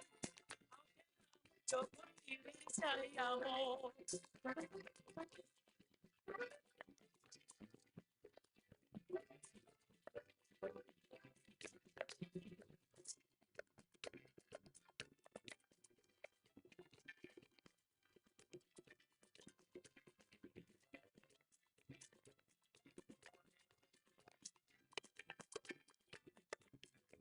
Quien dice que es tarde, si quieres soñar, muestra lo que sabes, cantar y bailar.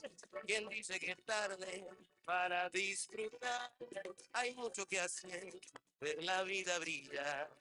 Quien dice que es tarde para ser feliz, que el corazón late, el alma sonríe. Quien dice que es tarde para que florezca una flor, aunque queda mucho por vivir si hay amor. Pero quien dice nunca es tarde, si hay salud y amor, vamos para adelante.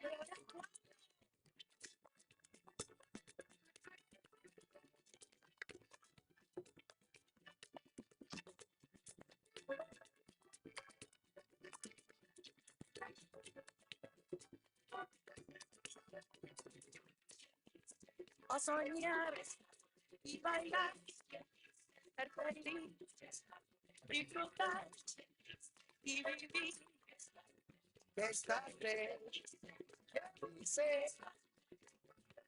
Hey, ¿quién dice que no es tiempo de empezar? Si esto apenas empieza ahora. Tiene muestra tu grandeza, que este es el tiempo de la pobreza. Te das cuenta que esto apenas empieza, así que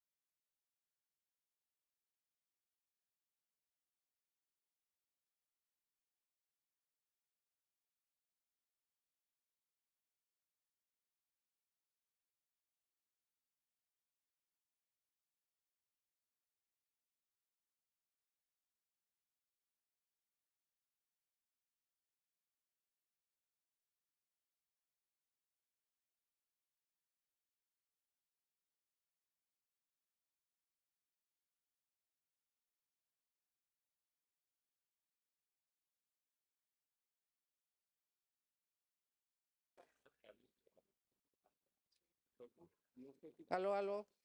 Listo.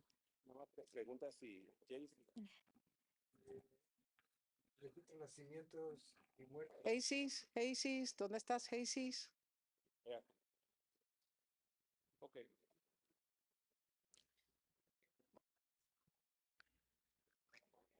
Bueno, vamos a... Very good. Let's begin our session of the afternoon. As there will be interpretation services, presentations in English, I think it is important, and in Portuguese, I think it is important that you should have your headset for those who do not speak all three languages, Spanish, English, and Portuguese. Then I would highly recommend to please take the interpretation device. So let's avoid delays, and hopefully, technology can be on our favor from now on. And I think you're realizing that there is a logical sequence for everything happening. The forum was prepared in order to highlight intensely all of those elements that, let's record this, hang on a second. All of these elements that comprise the world of longevity and aging from different perspectives. And this afternoon, we started from the macro aspect, regional, local examples in Panama, but going to different ecosystems. And I think the important word here is ecosystem. Let's not think about activities. Let's not think about projects. Let's not think about beautiful things. Rather, we should think about how we should team up or join together in order to use everything that's been done in or outside the region in order to create these ecosystems that help us drive not just the healthcare systems, not just the technology, the finance. And we're going to do a lot of finance tomorrow. So, finance and entrepreneurship is for tomorrow. But this afternoon, the idea is to look into healthcare technology, but let's not see it as technology. Don't even look at it as health. Como una manera. So look at it as a way in which public and private systems and as humans and society can collaborate in order to improve the quality of life and the health of people in all ages, including the process of aging. So, without further delay, let's have the first session. And I wanted to invite Dr. Feliz Correa, Director of Planning in the Ministry of Health in Panama, which is known as MINSA, to come in front, and he will be coordinating and moderating this roundtable called Digital Transformation Harmonizing Global Strategies and Development of Local Responses.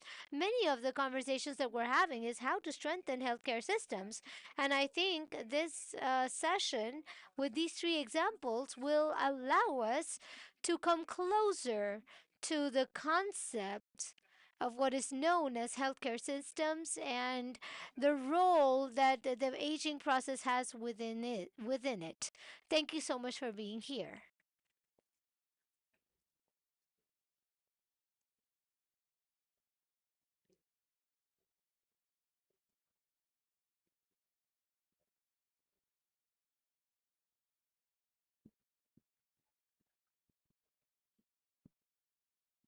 Bueno, buenos días.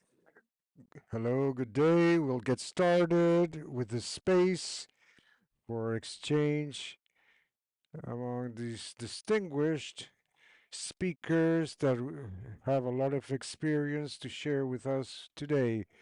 The topic is digital transformation, harmonizing global strategies, and the development of local responses. Today, We will count with the presentation of Gideon McConnell, Jonathan Gideon McConnell from the Stockholm's University in Sweden.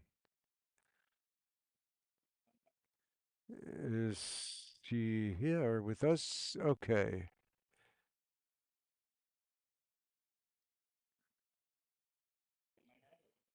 Remotely, we have a recording from his that we will be projecting in a few minutes' time.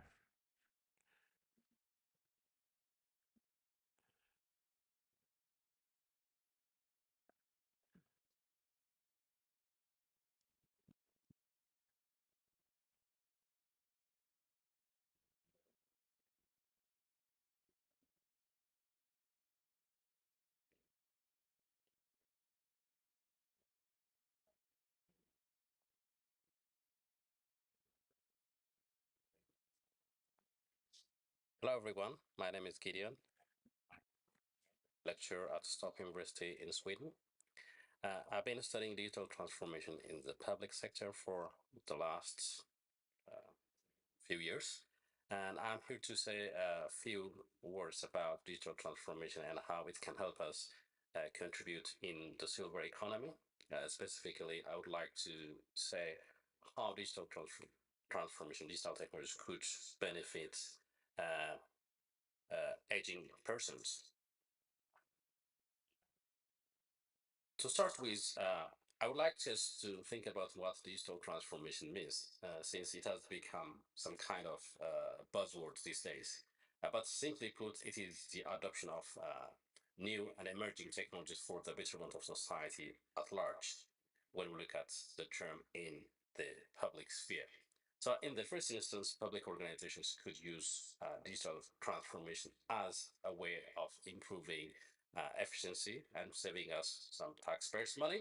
However, for citizens, the adoption of technologies makes life easier. Why? Because it helps us to gain better quality and accessibility of public services.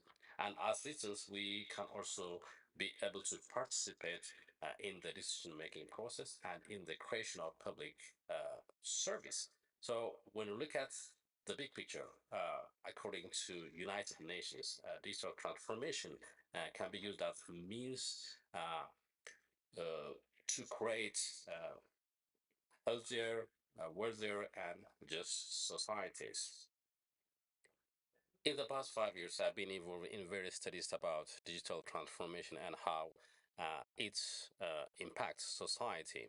And during this time, I took a note of two significant trends that overlap and run in parallel, namely digital transformation and population aging.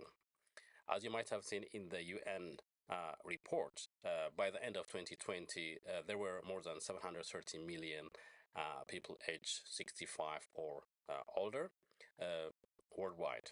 And this number is expected to double by the year 2050. And in Latin America alone, when we look at the proportion of older adults, it is expected to represent more than a quarter of the entire region's population by the same year 2050.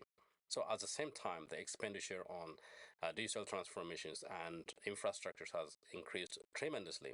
And the fact that digital transformation has been among the top agenda for governments indicate that it has been used to improve our society and to solve social problems. Based on the population trend, our digital transformation shifts need to be planned and implemented, recognizing not only the needs of aging persons, but also the contributions they could bring to society. So our discussion, including the one we're having right now, in this forum should focus on identifying opportunities and challenges related to digital transformation in relation to aging persons should be comprehensive. First, let's briefly look into the easy one, which are the opportunities, right? Most of the time when people talk about the various benefits of digital transformation for the aging person, many get fixated about specific technologies and how their applications could benefit them. For instance, how could digital health or online physicians, online government applications could be helpful, right? But I believe the whole digital transformation and its benefits for older population should be viewed as a means to promoting active and positive aging. And what do I mean by that? Of course, we have to use our technologies to make life easier, dignified, and healthier for the aging population, right? But we also need to talk about how we use digital technologies to the betterment of our society, where uh, older people contribute to the economy and share rewards. We all know that older people are the major contributor to our economies, especially the silver economy, right? Uh, they have more spending power, they travel a lot, and they consume some services more than the younger population. But oftentimes, what we overlook is that older population possesses the long earned tacit knowledge and perspective that could inform the whole digital transformation process, which in turn can benefit the whole society at large. To realize the benefits of digital transformation, as I mentioned earlier, we need to ensure digital inclusion in our societies. And unfortunately, many countries in Africa, Asia, and Latin America have not yet adequately addressed the information poverty trap. What do you mean? What do we mean by information poverty trap? It is a situation where some members of our society are excluded from gaining fair access to information or information technologies. So this is basically what we call digital divide, and it's a gap in access to information technologies, right? Even though the demographics in many countries seem to be different, the older population in most countries are highly represented among those who do not have sufficient access to digital technologies and information. So my experience from developed and developing countries seem to be similar, even though the magnitude is significantly different. And there are various reasons for the digital divide among older persons, which needs to be addressed.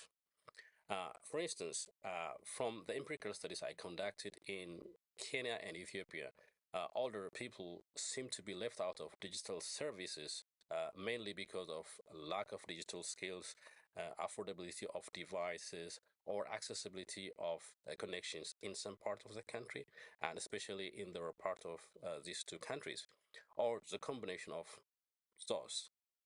Um, when we look at the report from the Pan American Health Organization, we see that many older adults in Latin American countries, we can mention few: Ecuador, El Salvador, Mexico, Paraguay, and Peru. Is that older persons in these countries, even though they have access to devices, digital devices, they are not connected to the internet. In the case of many developed countries, the digital divide might be mainly the result of what we call passive disconnection, where people actively choose not to use these digital technologies. There are many reasons for that. Uh, but there are few studies in this area. However, it is still an issue that needs to be that needs uninformed discourse. So, what are the prospects and what recommendations could we derive from this brief introduction? So, I would like to first mention that digital transformation is here to stay, and it's has also become an important part of our day-to-day lives. So, this calls for various approaches to improve the value we gain from digital transformation. For that to happen, all of us have a role to play in resolving the digital divide issue. The strategy needs to be comprehensive, and we can also learn from countries that have come a long way in addressing the issue. And for instance, Sweden. So the government is updating its laws and regulations, mandating the inclusion by design, targeting older individuals. For instance, adaptive technologies. So both private and public organizations could be rewarded for seeking continuous feedback from older persons and when they make adaptations. And there are also resources that are earmarked in Sweden for training and financing programs supporting the digital inclusion of older adults. And for instance, there is one organization called SeniorNet, which offers courses, workshops, and other resources to help seniors become more digitally literate. Another topic of discussion for us should be on the important role that older persons can play in solving this digital divide. Right, we can mention a few of the things that can be done. For instance, older people could, for instance, participate in digital literacy programs. They should also promote awareness and engage in the design and feedback of digital solutions. And they could also become digital mentors for their peers. And besides, people, younger people should also ask themselves about what they can do to help older individuals to use digital technologies so that they can benefit from it and so that the society can benefit from filling this digital divide. I hope I have raised a few points that might be a starting point for the discussing digital transformation and how it could benefit older population, which is an important driver for the silver economy. And I hope to see you in person at another event. And thank you for your attention.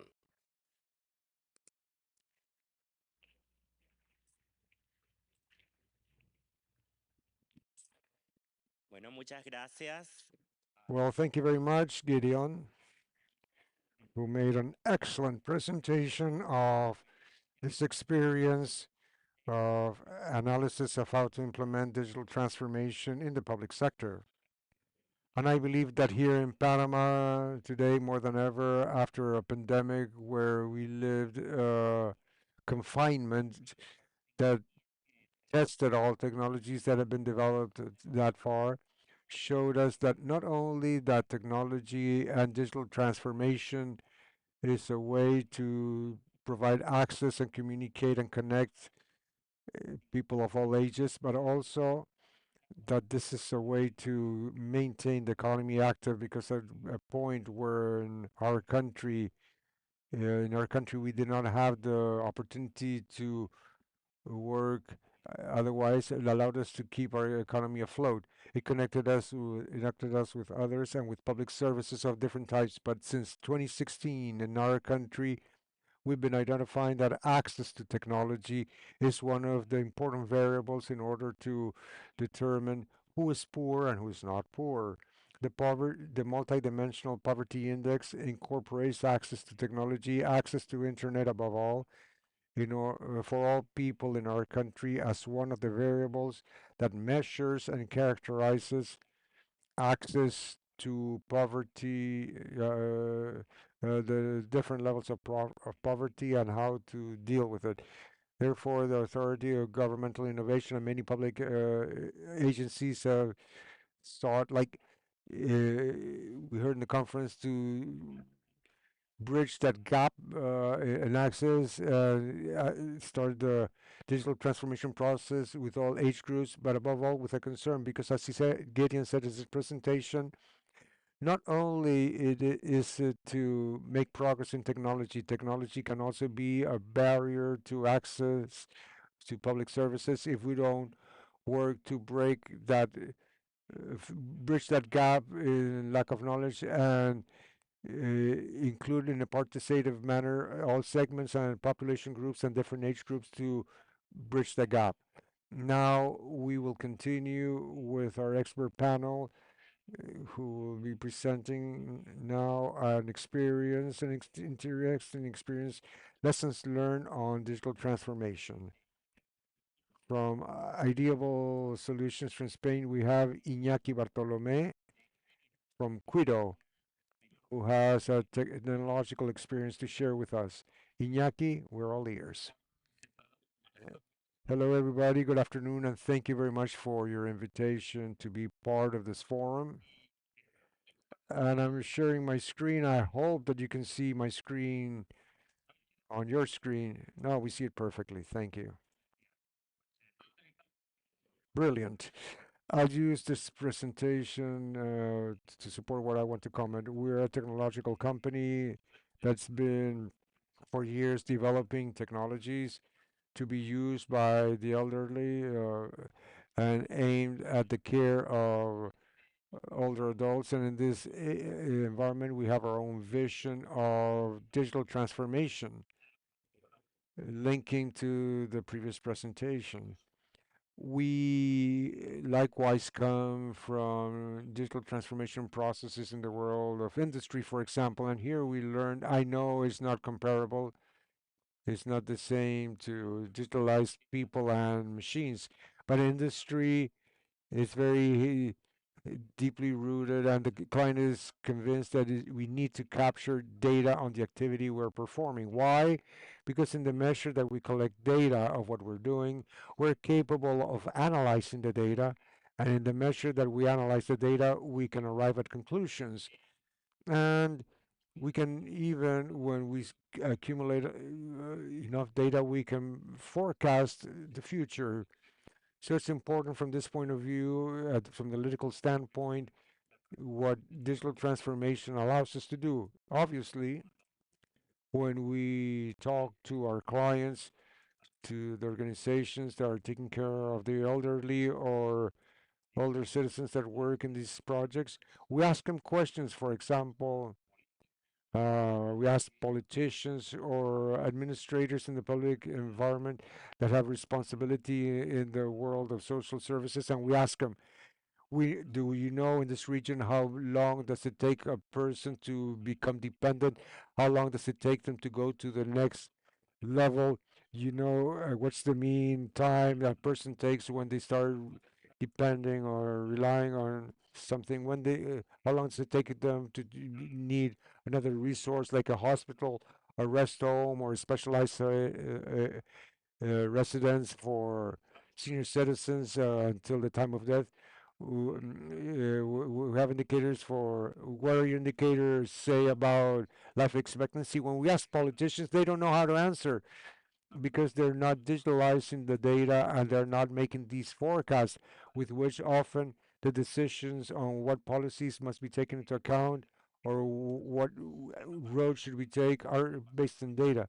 They're not based on data, they're based on intuition, and this is always dangerous. But let's go beyond that. If we're using technology, for example, to monitor health, what happens when we don't do it? I mean, we are waiting for a patient or an elderly person is worse health-wise, either physically or mentally, to go seek care with medical personnel. How much information have we lost between visits if we're not monitoring how this person is doing mentally or physically in the day-to-day? Technology can allow us to do that, but if we do not incorporate technology in these processes, what happens is that when the person comes to an appointment, a scheduled appointment, we see that there's been enormous change, and we say, why did this happen? Why didn't we see this before? Because sometimes we arrive late and this person ends up arriving to us through the emergency room because the chain was broken. But what happened last year? I saw this person; they were great, and there was no monitoring. And technology allows us to be a step ahead through monitoring. We see even that the user, the elderly person, everybody, the whole family at the end of the day is already using technology in other environments in life. We cannot think that what has happened in e-commerce with trade, with buying and selling, what has already happened with banks that we're already operating almost solely online, and even entertainment, games, and even e-health. If all these sectors have already hopped on board the technology are a part of the same in indivisible manner, why do we think, for example, that care of the elderly shouldn't be also incorporated to technology? Furthermore, we see that trends are very clear. Trends are leading All services of all types are being delivered at home, and to that end, we're using a main device, which is the cell phone or a tablet. I mean, the technology is there that is practically in every home, and furthermore, the end customer is asking for those services, this home services. More and more, we're rejecting moving to a place to do proceedings or to buy things. This is unstoppable right now, and if we link this to a question that is there's no need to ask the elderly people or have control groups. The question we should ask ourselves: where do we want to grow old? We want to grow old at home. That's a clear answer that we all to a question we all ask ourselves. So if this is the case, how can we help people to be autonomous as long as possible at their homes? Because the alternative is that if we think that is the person-to-person care and retirement homes are the only ones taking care of the elderly. How many do we need? There's no need to go back to demographic studies. Technically, it is impossible for us to continue doing everything face to face 100%. So the next question is technology sufficiently mature? We believe that we're at a point, for a while, we've been at a point that is sufficiently mature. And during the pandemic, we've been able to see this in all sectors. So we cannot say that things will be different unless we resist change. And the other question is who pays for all this? It means that that's a good question, but it should be the administrations, it should be the families. There must be co-payment or co-responsibility. Well, this is a discussion that in each region most likely will need some time in order to answer this question, but the other debates should be out of the picture because the technology is here and it will allow us to change services because we're not talking in terms of technology that we have to remove a service or we have to eliminate professionals. This is something that is always a fear that we find on the road, and they say, but professionals will continue to be there, but they'll be able to do things better, and will be able to reach more people through technology. But the care of persons, taking care of persons, will not disappear. Don't think that this will disappear and that you will have a device and that's it. That does not work, and that's one of the first lessons that we've learned. There has to be somebody on the other end of the technology, and the user has to perceive this so that they'll accept technology in whatever relation, care, or social relation. And technology gives us advantages, which allows us to customize. We cannot offer the same service exactly the same in the same care plan, exactly the same, even the same technological applications to all persons, all users. Users are different. Everybody has their own social, clinical, psychological needs. We have to provide the services that they truly need. And furthermore, it's not that just people are different, but the person changes throughout time. Therefore, we need to know quickly what are the changes that are taking place and adapt the services and the care to that. And that's something that we can do through technology as well. Otherwise, it's very complicated. We've been learning through time that also the elderly are changing culturally. Perhaps things are before were more passive or accepted more the solutions that were being afforded to them. However, we could have now we have a more empowered elderly person that is claiming more services, requesting more safety and security, and more they're becoming more technological. People are retiring now who have had contact with technology in their work, or they're adopting technology because if they don't have a cell phone with WhatsApp, they're not part of the family, they don't get any photograph of the grandchildren, and they lose their capacity to have a social interaction, so everything is changing. And they're also requesting transparency. The relatives, the people want to know what's happening. You cannot have a service to take care of the elderly and relatives are not up to date of what's happening with that elderly person. How did the person doing today? Is there anything happened today? This happens with children in schools. This services will be demanded by families, and if we don't offer technology to offer the transparency, our clients will go to whoever offers this. Okay. Some of the lessons that we've learned are that if technology has a purpose, a motivation, and there are people on the other side, and it is above all accessible, people accept it graciously. As a matter of fact, it coincides with their state of mood. So, therefore, we have seen that with assistance, a fourth of the population that has used cognitive stimulation improves their state of mood. And it's not just the cognitive stimulation, rather, they feel better and they feel encouraged using accessible technology through games. We have also learned what are the devices that are most adequate, especially when people have certain dependence. And we have oriented ourselves or guided ourselves more through tablets. Tablets are cost effective, that include, and they're very interactive. They include camera, microphone, they can include direct internet connection so that you don't have to worry about home internet, and it can be easily used. Through which, regarding other devices that we've seen through television platforms, CAPC, other applications.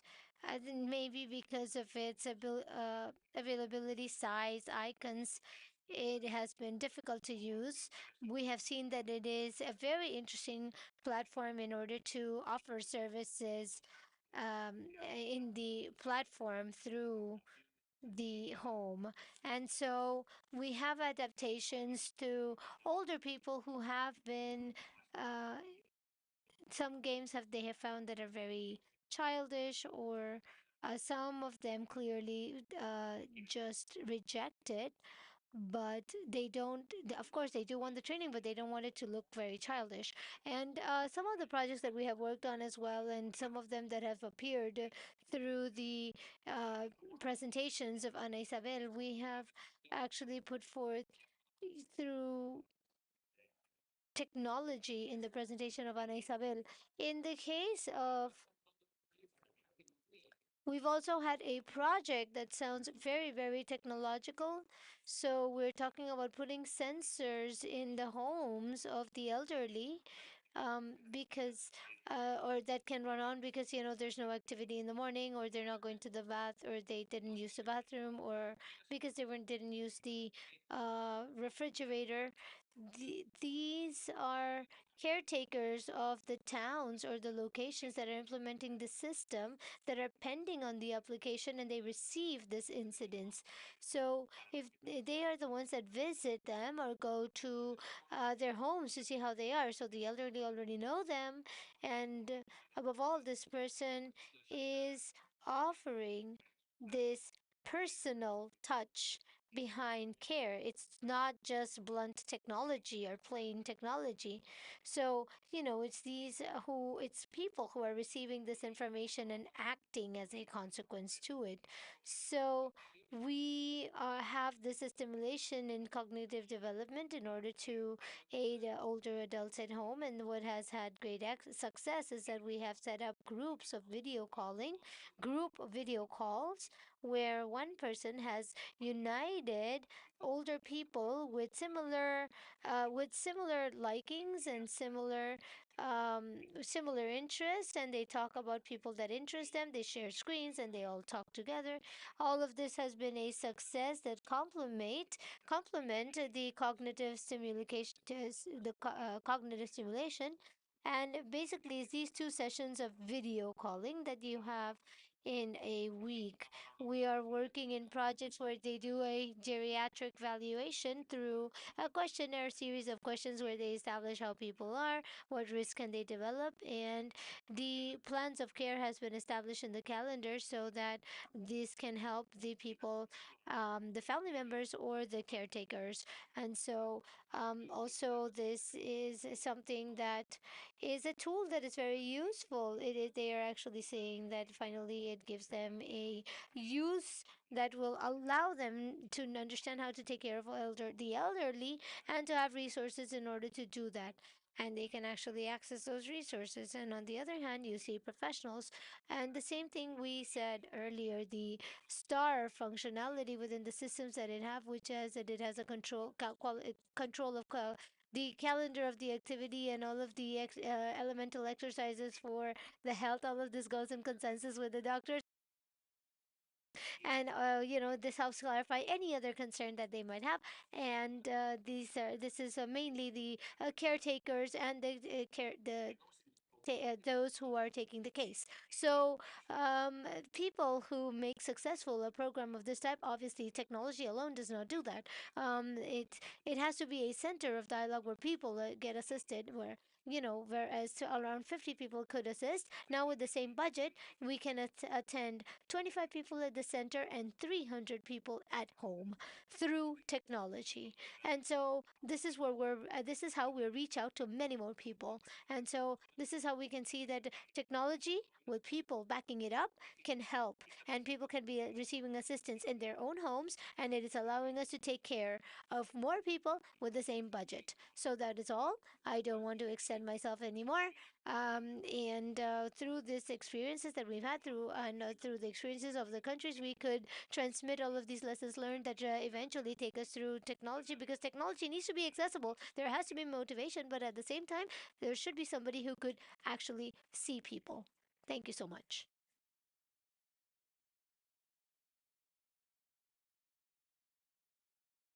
Very well. Thank you so much for this experience. I have seen cases of success in other countries, and it is very important to keep in mind that the application of technology in order to improve access of people every single day. We need to keep in mind something. When we talk about aging and we talk about older adults, we are talking about promoting specific goals. One of them is autonomy. Trying to make sure that people are autonomous, the in the greatest for the most time possible. And the other thing is, what do we do once we start developing some sort of dependence, but we try to be as autonomous as possible, even if we have a situation of dependence. And the other challenge is caretaking in the caretaking in the house with other family members, and how can I have this network in order to be as autonomous as possible, even if I have a situation of dependence some way or the other. This type of application in technology precisely look for this, precisely are working for that. The telehealth law was approved in terms of regulation, and now we it allows to have regulations in order to provide care from home and to provide access to health from people right from their homes. For example, teleorientation, teleconsultation, remote monitoring of patient that Iñaki was talking about in his presentation. Today, Panama is already creating a regulated work field that allows us to grow in this field through the application as this one and other technological solutions that exist, such as the e medical file, electronic medical files, etc. Another thing that is very important to highlight is that today we all have information in the network, and so if our information is in the network, health, bank, as Iñaki mentioned at the beginning of his presentation, what we need to do is empower ourselves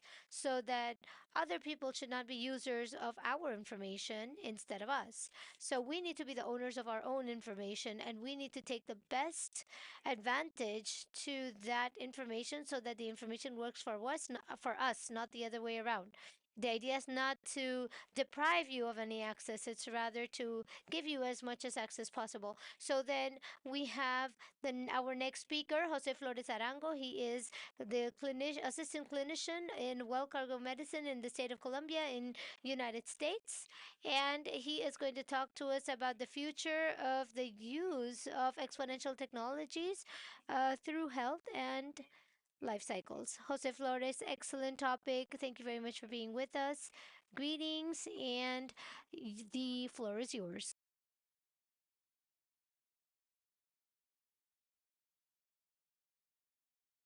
Thank you very much to the organizing team, especially Arleti. Unfortunately, I couldn't be with you today, but just a quick, brief correction. The university is in New York, and I am from Colombia. Sometimes it's confusing because I am Colombian. I am a doctor with a PhD in health. But if we talk about cycles of life, and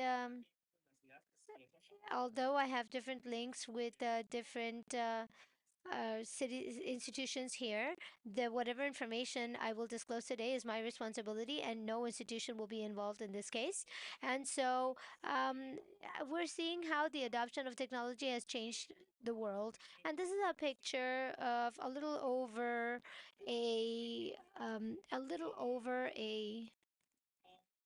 a century of how technology has changed lives. I mean, technology such as tablets, technology as the smartphone, and technology as social networks, they grow in that same way as we said. Grows exponentially, it grows very quickly compared to other historical technologies. And as a matter of fact, they are replacing some of the technologies such as the traditional telephone networks, and that really calls our attention because that's where the world is currently connected. And if we see what is really happening in the world in Latin America, we can see that there are more subscribers to mobile phones compared to people. And so this occurs in the world, it occurs in Latin America, and it really depends on the income per capita that we have in the countries. And really that is something that should call our attention because we are living in a connected world. And so, as Gideon mentioned and Iñaki mentioned it, um, we must be very cautious because if it's despite the fact that technology is there are a bunch of challenges for the real appropriation of the same. And the problem is not going to be of technology. The problem will not be in relation to the devices or these toys. Rather, it's how are we going to confront this digital gap that is being created because there are different sources of digital gaps. I will show you a video that lasts about 4 minutes. This is in relation to an organization. It's a private organization here in the United States, but it will help us show the integration of technology, of communication, of information throughout the cycle of life, and how to see some possibilities and open up a discussion in reference to this. I don't know if you can see the video.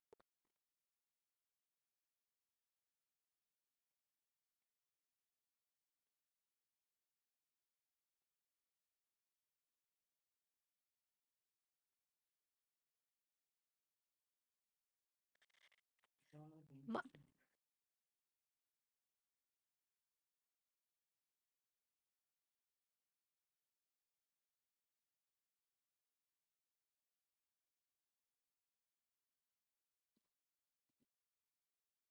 Creo que el audio de video no se...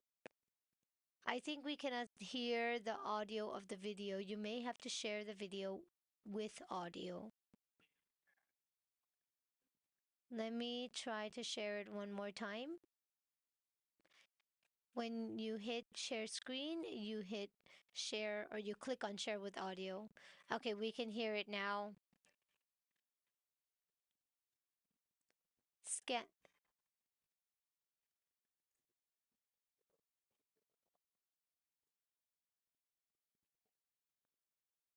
Bueno,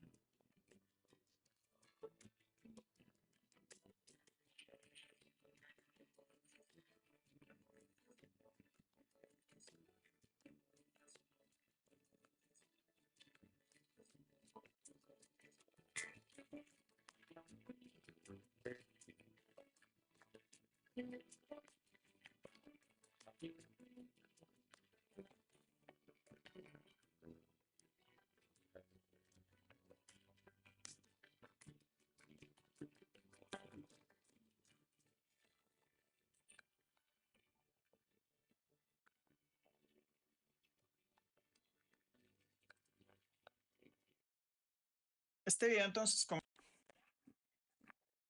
This video, as I said, allows us to illustrate how connected are we. And in spite of the fact that it was a video that was created in 2011 by a private company of healthcare services in the United States, it is technology that it was in some way or another available since 12 years now.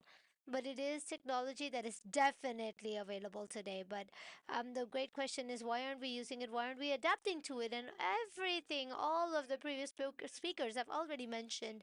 But truly, it also shows us how human being plus technology, sometimes one plus one is more than two.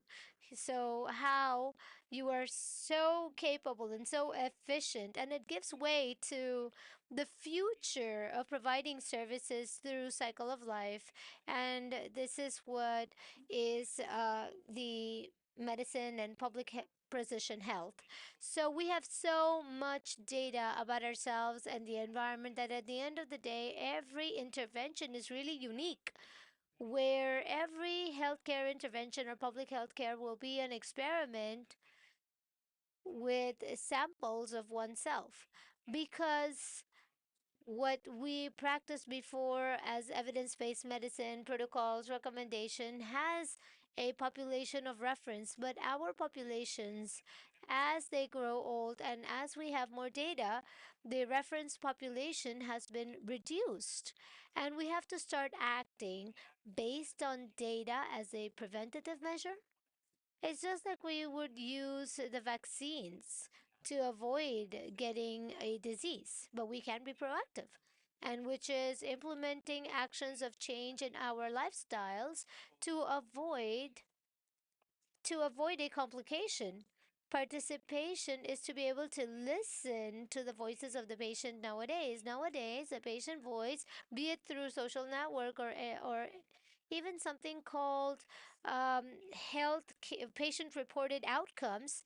You know, at some point we didn't believe the patient generated outcomes when they would when they would check their blood sugar with a glucometer at home, and would it be true they didn't do it here when they were in the waiting room? And then now it has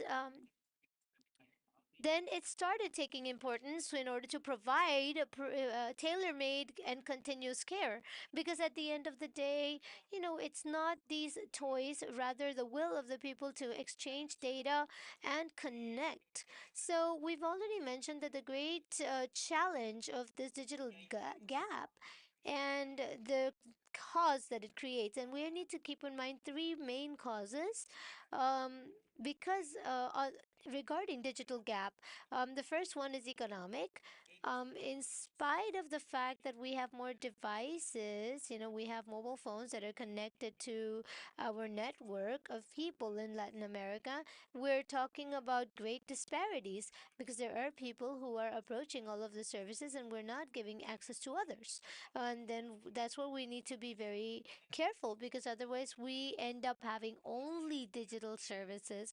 Um, and those that are going to have greater problem are precisely them who are precisely those people who are not going to have enough access, and they're going to be left behind. Now the other problem is usability. Now, how is it that we can interact with devices? And lastly but not the least is to be able to empower users that in in relation to the fact that technology will truly help them solve their problems. The challenge is in regards to user experience and the interface design. And this is a recommendation for tomorrow, that they're going to be talking about innovation. And those who are going to be working on the interaction with devices, there are key aspects that we need to keep in mind when we are designing systems of information in the future. And that's the fact that the interface needs to have an adjustable size. It's not the same relating it to um, eyes that are getting really tired compared to youth eyes, and especially in relation to text. The majority of the challenges in people who have low vision or any alteration in vision, they don't use technology because of the size of the font. And in order to differentiate, and we work hard to differentiate what we're reading on, and we need to be pretty much caring about that. And it is very important to take advantage of the correction of data entry. This is another one of the reasons where people stop using the systems, is because imagine, if you have thick fingers and you're trying to type in small letters, and you have a keyboard that's very small, and you have a system, and then you have to restart again, that generates frustration. And that's not because the technology is not adequate, but it's rather the interface and how do we connect with the user, which becomes a barrier. Taking advantage of the multimedial feedback, we're not just talking about the vision as one of the senses for feedback. We should use touch and vibration. We should also use audio. We should use other types of different media of interactions in order to be able to complete the cycle of communication. As a matter of fact, we should use the registry of data, such as voice registry, and not just a keyboard. So we should also, another thing that's important is consistent navigation, because when you change users' experience, it generates a sort of disorientation, and it generates frustration. And so these are small recommendations and tips on when we are designing technology, regardless of the issue at hand. But I just wanted to bring forth the perspective, and that is how technologies of information and communication are looking towards the future. And these are the top 50 emerging digital health trends in technologies of health, and we're hoping that this is going to implement and grow in the next 10 to 15 years. And we're seeing that there are a bunch of tools for managing pain. Um, and this is very common in aging communities, traceability of health, particularly exercise. And what we're actually thinking is that we can also maintain health for those people who are aging, but with a different reference criteria compared to youth. So the applications of mental health, as they showed just now, the applications for health for mobile devices, these are things that we need to go implementing very quickly, and there are others that are going to delay a bit more. And there are challenges, for example, the registry of personal health. And I must tell you that the digital assurance in health and to be able to have different ways of verifying our rights depends on the context in which we work. Management of medications is very important when we have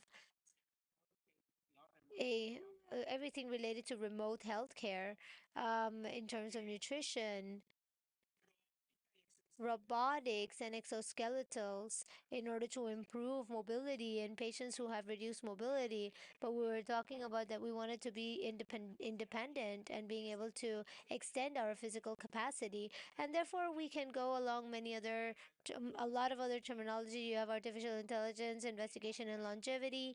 Because as you last longer with more diseases, we may have to have more interventions. So here we need to have resources where the response is definitely what are we going to do so that this can reach that population.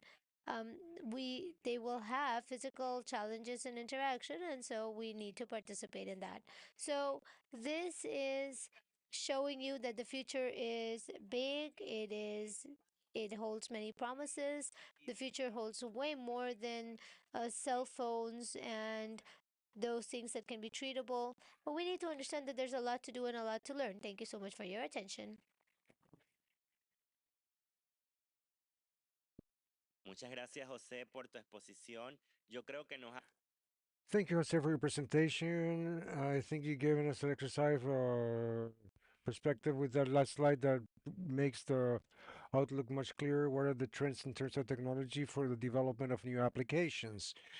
And something that we wish to highlight from the conference that you just provided us in a summarized manner, a lot of important topics is what is the difference between designing an application that does what the service provider desires with the processes that are more agile for the service provider versus developing an application with a user experience that would allow the user to enjoy and better understand what advantage they can get out of the application. I believe that this is one of the most important challenges because thus far, most of the technology that has been presented in what respects to the digital transformation process, especially in the governmental environment, is designed towards the classic modality to solve problems of the different services in the public sector, and perhaps not so much thought of out in terms of solving that user experience that is more important when we're talking about elderly adults and the components there are in terms of accessibility. And currently, we have many technologies to implement them. I believe we're a little bit short in time, but we can close this presentation thanking the three speakers that have spoken about different perspectives on the same topic from their experiences, namely digital transformation. These are international experiences. However, we can see the common link towards the future here in Panama, in our land, with our uh, older adults. And I think day after day, we're getting closer and closer to taking the best advantage of technologies. They're here to stay, and we have to use them.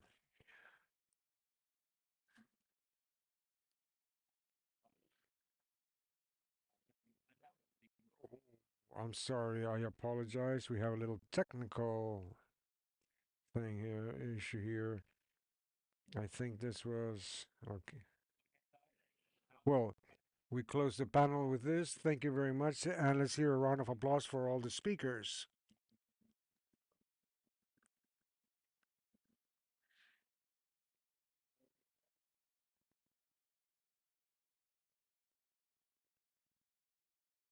A los invitados, To our guests that are here in the room and those who are following the transmission as well through YouTube in the three languages that we are transmitting, we invite you to access the digital platform called Slido that will allow everybody to send questions and comments during the sessions.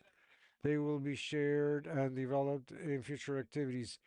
Everything that you may contribute will be shared because it's a local and global co creation process. local within the near reality. In the registration table and on the screens you will have available the Slido code and the event numbers 14 30 39 7. I'll repeat 14 30 39 7.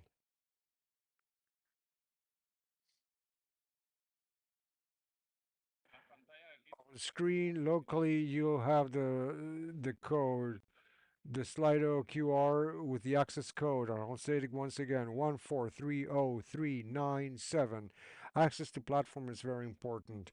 And we are certain that all my students of the digital literacy program in Betania, after 6 months of being in classes, have the possibility of use your cell phones with great ease to fill in all the surveys. If anybody here has questions on how to use Slide on the cell phone, may approach any of the Betania adult associations present here for help. Those from the Betania Association, please rise. We've been participating. You've been participating with us. Let's give them a hand, please. And I'll repeat, and we will proceed now with the next part of our session. Uh, Likewise, it is important that Guido that Iñaki presented a while ago is being used in Betania, in Panama, in a pilot for health telemonitoring, thanks to the support of the local government, the community board of Betania, the Ministry of Social Development, and other groups. And it's very important the experience that they will present because it's the first part in the Republic of Panama where we've done a pilot for health telemonitoring with a digital platform for the elderly. Very well, we'll now move on to the next round table that I will be moderating. And this table, as well as the others, I can anticipate is also has a very excellent content.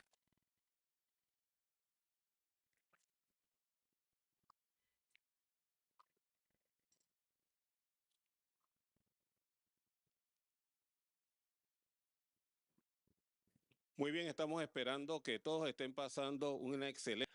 We hope that everybody is having a pleasant day. We know, and we send our greetings to everybody who has been following us globally in this first Latin American forum for the silver economy. That, as was mentioned by some, is here to stay. We're thinking about the second one. We're certain that in 2024, after seeing this success, we'll organize a second one along with so many other organizations. Very well, this roundtable that we have right now, this segment, is regarding the research and development of digital solutions for longevity. And it's very important considering that throughout these years, technology has tried to benefit man, but we must bear in mind that not always does technology play a part in favor of people, because those of us who design them, sometimes we do not take people into consideration. So now we'll see the role of assisting technologies in disabilities and aging.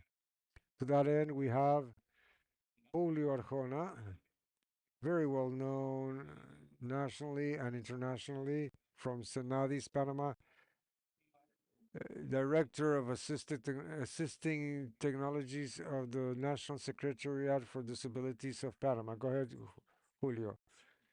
Assistive technologies evolutions. What is assistive technology? We can define assistive technology as a wide array of tools, devices, software, and systems designed to help people with disabilities to overcome barriers and improve their quality of life. Its main goal is to increase autonomy, accessibility, and inclusion of people with disabilities in different aspects of their day to day life. Assistive technology encompasses several areas like communications, mobility, learning, work, and entertainment. It includes devices like motorized wheelchairs, advanced prostheses, earphones, voice recognition, adaptive keyboards, and other. These technological advances allow people with disabilities to carry out tasks that otherwise would be difficult or impossible, promoting their independence and participation in society. Assistive technology adapts to the individual needs, offering customized solutions and allowing people with disabilities to maximize their potential and develop their skills. Apart from improving functionality and accessibility, assistive technology also promotes equal opportunities, eliminating hurdles, and facilitating inclusion in educational, work, and social environments. These are fields constantly evolving, promoted by research and innovation with the idea to provide solutions that are adapted to people with disabilities. In sum, assistive technology is a set of tools and devices designed to level of the disabilities of people with disabilities, giving more possibility for autonomy, inclusion, and improve their quality of life. We can divide this into several groups, such as operating systems in support to the uh, communication and information technologies, digital technology to for people with visual disabilities, automation and robotics to for people with mobility issues, communication and literacy for people with hearing disabilities, alternative augmentative collaboration for people with intellectual disabilities. With respect to modern operation systems, they're designed to be more and more inclusive and accessible, which includes support for technology, assistive technology tools. These tools are software and hardware designed to help people with disabilities to use computers and access to communication and information technologies. Until Windows, macOS, iOS, and Linux and Android offer different integrated accessibility tools in their systems. Apart from the characteristics, incorporated operating systems also admit a wide array of software and assistive technologies developed by third parties. This voice recognition software, alternative communication software, among others. The operating systems are friendly with and they may vary depending on the platform and the version of the operating system. It's advisable to investigate the capacities of each one of them. Therefore, the support and documentation of the developers is essential. The technology also known as technology for visual disability provides tools and devices that allow to access information and participate in activities independently. Here are some ways in which digital technology helps people with visual disabilities. Screen readers. Screen readers convert text into voice or braille, allowing blind people to be able to listen or read the content in their electronic devices. It also allows access to information to web pages, documents, emails, and applications. Braille reading devices, Braille printers and Braille lines allows blind people to read and write in Braille. Applications and mobile tools. These applications can help in navigation, identification of objects, reading of QR labels, identification of colors, and many other daily tasks. Assistive technology plays a crucial role in automation and robotics to level of people with motor disabilities. I will mention a few now. Exoskeletons, robotic prostheses, and mechanized wheelchairs are advanced devices used to support, restore, or improve motor function in people with disabilities. Voice control systems. Voice control systems allow people with motor disability to control and operate devices by voice commands. This provides an alternative way to interact with technology and control their environment. Uh, Brain computer interface, ACI. These are technologies that allow people control devices and robots using brain signals. There are several assistive technology tools that can help to communicate with deaf people. Sign language. The learning of sign language can facilitate direct communication with deaf people. Text to voice. DTS, deaf people can use text to voice information so they can get written. Voice to text. The tools of voice to text turn spoken language into written text. This applications and devices recognize voice and turn into real-time text, so it allows deaf people to read what is being said. It's important to take into account that the preferences and need of communication may be different among deaf people. Therefore, it's essential to ask and adapt to the individual preferences of each person. Alternative augmentative communication (CAA) is a set of tools and to aid people with intellectual disabilities or other language disabilities. The main purpose of CAA is to level off the opportunity for communication of these people, allowing them to express their needs, desires, opinions, and participate in an active manner in society. There are different ways to implement CAA. And the most common ones are communication boards that consist in a series of images or symbols organized in a dashboard or the electronic device. It's important to bear in mind that each person is unique and they may require a customized focus for the implementation of CAA. Additionally, it's essential to count with the support and adequate training of specialized professionals in CAA as logoped, occupational therapists, or teachers to adapt to the specific needs of each individual. CAA doesn't just help to level off opportunity for communication of people with intellectual disability, but also can contribute to their social development, emotional and cognitive development, promoting their autonomy and inclusion in society. These are just the tip of the iceberg. Therefore, we must always take into account the end user to be able to establish the best tool. This is vital to bear in mind because not in every case the best solution is the most costly one. Good afternoon. Welcome, Julio. Thank you, Victor. I hope the video, although it's a little bit lengthy and boring, allows you to see the tip of the iceberg of what all the speakers have been hammering over and over in terms of this reality. I would then like to share the screen for a moment now.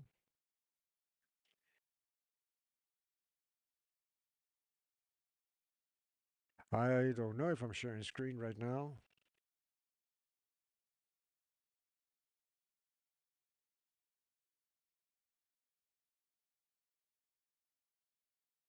Because basically what I'm going to be showing or what I will be commenting regarding the video we've shown is that assistive technologies or tools to aid or support people in general, people with disabilities or people that have some diversity in any of the sensitive or motor aspects, it helps them to improve or deal with or have an alternative mode of communication in the case of disability with the disability and aging. We have to see the outlook in a very broad manner.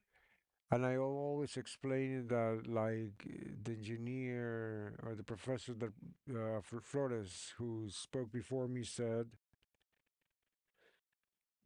yes, Professor Flores Arango said,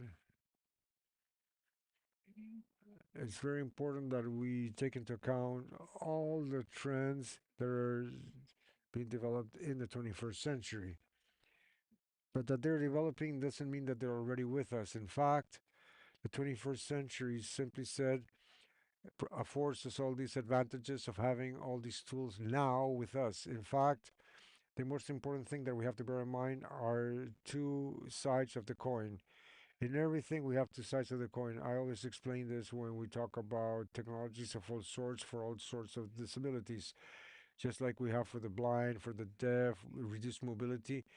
In this case, applies a lot to senior citizens due to the deterioration of the body in general, eyesight, the muscles, bones, and internal organs.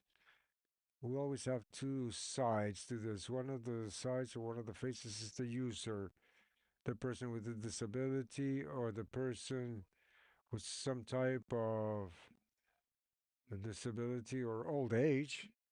And the other side of the coin is the side of the developer, the side of the person who creates the tools. And in this case, it's a very specific case in the person with disability or old age or disability and old age, we also have the caregiver.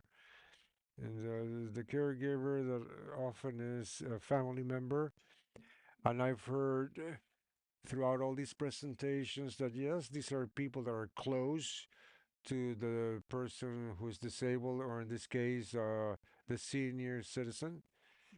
And if we saw this, if we see the video that was presented by Professor Flores, well, he highlights this very interestingly. The video that the lady wakes up and finds all her vital information on the in the on the mirror in her bathroom, and so she starts moving along by different technological tools. But in order to have these tools, you need to have, I mean, that's not magic.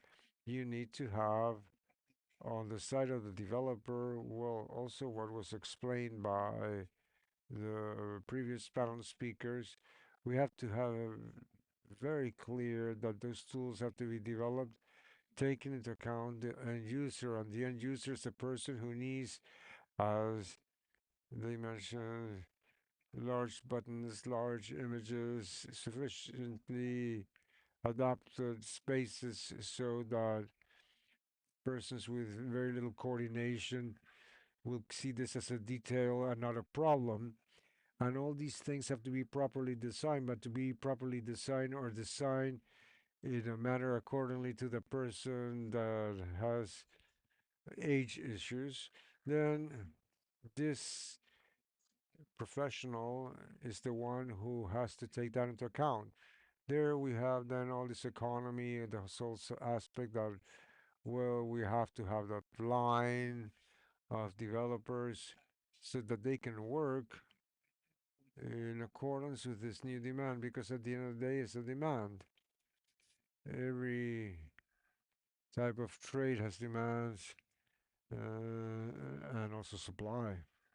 And to have supply for that demand in this server economy, it's important that people or developers or professionals that are getting trained are very clear that that is taking place. And that's a niche where we can create an economy. It's very important that we have that very clear and that we can, through this type of forum, make this known that there's a way to uh, move in this economy and highlight this, because on the other side of the coin, as I mentioned before, we have the person, the elderly person, but the other side of the coin, you have two very, very easy to recognize elements. The developer, the experience of the special user for the person and the elderly person, and the caregiver. And the caregiver, as we saw, is a relative or a company, or it could be an entrepreneur or somebody who is devoted to taking care of people, and that's something we see a lot. Many private citizens that have the vocation and they can devote themselves to this type of, let's call it, economic model. Once we take into account these two parts of the caretakers, and we also are clear in the sense what is the enterprise that can be developed by the developers. I can define, well, unfortunately, we cannot see the slides, but I can define three groups, three working groups. The first one is what you saw in the video, the household networks of information that is either based on internet or have your own personal net. It's something that just sums up to communications. Uh, but the most important thing at the end of the day for all of us is communications. Once we're properly in proper communication with somebody who cares for us, or we're in proper communication with a person who is in charge of our agenda, and we ourselves, well, we can realize that communications are vital. And what these parts of vital communication is to be able to have the information we need to be able to know at what time we have to take our medicine, what temperature we have in the environment, or what type of uh,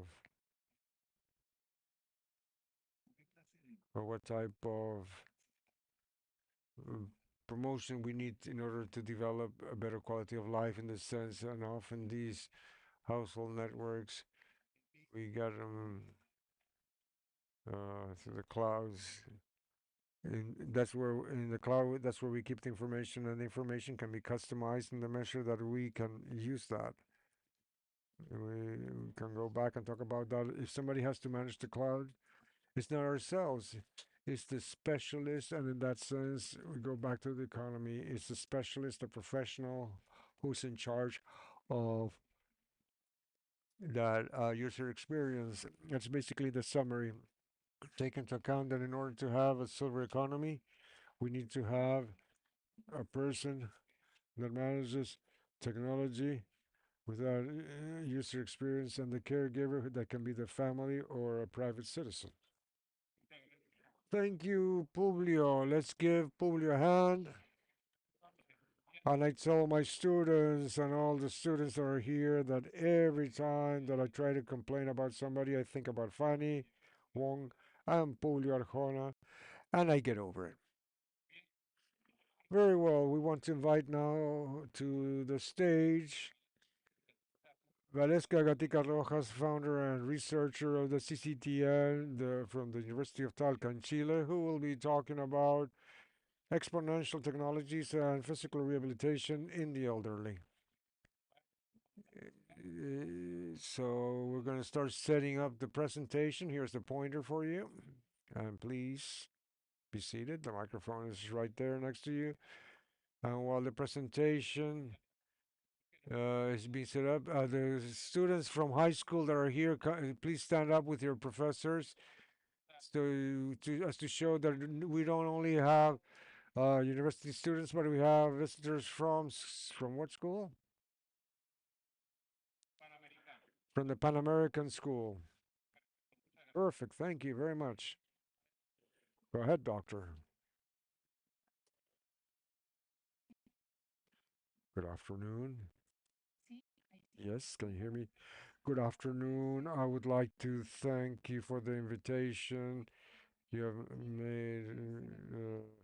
I come from Chile. I would like to thank our colleague Arleti, who invited Natalia Ibarra, who you met this morning, and me, who I'm the person who will bring here some technologies that I'm going to show you.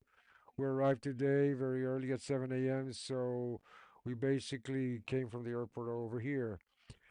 Well, I want to share with you while they set up the presentation that I'm a physiotherapist, I'm a chiropractor.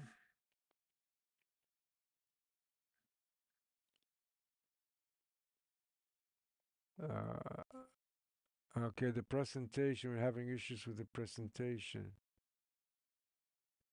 I mailed it and they told me that you got it. Just give me a sec here. Give me a sec.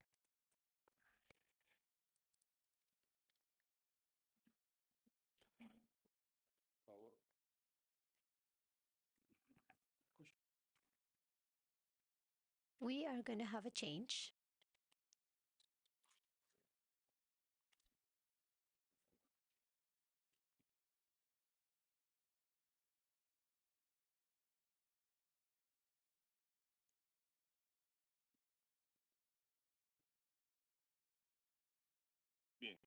Very good.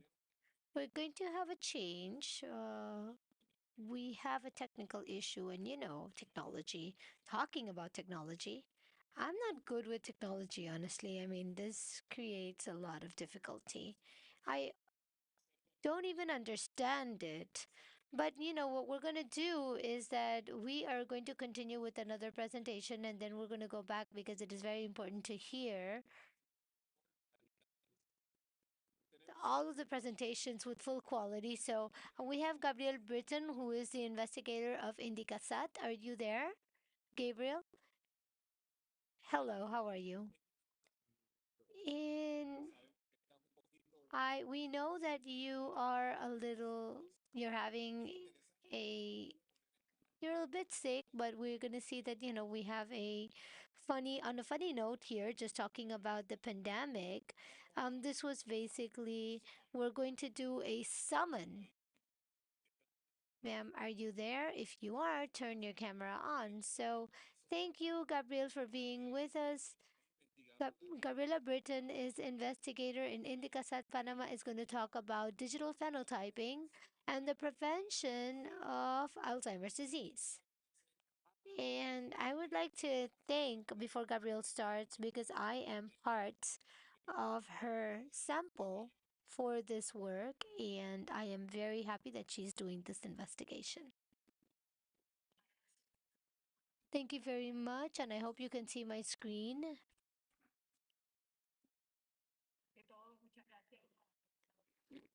First off, thank you very much to Dr. Letty Pinel for her invitation. That we have been talking about this event for many months now, and I wasn't going to miss it at all. Yesterday, I went to the inauguration, and today I am sick. And the speech today has been very interesting, and I would like to focus particularly on this topic because the speakers that came before me had covered many topics that are fundamental to the topics that I would like to share today. Now, as Dr. Victor Well said, I am an investigator in Alzheimer's, and one of the greatest challenges that we have in terms of the Alzheimer's disease is that it is a disease that does not have a cure, and you cannot stop it. At this time, it is a chronic disease that has the greatest increase because it is highly associated to the aging of the population. It is a disease where the neurons first start accumulating a protein that interferes with the communication with the neurons in the brain, and this causes a neuroinflammation. And with time, it also causes a neuron degeneration. And so this goes through from 7 to 10 years where the person starts deteriorating. And this is a devastating uh, disease that affects people more than 75, over the age of 75, over the age of 65. And this is related to dementia, which is one of the umbrellas that describe the cognitive dysfunction, the lack of being able to be autonomous um, in your independent in your day to day. And this is a progressive loss of short term memory, but truthfully, it is a disease that is way more complex than that because many of the conducts are affected, and amongst different people who are affected by Alzheimer's disease, there is a lot of variability.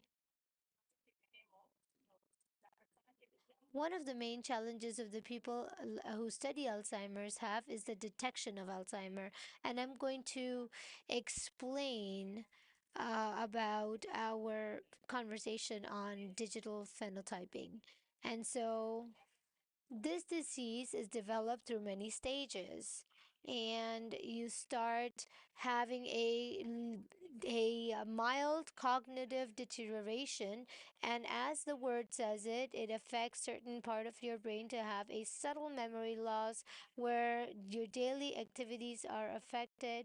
Maybe at some point only the person being effective is the one that is recognized, which is very subjective, where people that surround the person do not really recognize it. And as you have this cerebral pathology, uh, and it is spreading in different areas of the brain, and then it goes through from mild to moderate to severe, and depending on the level of care that the person has and his social economic status, a person can last long, and can last very little as well. The average is 7 to 10 years that a person can last with a disease of this extent. It is a problem. It is a very important problem of public health, and we in the Institute of Indicasat have been studying this disease for more than 10 years. We have are in the second longitudinal study for Panama. On a longitudinal study basically is to measure people, take different variables of different measures um, of the elderly, and we keep reviewing this every year, 2 years throughout time until people no longer wish to participate in this trial, or they cannot participate further in this trial, and therefore we see who develops the disease and who does not develop the disease. And so this is a priority of public health, because if you notice the um, the numbers that I'm projecting right now, everywhere in the world from here to 2050, cases of dementia will be duplicated worldwide. North America, our region, everywhere. And so when people ask, are we prepared or not as society to be able to manage this disease? The answer, unfortunately, is no. We are not prepared. Many of the countries, for example, like ours, we start studying this disease of Alzheimer's very late. Other countries have been studying this disease for way longer time, and we're not just studying the different risk factors, but also biological markers, and also, we've been studying people in the family of those who've had Alzheimer's and caregivers as well. So there are countries that have 50, 60 years studying this cases of Alzheimer, and through the study, we can find many things. One of the first things that we understand is that, for example, of the traditional methodology for the detection of Alzheimer, and we start from left to right, one of the main ones is taking images of the brain, for example, MRIs, and we can also do a PET scan, a PET scan, and these are an overview of the structure and also of the functioning of the brain. And for all of the people who are in this forum, we obviously know that these are techniques that are not highly available, that sometimes we get an appointment in order to do an MRI, and this appointment is 2 years after.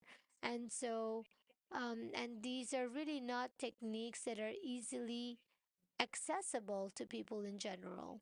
But these are good techniques for Alzheimer detection. The second technique, which is pretty much reliable, is the technique of taking a sample of the spinal fluid, of taking a cerebrospinal fluid and taking a sample, and therefore we can have almost a cerebral biopsy without truly taking a sample of a biopsy of the brain directly. So we can actually, through this, we can actually check if there are proteins or residue in this liquid, and um, because it's the spinal fluid. And so we can also see whether anything is being accumulated in the cerebrospinal fluid, because it's just like taking a biopsy of the brain. And so it's not a technique that we're going to do in a healthcare center in primary care. Um, Lastly, we can also do functional and cognitive evaluation. And in order to truly distinguish different dementias, to be able to evaluate very closely the cognitive deterioration that accompanies this progression to Alzheimer, we need to do comprehensive studies that are not accessible in primary care. To give you an idea, worldwide, the average time of people, the doctors that primary care attends to, is 15 minutes. And 15 minutes is it's very difficult to evaluate a condition such so complex like Alzheimer's in 15 minutes. As a matter of fact, it's difficult to evaluate an elderly in itself. So these three techniques are very, very reliable. They are good in detecting Alzheimer, but they're not very accessible and they're not cost efficient either. And they're not available for everyone either. As a matter of fact, I would like to add that, and this is the most important part of this, is that these studies or sites where Alzheimer's been studied for 50, 60 years, where we have these images of elder people and they are have been picking up on these images for many decades now. They have clearly established that Alzheimer's begins up to 20 years before the first symptoms truly appear. And this is the most important part of the investigation of Alzheimer's. Um, since what I just showed in this slide is not these methods are not easy to use. They're not available in primary care. The goal of all of the people, everyone worldwide who studies Alzheimer, is to identify Alzheimer way before clinical symptoms appear. So, as you can see, this slide is divided between clinical investigation towards the left, and on the right, you can see it says diagnostic and medical care. So, the goal is to be able to identify people, that, are going to develop Alzheimer, and this is going to be done like and this is from 20 years before and before the symptoms appear, because when symptoms start to appear, it's too late. It is a disease that cannot be cured, and once the cognitive deterioration symptoms start appearing, it is very difficult. And so the best thing that we can do is start to detain the deterioration, and these are done with medications that are not easily available in the country either. So what we did in the Alzheimer's study is basically focused on this to be able to detect 20 years before who will progress to a mild cognitive deterioration and then go forward to Alzheimer. And in order to do this, we require a great deal of information. And for this, it is important. Uh, and for this, digital phenotyping is very important compared to conduct phenotyping. That is very different because where we can measure the expression of different genes associated to Alzheimer's. And as we can see with many of the speakers before this presentation, we can use this technology in order to quantify human phenotyping in a very continuous manner. I think it was the investigator from the state of New York who said that normally in the studies and clinical assistance, we ask older people, how are you sleeping? How many hours every night do you sleep? Do you do exercise? How much exercise do you do? How are you eating? Do you have a social life? How many times in a week do you go out for a walk, for example? And these are questions that depend on the self reporting and the memory of the person. And it doesn't necessarily reflect the reality of the phenotyping and of the behavioral phenotyping of the elderly. And so this way we can use throughout this forum to add the different variables that we are picking up on this trial, and thus determine that once we add these digital data, we can detect Alzheimer 20 years first before the first clinical symptoms appear. And this is the clinical study that we are taking through. We have incorporated digital phenotyping in our studies. So as many of you know, many of us use watches where we can pick up on the number of steps that we take. We can also pick up on our blood pressure, and this digital information can be picked up passively, and we can also collect this information actively and passively. For example, just to give you a few examples, the amount of physical activity that we have is closely related to our risk of Alzheimer's. The more we move, the less possibility we have of developing Alzheimer's or cognitive development. The same thing with the sleep. The more we sleep, the more we reduce our possibility of developing cognitive deterioration and Alzheimer's, because the brain needs to rest. The brain needs to rest. And the more we socialize, the more conversations we have, the more connections we have within our communities, and the less we isolate ourselves, less probability we have to develop Alzheimer's. This data is very much confirmed. As a matter of fact, the studies that I mentioned, where we have been studying Alzheimer's for many years, we have demonstrated that if we can change these modifiable behaviors such as physical activity, our sleep patterns, how much are we moving, how much do we socialize, we can reduce the possibility of Alzheimer's by 50%. 50% of the cases of Alzheimer can be mitigated intervening in these activities, as we call it, modifiable risk factors, because they are under our control. Compared to other risk factors that are not under our control, such as our genotype, our sex, whether we're male or females, these are also risk factors, but they are not under our control. But it turns up that they are responsible for less percentage of Alzheimer's cases, and therefore we can also use the devices in order to actively pick up on this information. So these studies that incorporate digital phenotyping, as what we're doing right now, we're just designing the studies that are financed by a group in the United States who is interested in looking into small cohorts such as the one we have in Panama throughout different countries in the world.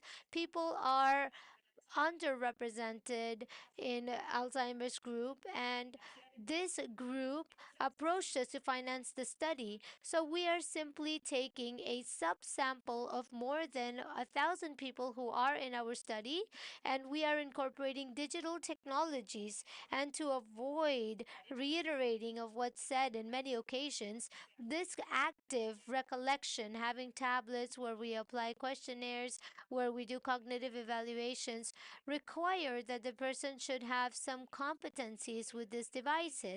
And we've also had challenges there. We've had to invest a lot of time in training people to be able to use these technologies.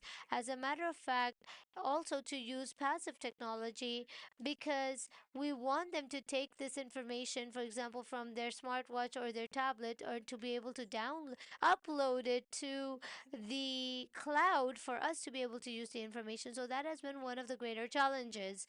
And today we have this uh, slide. This image was taken out. I took this image out from a publishing that happened 2 years ago from Nature's Medicine, and this is about two people talking.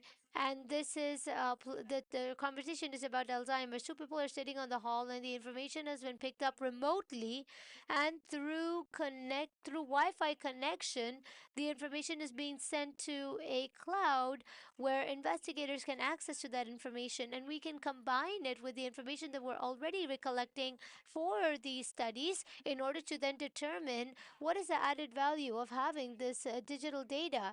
The added value of having digital data, so once we have digital data and once we have the cerebrospinal fluid samples, blood samples, demographics, what does this information add to the production of Alzheimer's? And the projections that have started with this study, information that I found in the literature of this, the least value that I found is below the curve of 0.80, which means 80% of the times the device, along with the demographic data, is capable of detecting cognitive deterioration in a person who is participating in this digital phenotyping study. Another important thing is that the detection of these devices are capable to distinguish between users who are men and women. And why is this important? Because it turns out that oh, we can distinguish, it can distinguish between men and women very early in the disease. And as the disease advances, we cannot distinguish this differentiation between men and women. But what we can see is that women suffer from Alzheimer's more than men, and not and this time, the time can actually be linked to a particular stage in the disease. If we can distinguish early on between men and women, it means that the difference between sex are deeply related to time constraints or the time of identification of the disease. And it is very important to identify that many people have mentioned that we have a great challenge, that in these studies, the cohorts, the sites of low resources have less participation because of technological incompatibility, meaning that people who are participating in this study who don't have access to Wi Fi, who don't know how to use technology, and they have less participation. And that is one of the challenges that we have in our country and our region, where we have one of the greatest digital gaps in the world and a very much uh, social inequality, which is pretty much highlighted in the region. And so, um, and I repeat what other people have repeated, our goal is to detect this disease as early as possible, to go ahead and intervene and modify the modifiable behaviors. It not necessarily it has it doesn't necessarily have to do with medication or Alzheimer's medication. Rather, it has to do with sleeping better, taking care of diabetes, high blood, taking care of blood pressure. These type of interventions have really shown that it holds an impact in delaying the disease throughout time, meaning that we can live longer and independently for longer, which is the goal that older people have. Well, thank you very much. And for us, our objective, this is the next step. We are here for more than 1 year designing the study, creating the manuals, the user manuals. We have the hypothesis that the digital phenotyping will be able to capture the subtle changes in the cognitive and physical performance that shows the first transitions in the state of health. And that is what we're betting on. And we know that this is going to help us and will take a joint effort of all of the people that are involved at national and regional level to be able to improve the diagnosis of Alzheimer's in older people above the age of 50. Thank you very much. Thank you, Gabriel, for this presentation on the research on Alzheimer's. We would like to take the opportunity for a special mention, to thank the visit of members of the High Strategic Studies, members from the Republic of Paraguay, honor us with their presence, for whom we ask for an applause, and uh, and show our appreciation for our brothers from the Republic of Paraguay. We will continue now with the next presentation. Valesca Gatica Rojas, founder and researcher of the CTN of the University of Talca in Chile. Please go ahead with your presentation.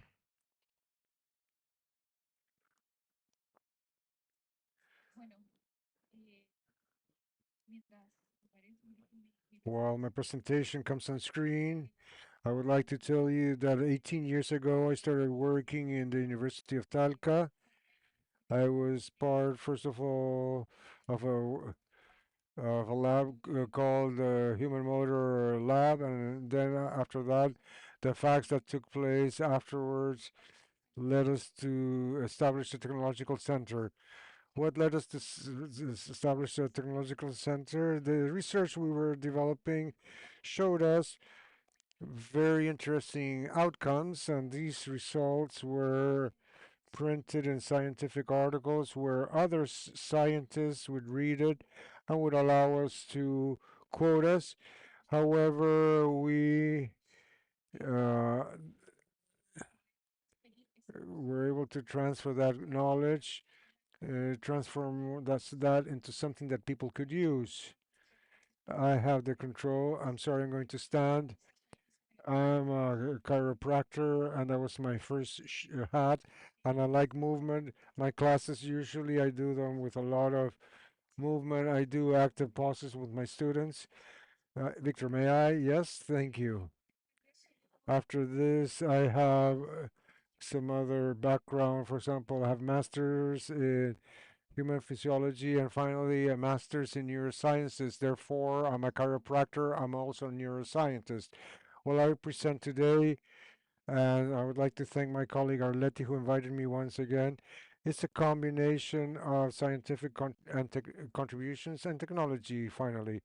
I want to tell you that Chile, as my colleague Natalie Barra commented, it's a very long and narrow country. It has geographical diversity, it's beautiful, and also a climate diversity, and that immediately has an influence on the population. Access for the elderly, it's very difficult for them to go to rehab centers or to elderly citizens clubs. So these two factors, geography, weather, and in addition to that, elevated increase in the rate of elderly population allowed us to take the research and take this to people. That's transferring. Take research and take it to people. Tell you that we've created different rehab protocols. Some of them are face to face, and other are at a distance. That's why we call it tele-rehab. Before the pandemic, we were already working on how to generate exercise protocols with the right dose and where we could commit to with our patients at a distance. In other words, the patient is at home in their elderly adult club, and so many minutes will the session take place, how many times we'll do it a week, and for how many weeks. And that will generate an effect in their position, their functionality, walking, balance, and decrease falls. That was the commitment, and that's what we did, and that's what I'll be presenting. This is the long road. We started in 2014 until last year, but we can also refer to the present. And we started a little bit before. The first thing was absolute. The first part was absolutely scientific, very, very scientific, where we did several clinical trials, as you can see. As you can see in the screen, I'm finding the lab. We formed the technological center. The image you see below, the CCTN acronym, is during the social crisis period in that year. It was a hard crisis in our country. In addition to that, at the end of 2019, which is when we started, we had the pandemic, which is what we have there. Apart from what we were generating, we had to create technology that was uh, pandemic proof that can be used. So we checked different elements and we started with what we had already done, which was several years of research. And what did neuroscience say at that time? I can say, as neuroscientist, the neuroscience is going through revolution. So we can talk about three elements that are brought here: neurogenesis, the neurotrophic factor from the brain, and learning as such. There's been a lot of research on that field. Other authors and us have been able to detect what are the scientific basis of the physical exercise and why we call it a neuroprotector factor. Physical activity is neuroprotector. In other words, it protects the life of the central nervous system. It protects the life of the neurons. In addition, we added a concept is to work low cost. It means generating technology at very low cost. If we generate a costly technology, it's it means it's difficult access. It will not be able to be used massively because it's very costly. And the idea was to generate a very low cost technology, a technology that allows to monitor elderly patients from home without having to move. Access in an easier way this technology and improve the health and well-being of people. How did we do this? We took neuroscience. Three factors tell us that it's important, that movement is important, and that it's important that we enable elderly persons in all their functionality as much as possible. And if an elderly person has loss of function, it's very important to enable them again. In other words, rehabilitate them. One is neurogenesis, generation of new neurons. Two, building of brain-derived neurotrophic factor from the brain, and third, learning. I will comment that all three connect from the scientific standpoint. There's a new line we're working on that is not just movement, and that in addition to that, we've generated research in emotion and in thought. We have a fourth one, which is spirituality. Allow me to tell you that these four concepts, movement, emotion, thought, and spirituality, are four sides of the same coin and neurosciences. They're indivisible. The first scientist in the world whose publication was in 1998 with Fred Gage, that found that there's neurons in human brains. He did this with a stain that we see here.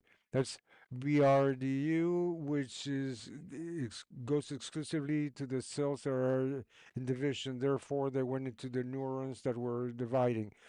Where did he find neurogenesis? The genesis of new neurons in the hippocampus of all adult persons that participate in the study. Everybody was 60 years or older. Here we see the stains. We see the generation of new neurons. If we move on to the next one, we have BDNF. That's brain-derived neurotrophic factor. It's a neurotrophin. It's a molecule that allows the neuron to grow. And the interesting thing, as you can see here in this image, you see the movement. What does movement have to do with BDNF? I'll tell you right now. These are the functions of BDNF. It promotes the dendritic uh, branching and promotes the movement of one neuron to the other, facilitates synapses and protects the neuronal life. How does the BDNF generate? Through exercise. It was proven in 1995. That was the first publication in a brief report where the scientists published very swiftly that rats, when they were running freely at night, and we studied their hippocampus. Here we were showing the hippocampus. They displayed a greater messenger RNA in the hippocampus compared to the rats that did not run, the sedentary mice that didn't do any physical exercise. What does this mean? It means that this expression of the messenger RNA is a product of physical exercise as such. Therefore, movement is key. Here we have a good question. Is it possible to connect physical exercise with neurogenesis? The answer is yes. In the lower part, we have the generation of new neurons. Every time these are growing in the adult stage, in other words, in us and all those present, we have that BDNF is a true. It's like when you water a plant. The plant needs water. It gets minerals from the water and from the earth. That's BDNF. It strengthens neurons and makes them stronger. And where does BDNF comes from? It's stimulated by physical exercise. Therefore, that is the connection. Physical exercise and neurogenesis connect as of the BDNF, and specifically through that specific receptor, the tyrosine B, BDNF, that is this molecule, participates directly in electrical signal that is power for several minutes, hours, and days, which is long-term potentiation, and or LTP, and this is the basis of neurophysiology of learning. It's the neurophysiological base of learning. What are the principles we use to modify and improve learning? For example, movement learning, or it could be cognitive learning, or emotional learning. Let's move on to the next one. One, repetition. Repeating is the base of plasticity. Those are the postulates of Donald Hebb in 1940. When a neuron receives stimulus from another hormone, permanent physical changes are produced in the sending and receiving hormones too. And of course, participate. You can repeat movements, emotions, or thoughts too. sensory experience apart from the five senses, two more. Why? Because we have seven senses.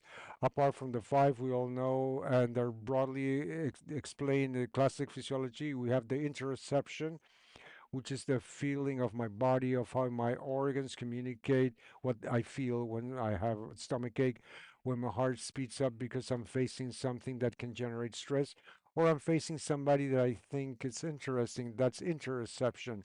And the seventh is the proprioception. What is my position, my posture within space? How are the parts of my body in this space without the use of vision? That's proprioception. And the third component, it's motivation. That is why when rehab is entertaining and educational, they will generate motivation. That is why we see game and education in every life cycle, not only in children but also in the elderly.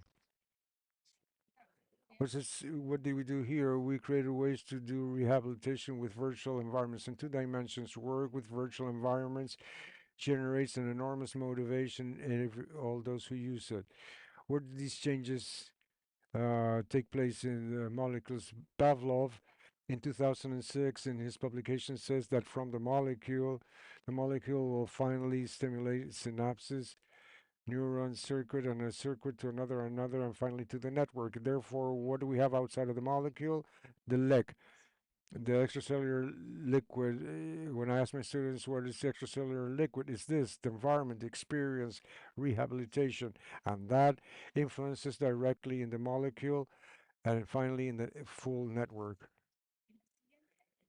In the next one, we can see this image that shows here we have learning and memory. To acquire learning, we have sensory input. We have seven senses. If they repeat, they consolidate. If they're stored for less than 4 hours, it's short-term memory. And if it's over 4 hours, it's a long-term memory, as we can see in this image. And the next one is how changes take place.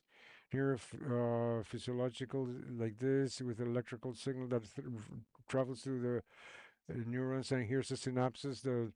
It's a synapses I was able to study, which is glutamate, like GABA, but glutamate is the one that participates a lot. Here we have the synapses of glutamate, and we have the BDNF molecule up here that we've said increases expression with exercise, and all this increases electric signal or long-term potentiation, and it goes from the molecule to the circuit, then to the network through learning. So to conclude this part, we see that BDNF is the neurophysiological base of the PTL, and this in turn is the neurophysiological base of motor learning and emotional learning, cognitive learning, or spiritual learning. Here in this line, facts that took place, the clinical trials helped a lot. During 15 of the 18 years, we made progress along this line of research. Loss of balance in aging. Loss of balance is essential to have a good functional independence, to have a good health status and a good quality of life. To lose or have problems with balance will generate the falls phenomenon, and this could promote hip fractures, and this is a public health issue in the world in the elderly. Therefore, we have to try not to avoid elderly people from falling. In other words, well, if they do fall, their structure must resist as much as possible. Nobody will stop a person from falling because fall has intrinsic and extrinsic factors. We, with physical exercise, can improve the intrinsic, but we can walk down a sidewalk that is not perfect, and we can trip and we can fall. But the important thing is that if we fall, that we don't have a fracture, and physical exercise avoids that. It avoids the muscle skeletal damage and avoids the consequences of that. What have we done? Technology. We the VR therapy is a two-dimensional therapy for elderly and also for neurological patients. We also see the Hub Rehab, which is software that contains also hardware, also that is the technology we see down here. We have the Smart Mask, which is a neck mask that allows to monitor the distance the elderly. I'll tell you about that later. And virtual therapist that is a sensitized t-shirt that allows to monitor the elderly at a distance. We in the phone we have an image of the VR therapy that was all the theoretical base is with biomechanical and physiological elements. Here we have the force plate, where our research that are freely available in PubMed or on a web page that you have access to, of course. And we have the position that we measure and the clinical tasks where we see how people improve their balance, their position, and their movement in general. Along this line, in this line that I show you here, my virtual physiotherapist, it's a sensitized shirt. I would tell you all our technology is focused on software that is connected to cell phones. Why cell phones? Because we all have a cell phone, all of us. Perhaps we don't have some apps, but we always have missing some things at home, but we always have a mobile phone. So all our technology will make use of the cell phones. That's where the software resides. I'll tell you that in the pandemic, the use of cell phones by the elderly increased a lot. I have a couple more slides and I'll wrap it up. Here we have my virtual physiotherapist. That was our first patent in the rehab area, and it was through rehab women. You met Natalie in the morning, and here I am too, and that was our first patent in our country in the field of rehab. And now we're looking for international patent. It allows to correct the human posture and allows us to monitor our distance. And also, we're looking now an integration that comes at the end of this presentation to do tele rehab at a distance. Not only monitor, but also tele rehab. In the next one, we see the search for the international patent that was presented, the PCT. And now I'll show you a smart mask, which is the neck mask. It came up in the midst of pandemic. We were a colleague, Natalia, in my house, and we had all our elderly patients confined at home without a possibility to go out. So in Chile, we have cold winters, and we were at home with uh, scarves, and we thought, why don't we have something that will allow the elderly to go out and monitor them at a distance, and the data be sent to the cell phone of the elderly person and sent to a relative and somebody from the health sector that can monitor this, and that's how it came up. We that's how smart mask comes up. That's the technological version. It's a mask that allows to control the respiratory frequency and also the heart frequency, oxygen saturation. And we're trying to get it to control body temperature. It also has a neck that you see here, a collar that has sensors that control human posture. And what we're working on right now is that it works separately. And also we have a colleague from the computer science, a colleague that will incorporate artificial intelligence to generate a better independence and improvement to the equipment. Here's the integration, and I'll finish with this: the integration of this software that is financing we have until 2025, where we have a software platform that has all these health professionals. The elderly patient is at home, is institutionalized in the foundations, is hospitalized, or in a private clinic and may use this platform.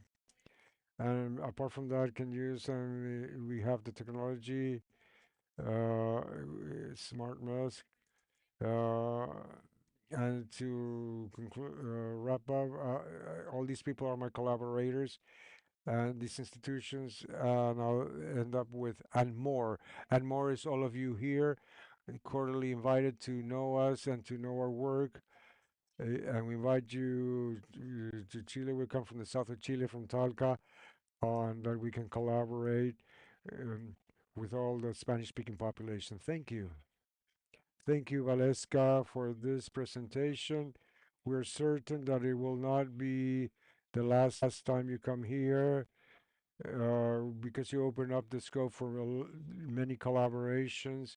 I've been observing, and my area is in artificial intelligence. Therefore, we're available in the Technological University to collaborate in the development with our students. We ask you to stay here with us. We are a little bit tight on time, but it's very important. Everything we have, the role of mobile technology to promote equity among elderly population with Dr. Ram from the University of Arizona, U.S. Go ahead, please.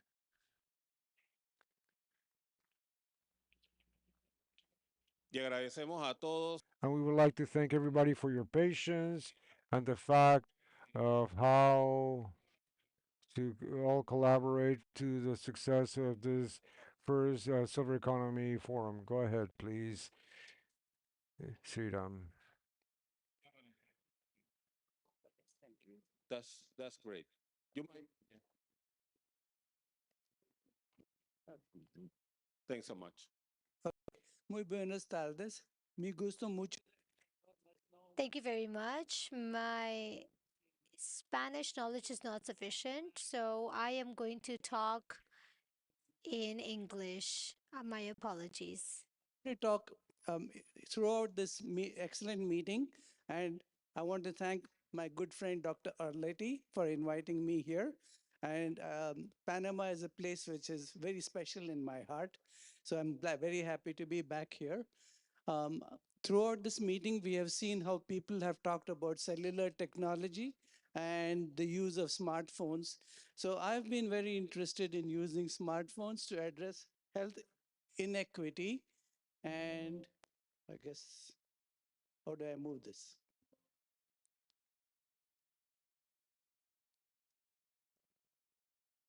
Oh, I point here. Okay.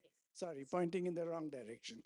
So, You got a woman yes, to help us. We are not I'm, capable of using technology without them. I agree completely with you. Thank you very much. And there's so many things that doctor said that I agree with so much. Okay, so what is health equity, which is defined by the World Health Organization? Of course, equity is we want to avoid differences among groups of people. In our case, we are really concerned about the health inequity with respect to elderly people.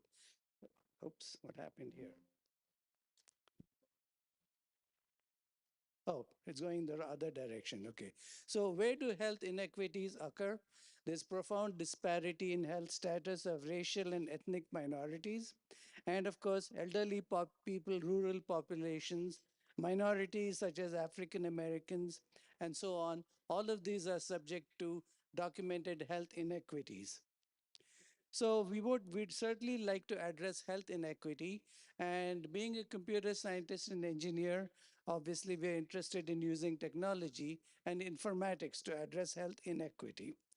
So mobile technologies, that is phones and tablets, offer us lots of capabilities to address health technologies, to address health inequities. And for example, for patients and consumers, we can talk about addressing the low socioeconomic status, remote locations, and a whole bunch of other things, including uh, the situations and medical and economic and social conditions that arise in elderly populations.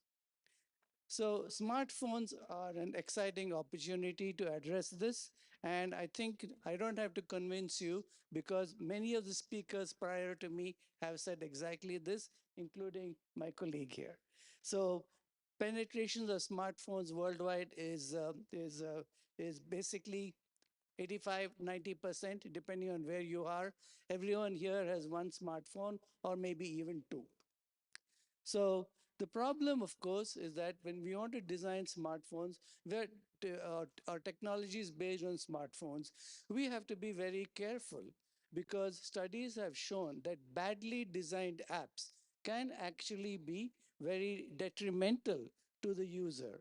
So if you have a badly designed app, it can hurt rather than help. So I've been studying a bunch of design technologies, and I've been interested in something called persuasive technology, which is a technology for behavior change support systems. My colleague here pointed out the importance of movement. So that is behavior change. We want to encourage people to move more. So persuasive technology is a collection of technologies which is designed to improve the behavior change towards helpful behavior changes. So I won't go through all of this, but there are 7 principles of persuasive technology. One is called tunneling, which means that to lead the user through a series of steps, reduction, tailoring, self-monitoring, and so on. So the idea here is that the apps and systems which use these are more able to persuade people to improve their health behaviors. And this was extended by Dr. Harry Oinas Kukkonen, who is in the University of Oulu in Finland. And he extended this to provide more detail and provide a guidance of how actually to implement this. So for example, if you apply persuasive technology, so if you're concerned about literacy deficits, the persuasive technology principle it relates to is tailoring. And tailoring, we address that by using media-rich images. Rather than using a wall of text, we want to use images, voice, video in order to convey the complex information. If you have poor internet connectivity, then the app should be able to function standalone. If there are training educational deficits, provide the information in small pieces so that reduces the cognitive load on the user. So we have been studying mobile media rich interactive guidelines. I'm sorry that I have to make up such a horrible word, but in academia, we are forced to make up horrible words. So I call them mobile media rich interactive guidelines. And what I want to talk to you about next is a system we developed to create these guidelines and as apps. So this is a development system that called GuideView, which I had originally developed when I was working at NASA Johnson Space Center. And interestingly enough, a previous speaker, Dr. Jose Flores Arango, was my student at that time, and we developed this together. So the idea is that it had 4 components. One component is the authoring component. The interesting part about this is that the authoring component is done without writing a single line of program. So in fact, when we use this, we tested it out. At that time, my daughter was in 8th grade, and we went to her school, and in their little group, we gave this technology to 8th graders, and they were able to create very nice apps. I still remember that they created apps about how to select different kind of musical instruments and include images, voice, video, and so on. Another little boy, he created this kind of app which talked about how plants acquire water and nutrition in order to grow. Okay, so then once it's developed on the computer, we are able to we send it up to the publishing server. Then it comes down actually to the phone, where the person who's using it, it is set up so that every step of them being used is stored and transmitted to a server. So a use case for that would be, for example, suppose you have a patient doing patient self-management, for example, of their condition with respect to cirrhosis of the liver. So when they're following these guidelines, the steps are recorded, and the physician could be observing this and seeing how well they're following these steps. So that's it. So the system supported patient monitoring. And of course, we had all the other capabilities. In fact, when I showed this in Panama many years ago, I was in a rural area in Chiriquí, and a physician told me we need to distinguish between skin lesions like insect bites or rashes or irritation due to plants. So we added a feature in which you can take a picture of the wound or the lesion and send it to an expert, a dermatologist, to determine and advise the physician. So we built a whole bunch of capabilities into the system. Again, I want to repeat one more factor about this. As you know, if you have ever developed an app, first of all, you have to write code. And I used to be a coder, so I know that between what a physician tells me and what I write out, it can have much differences. So here, though, the information fidelity is much more. And the other part of it is when people write apps, as you know, you have to go through the app store. And in the app store, what will happen is that they'll take a week to 2 weeks to publish it. So suppose you have published a medical app in my system for using for wound care, for example. And suppose there's a change in the protocol, then it's very it's objectionable to have the patient wait a week or two to get the new information. But in this system, in this technology, the app would show up almost within a matter of hours at the patient and be updated. So I want to talk about a couple of case studies. We did a number of case studies. Jose and I, we actually won an award from Microsoft, which is a global award. And he did studies using this in the country of Colombia, in Medellin. And that was the subject of his PhD dissertation. But I wanted, so we've done a whole bunch of them. I don't want to go through them all. I want to talk about just a few. I want to talk about health literacy. And congestive heart failure, of course, is something that people, older people, see have a higher prevalence of. So I worked with the U.S. Veterans Administration. The whole idea was that congestive heart failure patients, they could be living far away. We want to reduce their need to travel up to the hospital in order to see a physician. And maybe sometimes it's unnecessary to go. Yet the patient has to be able to recognize symptoms and has to be able to deal with it. So we developed this system, and we called the app as Health Pal. It's a tool for veterans, and my colleagues there were at Carnegie Mellon. And so I'll just show you a couple of these things. All these screens are multimedia, and in fact, you have voice and images coming through and videos also for this purpose. So this was multimedia rich, and the whole app started off with a video of the patient's physician explaining to them how they should be using this. And this whole app was created in a matter of days by people, and again, no programming. And so the idea is that people without specialized training can use this. I am actually very excited about trying to do an experiment. I don't know how or when I'll do this, in which people of the silver economy use this to create interesting apps, I think, for themselves and for others. Yes, we'll do this here in Panama. And so this was the evaluation study. The evaluation was very nice. I think it could have been better, but we had some limitations in the terms of the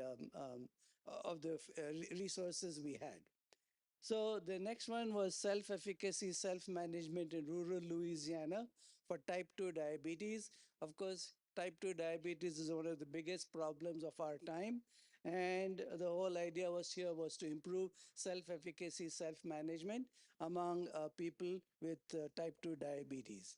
So it was based upon persuasive technology, and this was an incarnation of persuasive technology in which it also included messaging, so that the patient was not just left alone with the app, but every now and then a server would send them messages like reminders in order to do the various activities needed to control their type 2 diabetes.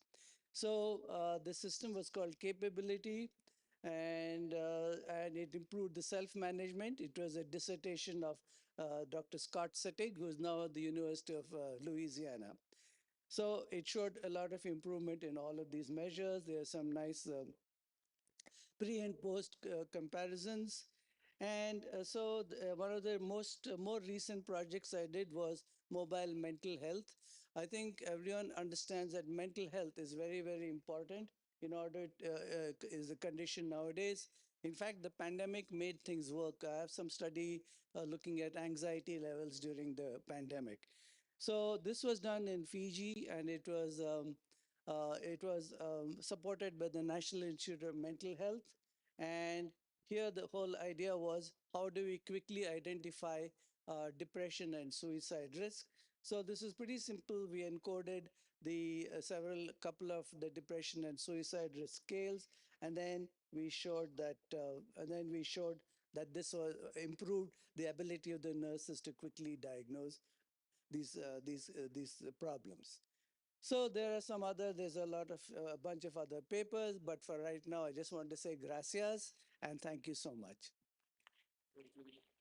Hello. Well, I'm going to start now. Thank you very much. It's been an exciting session because we got into technology, science, research. And I don't know why I'm speaking in English, but I guess it's because while Sriram sets his uh, earpiece, so I can switch to Spanish. Thank you. Entonces, como decía, ha sido Thank you. As I said, it has been an excellent session. And I think there is a lot of collaboration that we can achieve with Chile, with the University of Arizona, and we are hoping that everyone, the Universidad Tecnológica, can also achieve with a very important session because science and technology only work if there is a social agenda because people come first, technology follows. Thank you so much.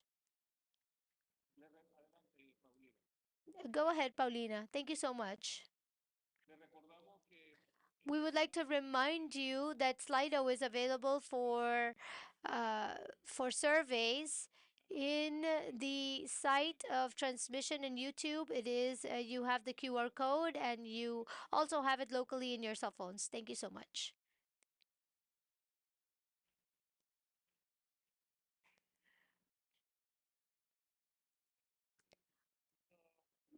Only in regards to people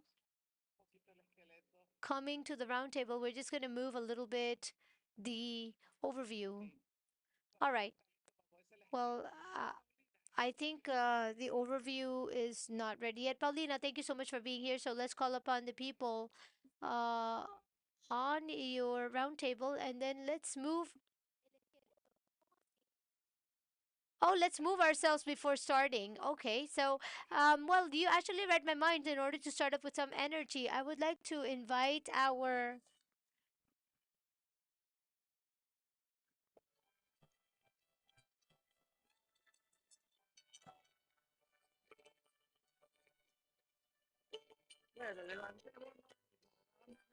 Well, let's get up and move around.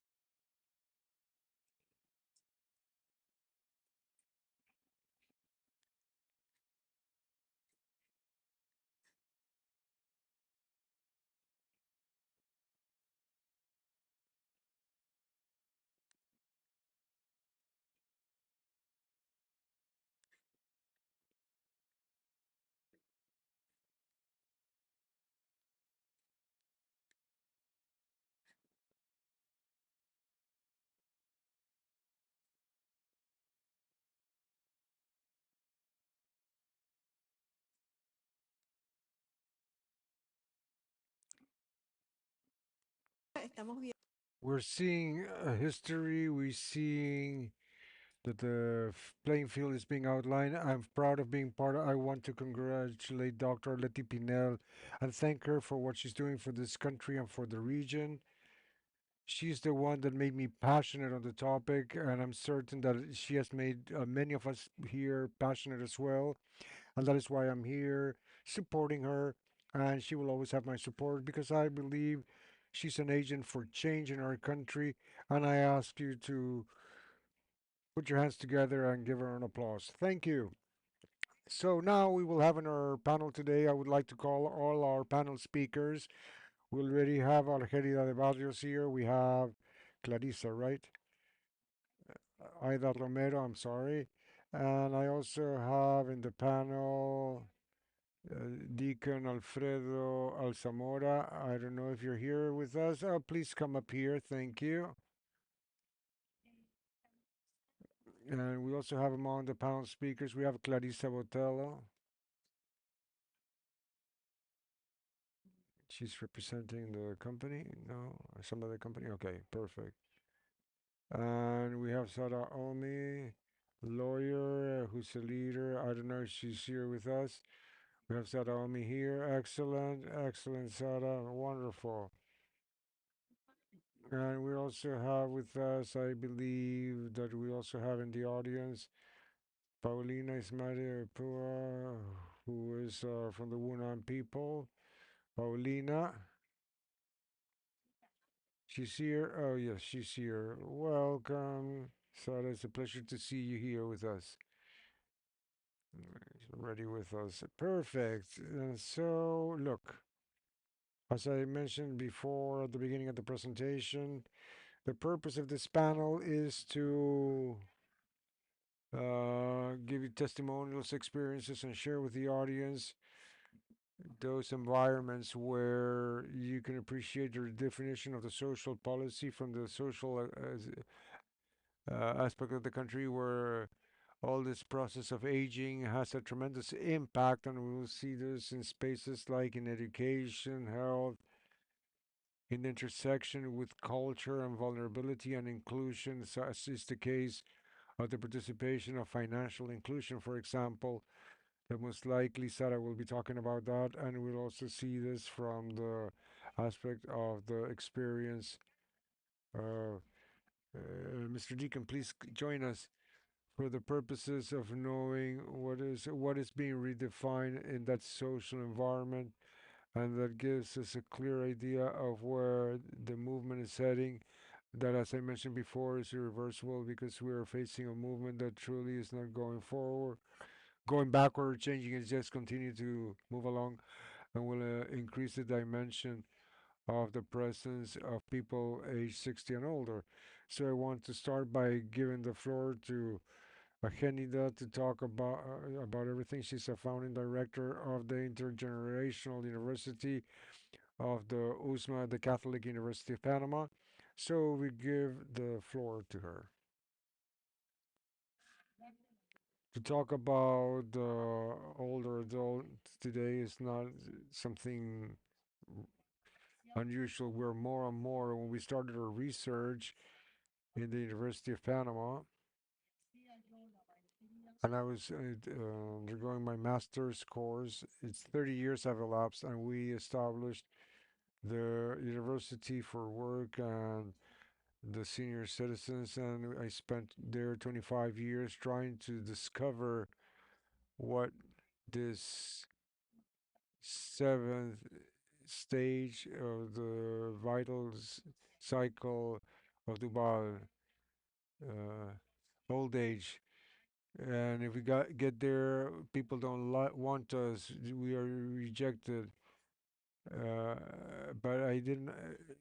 We our work for somebody else. I hadn't arrived at that age yet, but I already did. And we are in a world that about a year ago, the adult coordinator from the Ministry of Social Development and I presented a country report on what are we doing, how are we doing it for the elderly.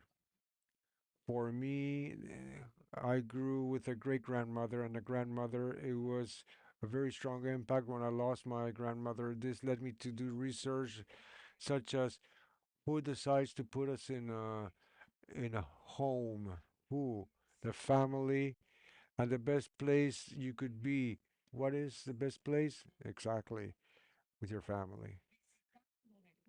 Visiting after having received a scholarship from the State of Israel to specialize in elderly adult care in family and in society. Gosh,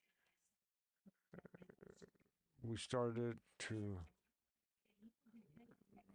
look into what helps so we do not arrive at senility, Alzheimer, Parkinson, degeneration, and deterioration of our brain. But we've been taught that our brain is malleable, is magical. I'm a graduate from Barcelona. I'm a logoped, and we were taught that when a person gets aphasia, the broken Bernica areas may be damaged, when we may transfer those functions to elsewhere and not end up having no language or voice. God said, "Let it be done," and it was done. What happens when we cannot communicate? We have to discover what we are: a body, a soul, and mind, trying to not lose the answers.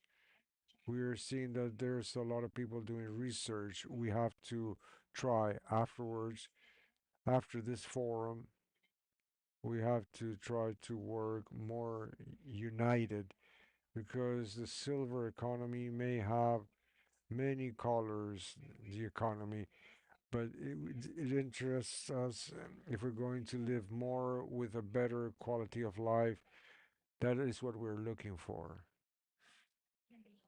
I had a mother, she's now in heaven. 2 years ago, she left us. Cecilia Maria Jimenez de Dimanois. She was a tremendous teacher, graduated the first Cologne woman from the Normal in Santiago. And we started noticing strange things in her. What was it?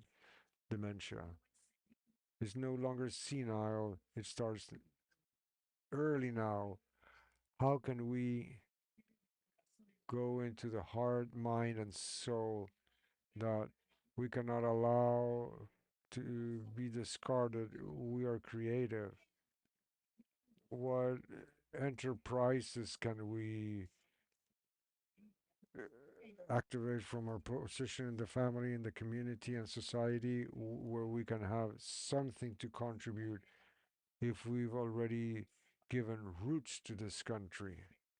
I hope that with an appeal to innovation, that social innovation that is fashionable, that we have all the attitude and skills to work as teams, that we do not lose what we've achieved in the University of Panama, that we've looked for something more in the Santa Maria la Antigua or Catholic University, and that's intergenerationality. Each one of those cohorts, each one of those generations that have given it a name, they have a specialty, and that is to integrate ourselves. If we ourselves are allowing people to put us in a corner, we'll have a lot of fora, and we'll lose everything that we've done here in order to have a better society. Bill Casares said that the revolution of the 21st century was not exactly of the proletariat, but rather of those with gray hairs. Dye your hair, but please, let's work united. Muchísimas gracias, Argenida, por tu compromiso y por tu testimonio. Thank you very much for your commitment and your testimonial of life and family, and the importance that you're highlighting regarding what you aspire to in this space, in the intergenerational diversity. in the search for a more inclusive economy, and a co-creation process among generations is important for the innovations you're mentioning. Thank you very much. I would now like to hear the experience and testimonials and lessons that Aida Romero can share with us right now from her experience in Ser Salud Más. Go ahead, Aida, please. Good afternoon. I thank you very much for the invitation to this panel. I can start by saying that about 2 years ago, I met Arleti. We had been told that we had to meet her, and since then, well, actually, we've developed a friendship, and furthermore, she truly made me passionate with the topic of the elderly. My history: I'm a doctor, an internal medicine doctor. I've been working for 33 years in Sona Veraguas, where I carried out all my professional career in the state sector. Well, it's not been all rosy, never been, but I can tell you that I know very well the population in Sona, the characteristics, there are hardships, there's a lot of people that are very poor, there's a tremendous geographic dispersion. It's a large district and with uh, difficulties in terms of access due to lack of roads, and there are areas that you even have to go out in the ocean to reach there. So I've been able to understand how people work, how all these people are, and although it's not been easy, the Sona Hospital, where I still work, is a marvelous school. I've learned quite a bit, and I've had the opportunity of studying my master's that has allowed me at this time to revisit some things. Like I said before, I'm 64. I am a senior citizen. I don't think I'll be working 2 or 3 more years in the hospital, but well, I have a lot of projects, and I must acknowledge that I could not stay at home like the typical housekeeper, uh, sewing, embroidering, and cooking because I am not suitable for that. I have to do something else. And well, this possibility came up. It's no longer a possibility, it's becoming a reality, which is to be able to create my own clinic or a family clinic in a structure that we had that was a little bit in disrepair because I was to work in the private sector, and we reformed and refurbished this place, and it's a very nice structure. I'm still a couple of details missing, but soon, soon. People are liking the idea of the clinic, and we started working, but I don't want this clinic just to be a nice clinic. That is important, yes, but it's not the most important thing. Is the philosophy, is the conception, the differential elements that make that place be appealing to people. And basically, I'm focusing on two things. I don't want this to be a fragmented clinic for an episode that people comes because I have a pain in my ear. 3 months later, because I have a headache. We have people of different ages coming in and out. No, I want to make this project a project out of this project a project that will allow for continuous customized service that's patient focused.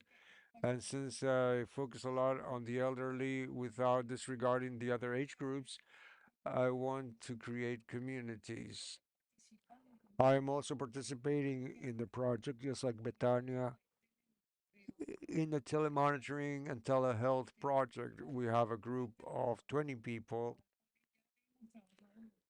with whom we've worked face to face, and we already installed in their cell phones because, like we've heard before, and so now it doesn't matter where you are or where you live, no matter how poor you are, you have at least one smartphone in each home, and there's a little place somewhere, I don't know, they just walk around and find a signal. So that's a perfect element that we have available in order to perform telemonitoring and start telehealth, which is the other aspect that I want to focus on. Obviously, this is a process. We have all the equipment to do this, but the most important thing is creating partnerships. We're already working with a foundation we have in Sonao, which is the Bread for the Poor or Pan de los Pobres Foundation, where we have equipment. Because remember, we need stethoscopes, we need sphygmomanometers, etc. And we left them there at the clinic. And in the future, we can leave that in health, leave them in health centers, in small pharmacies, so that people that do not have that equipment available can go somewhere, take their data, and send them to telemonitoring, and we can even provide telehealth. This is an area where everything is work to be done, but this either frustrates you or you can take this as an opportunity, and there are always opportunities to move forward because actually, due to what I'm telling you, due to the geographic dispersal and hard and the difficult accessibility, everything that is related to telehealth and telemonitoring would work perfectly in Sona. It's the perfect place for this. We cannot, I mean, force people to go to a health center that in Sona actually it's in the head of the district, and we have areas that are 5 hours away and buses are very expensive. Why not simply because they simply don't have any money, and they always prefer, which is logical, to eat instead of going to look for medical assistance. But if we have this assistance, and if we can at the state level as well, well, there's approximately 20 or that many 15 health centers throughout Sona. In Veraguas, we have 56. We can truly locate them there because a technician from there is very capable of collecting data with a stethoscope, the modern stethoscopes that send you the sounds and even images, and you can get all that information, generate a visit, and help a patient and clear doubts. That's what I want to do. I think that's a social enterprise from the health point of view. There's a lot to be done. We've seen this afternoon here marvelous things that I was saying, wow, we are taking our baby steps here, but come on, we have to start with the first step, like everybody. And I hope I can be an agent of change. And this new life project, I hope I have time to develop it. And in an upcoming forum, I hope that I can share the findings of what we can work on and what we'll continue to work on. Thank you very much. Thank you very much. Thank you, Ida, for your testimonial. It's very enriching because you're showing us a situation where you look the way to reinvent yourself on the one side and also regenerate yourself and to continue being a person with purpose and with a desire to continue working for the common well-being. It's very important, especially in an area that's very classic, and the expressions of inequalities and territorial vulnerability we have. And these are realities where we have to see what are the changes in the social agenda vis-a-vis silver economy and the inequality we have in the country, and it will have different forms here. I would like to stay with vulnerabilities and inequalities. I would like to ask Sara to participate. And now I want to say I always feel very proud of all the achievements that she's having. A young woman, a leader that has had. She knows that I really truly appreciate her and value her. A young woman that has been able to go beyond with leadership, passion, and conviction, and that's noteworthy. And now we have her facing very important programs, such as her representation of Miss American leader women and other more, which is a financial inclusion project. It's one of the areas, one of the aspects we were really interested in looking at all these concepts and perspectives of the digital economy in terms of the stereotypes, for example, in terms of gender and age that apply in this dimension of financial inclusion. So I would like you, Sara, to give us some ideas regarding your experience on the one hand, your experience as such, and also what learnings are you having in this topic? the discrimination, age, and financial inclusion, which is a very important topic for elderly. So go ahead. Good afternoon. First of all, I would like to thank you for your words, Dr. Paulina. I did not expect so much praise. I think that part of this has to do on how the indigenous women are trying to be involved in different scenarios, also to know the realities. And I'm also very happy to be in this room full of wisdom, knowledge, and also this wisdom. We can take it or transform it in the indigenous populations, and for us, the elderly citizens, our wise men are essential in the life to in the construction of the indigenous people.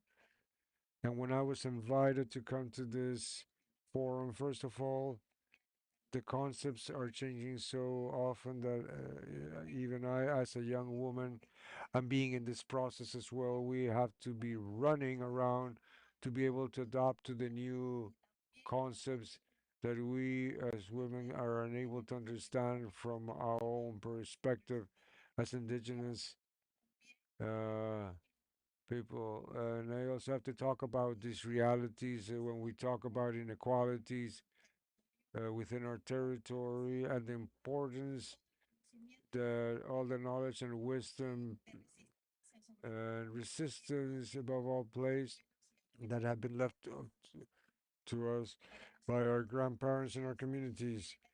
For us, these are a sacred element in our family, and that sacred, this sacred people become that wisdom that now young women like me want to keep maintaining the spiritual struggle aspects, and where we cannot hide, on the other hand, all the problems and needs, all the vulnerability that we're also subject to in the social aspects due to the lack of opportunities that will allow us to have access to health, education, to the basic elements, and above all, that our rights be guaranteed. And one of the elements that lately we're seeing in health, we have the traditional knowledge through our medicine, but we also know as women that our knowledge is important, but Western knowledge is also important, and that the two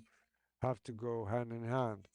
And that's why we say that in the case of Panama, and that's why we also we will transform and become leaders to be that visible voice of those who cannot express themselves in different spaces. Health is in an enormous crisis in our society. And the case of the indigenous people is even more critical. Health should be a right, not a privilege. But in this case, we don't have rights. In the case of indigenous people, and much less women or the elderly, we don't even have access to that right, and much less privileges because the conditions are not there. And, and after this problem that I want to present to you, we want to have the generational relay to help us and accompany us in the fight of our grandmothers and mothers to be able to resist in the process of time. We hear different about different topics that are affecting the situation of our territory, like climate change, the violation of rights, the lack of basic access, are added up on top of many other elements. And when we talk about women, it becomes even more critical because we're not just talking about three elements that the studies and diagnosis is to say that indigenous women are poor because they're women, they're indigenous, and because they don't have the necessary opportunities.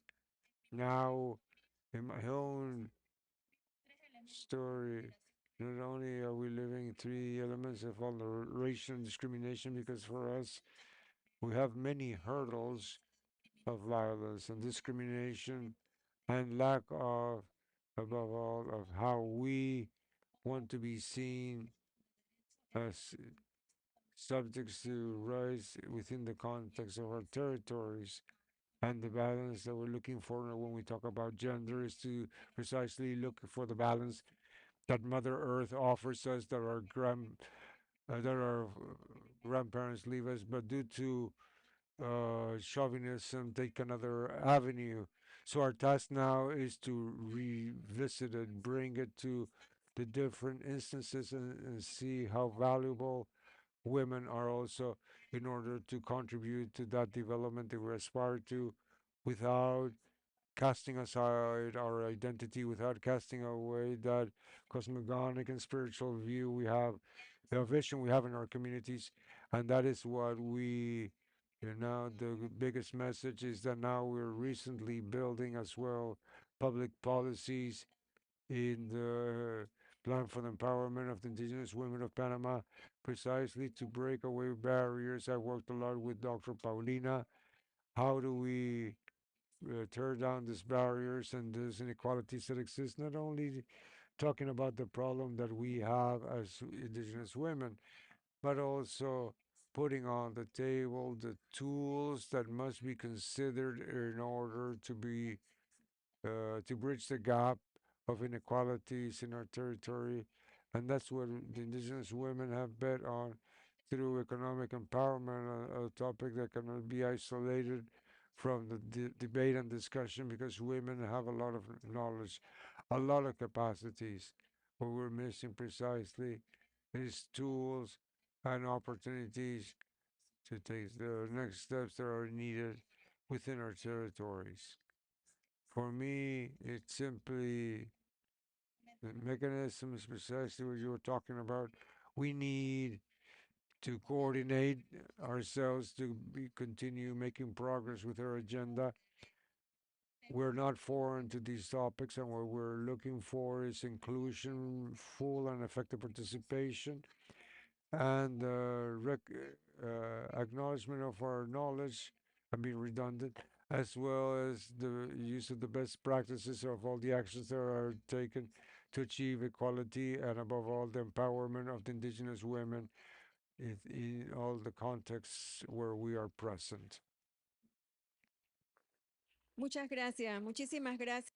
Thank you very much, Sada, for your intervention. And just to put things into context, look how interesting the participation of Aida and of Sada contrasts as different things in the same territory, in the same country. For example, for Aida, one of the things that she was saying is that in the territory we're concerned about whether people can come or not, arrive or not.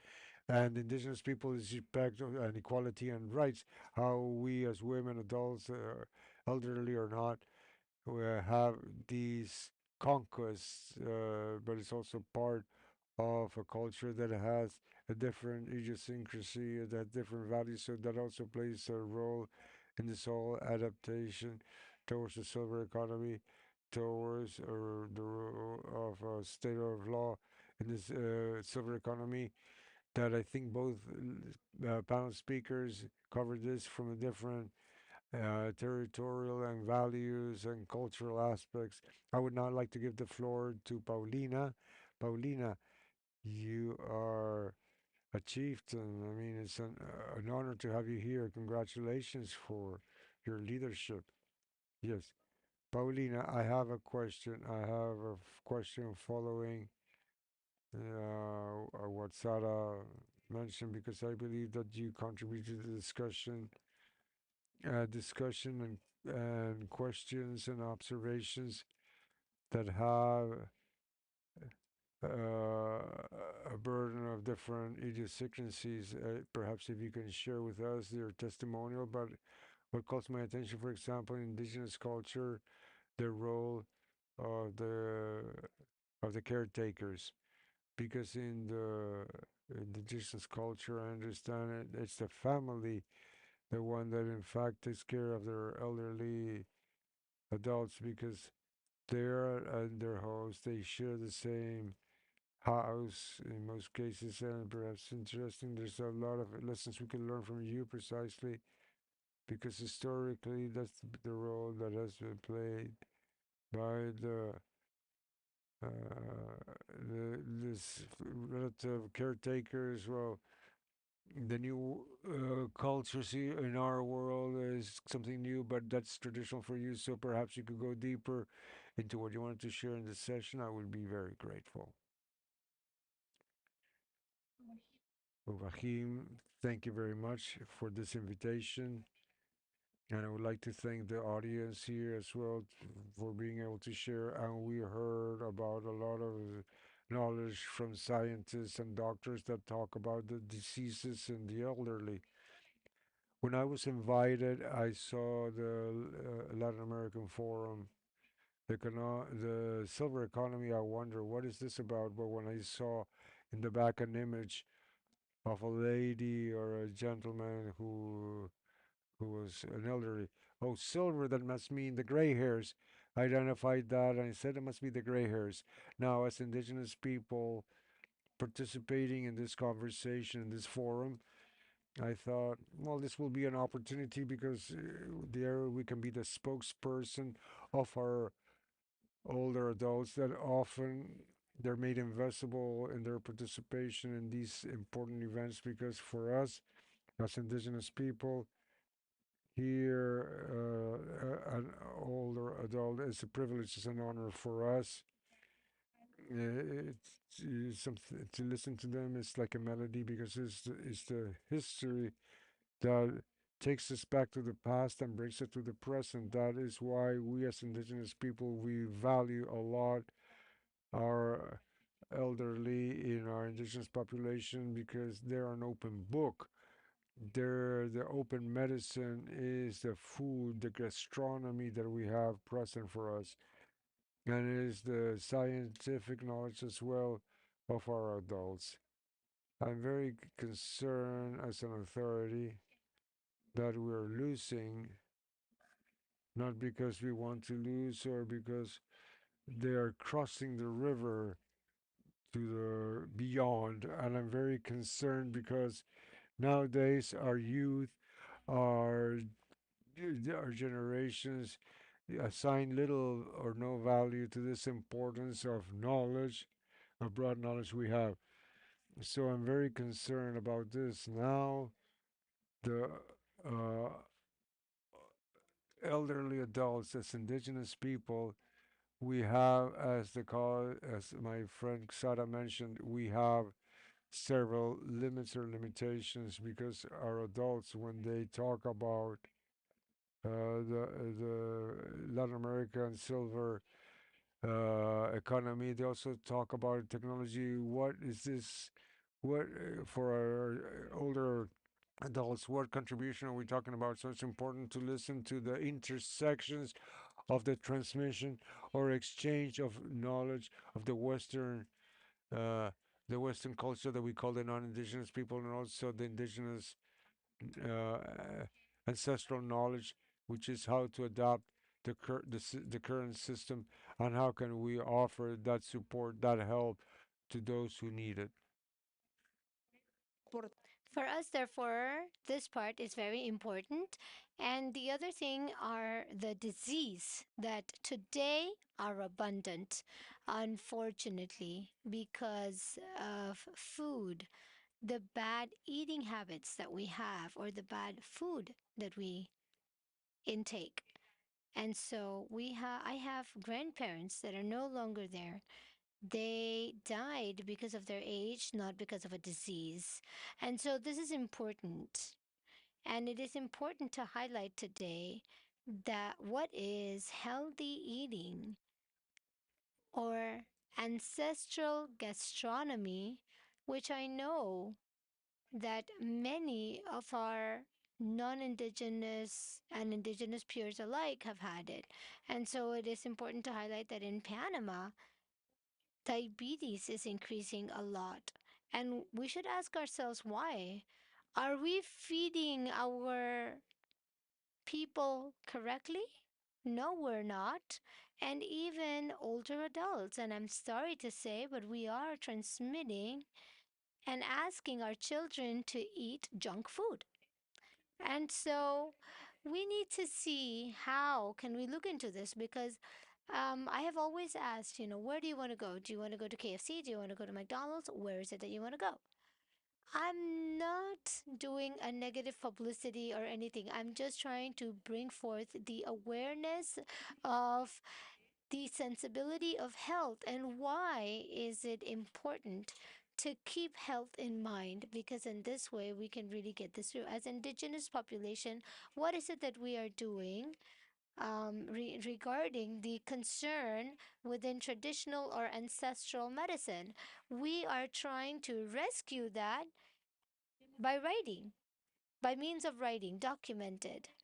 Because tomorrow, this plant worked for a headache, but grandparents died. Now it hurts me, and I don't have a resource in order to buy from the pharmacy, or I don't have a pharmacy in my community. So, what can we do to look for solution? And if my grandparents told me where the solution lies, I have to go look for it. And so this is part of the Congress and also looking for ancestral food without chemicals, without, uh, and also the ancestral knowledge is also social knowledge. We are in a Congress doing all of this, um, documenting it. And in this case, it is to look for alliance, the articulation as well with private institutions or government institutions. And because this is a teamwork. And so it is not just regarding Paulina or Dr. Paulina, also, it is in relation to society. But we know that we have time constraints, and what I would like to say tonight is that let's work as a team. We are looking for international We're looking for international speakers so that indigenous communities and Panamanian populations can actually help give their inputs. And where does the problem lie? How can we solve this in order to provide the support necessary? So, Wahim.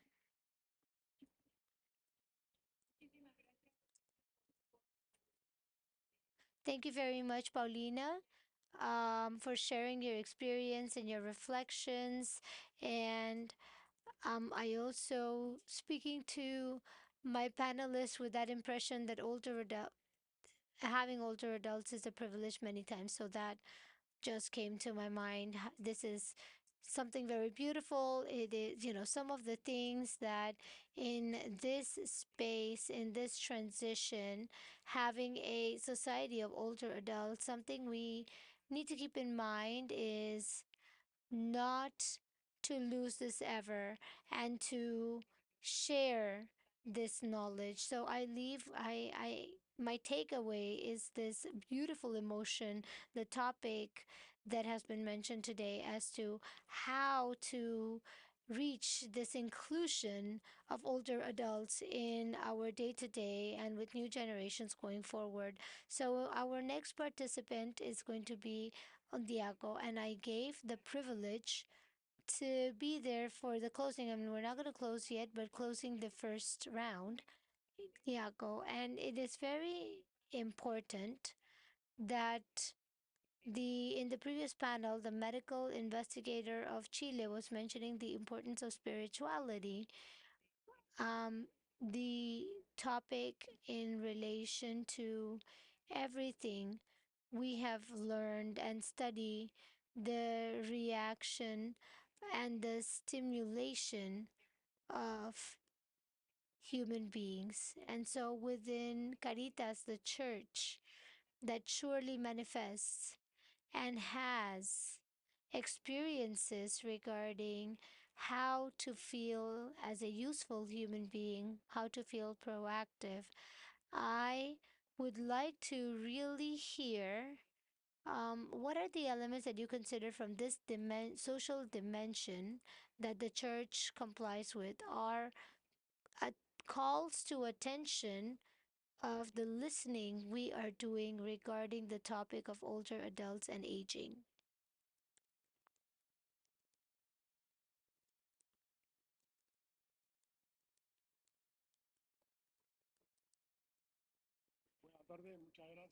Good afternoon. Thank you very much. Truly, I would like to thank you, Doctor, for inviting me to this panel. We are very much thankful, Dr. Paulina, who moderates this group. I bring forth a message and greetings from Monsignor Ulloa, the Archbishop of Panama, and Maria Jaén, who is the national coordinator of Caritas. Due to commitments assigned previously, she wasn't able to be here, but I have the opportunity to be in a panel amongst women. So I am feeling flattered because I was raised with a mother, three sisters, so many sister-in-laws, a daughter, a granddaughter, wife. Wow, I have been surrounded by women, and so I came here, and so I'm surrounded by women again. So I do thank God for that, for this honor of being amongst them. And I really want to provide a beautiful message of peace and well being and goodness. Tomorrow, the church celebrates the saint of the Assis who managed to find creation. Many of us would like to, this sister talks about all of this beauty in looking, going back to the original, going back to ancestors in San Francisco, uh, found and talks about a Jesus who came back for the entire creation, who resuscitated for the entire creation. We come from the social pastoral caritas with the dimension which is the part of the church that encourages the Christian community to live and believe and what they celebrate. So many of us believe in the Word of God. Many of them believe in the sacrament, and many of them just stay there. And so you now make it your life because you cannot just go partying and reading the word without applying it in your day-to-day life. So that's what we do in the social pastoral. And so we are support ourselves in the social doctrine of the church, and this has its basis in the sacred writings and the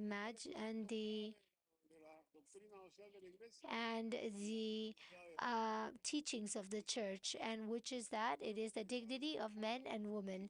We cannot think about anything else if we walk over the dignity of men and women. In that sense, it is very important to remember the passage of the sacred writings that say that Jesus said, man was not made for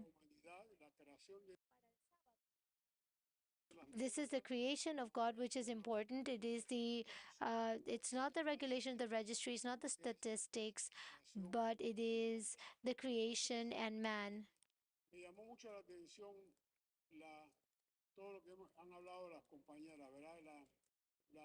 So this is the Chilean scientific said we need to rescue spirituality, and this is the spirituality is part of men and women. It is something intrinsical with men and women, and so many things that surround us, but we cannot leave the spiritual aspect. And it is a beautiful reflection of our sister who speaks about their grandparents, about what they understand, what is important for our ancestors.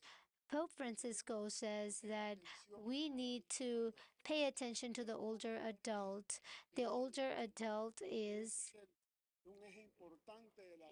important for society, and in this society where uh,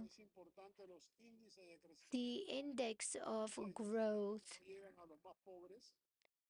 that do not outreach the poorest, nor does it reach the older adults, because the index in Panama says 54% of those who are retired and are receiving a patient are receiving pensions are receiving between $200 and $500 a month.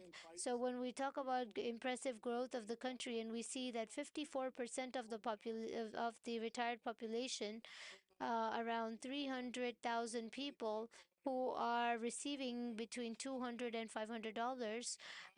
That means that we are living in a society that does not provide, that do not get the correct position, those who educated us or those who constructed or created this entire world with their effort, those who created this country with their efforts. And today they feel frustrated and abandoned by their own families. And so, um, those who need to you who after using so many of the resources, then they are put into a old age home, a old age home where they lose contact with their beloved ones and their and the people most closest to them. And that is why it is important to recover. And when we talk about older adults, as Paulina said, um, as Paulina said, there is a feeling of solitude, of abandonment, of discrimination, of sadness, right? When we visit the those who are sick, and when we visit them, the older adults, we find sad people to where they're just in the corner of a house where they can least bother. And we have forgotten the importance the importance of the older adult in the society. The older adult needs to be the reference, and we dream, as Pope Francisco said, that we dream of a society to have older adults as reference.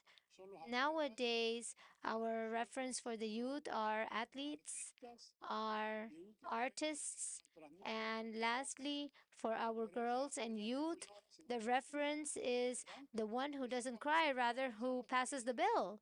So then, when we're looking for references, we are losing value.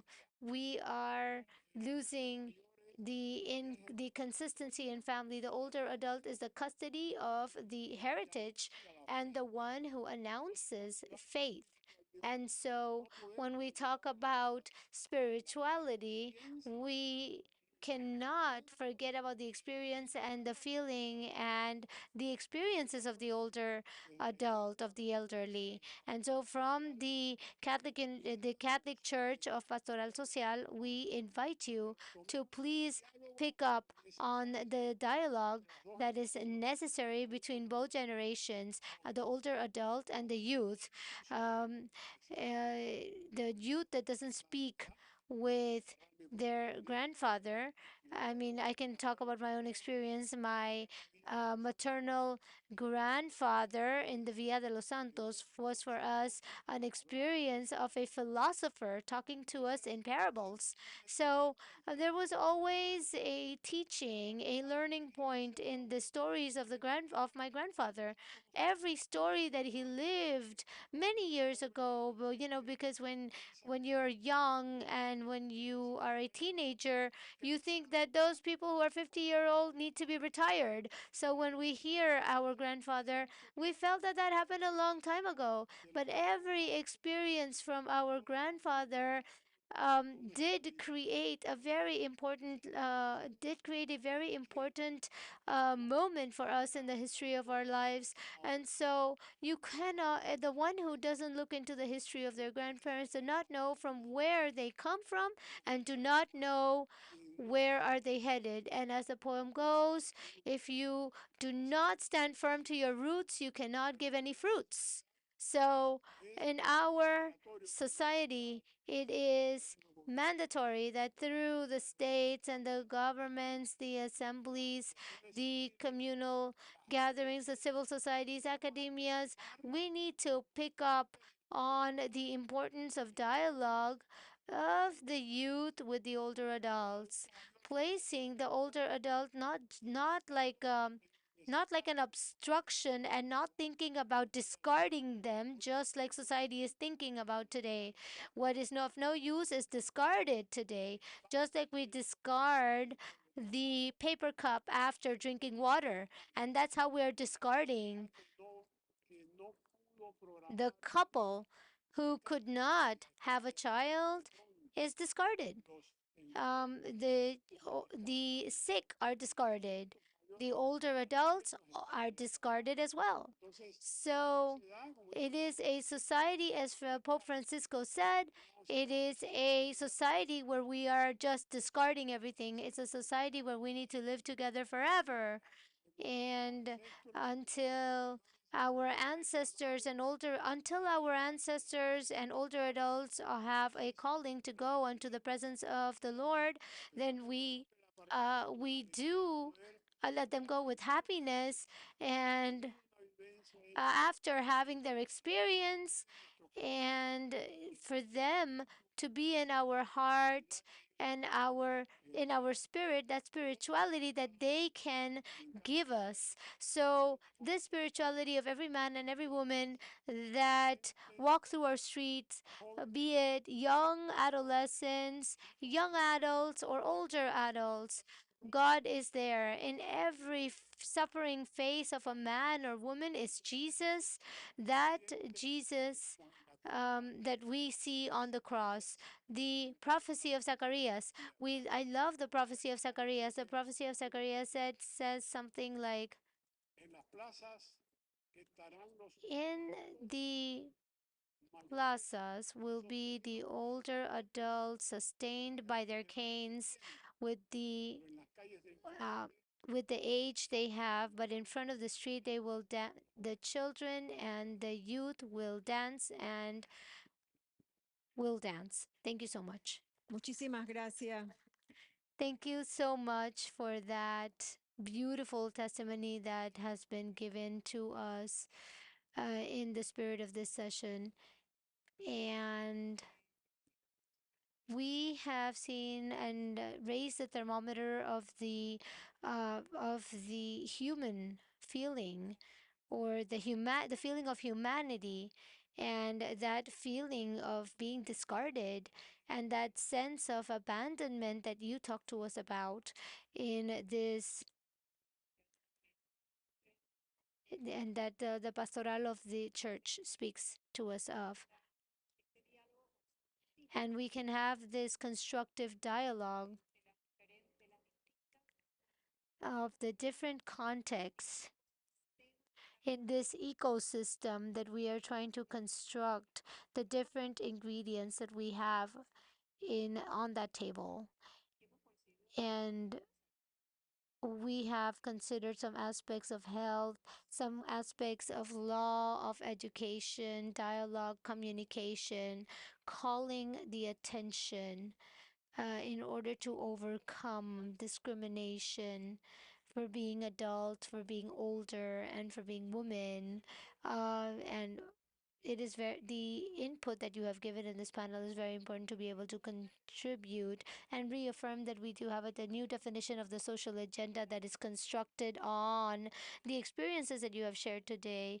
There is great work ahead of us in order to accommodate the circumstances and building on the solutions that towards a irreversible reality that as society depends on us to attend immediately. Tomorrow is too late in order to and tomorrow is too late. So I want to close this panel. I know that we do have a limitation on time, but I do want to close with a, I would like to thank Arleti Pinel to bring us forward to this reflection. I think that the Panamanian society, along with many other societies of our countries, need a dialogue such as this one, need that human touch in order to create society inclusive and pacific societies where each and every human being has a place and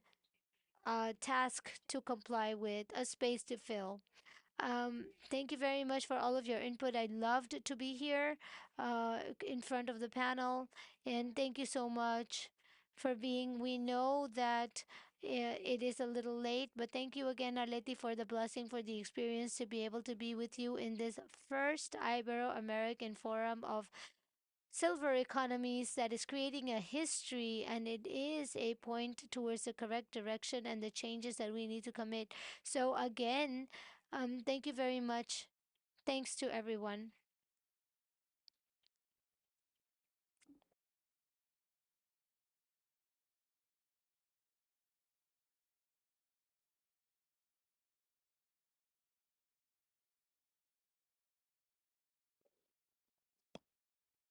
Yo creo que fue la mejor mesa del día.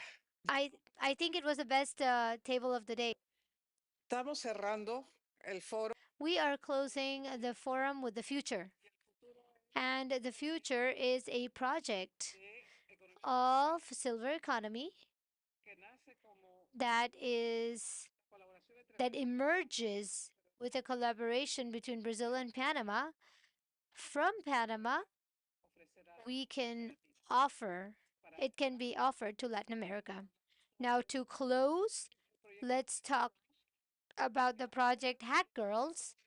And the poor ladies from Brazil have 2 hours being connected, waiting on the last moment. And I ask you that I need to leave from here at 6 in the evening. So, Lydia, please.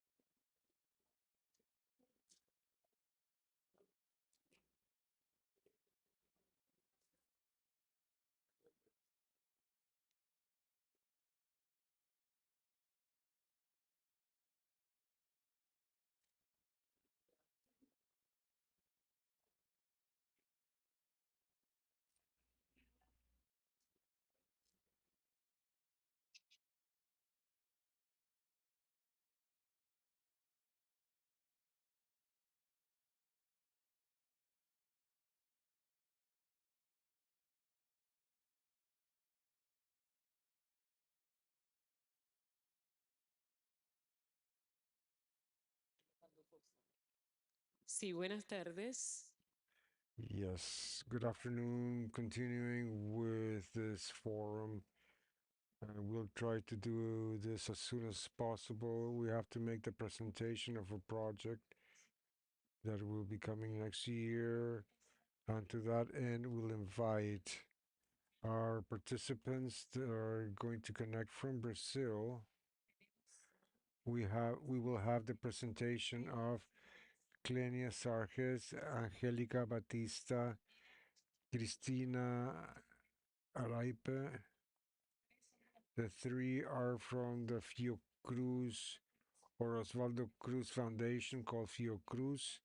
And from Brazil and from Panama here we invite engineer Marcela Paredes de Vasquez and engineer Maritza Palma to accompany us then in this presentation of what the Hack Girls project will be about.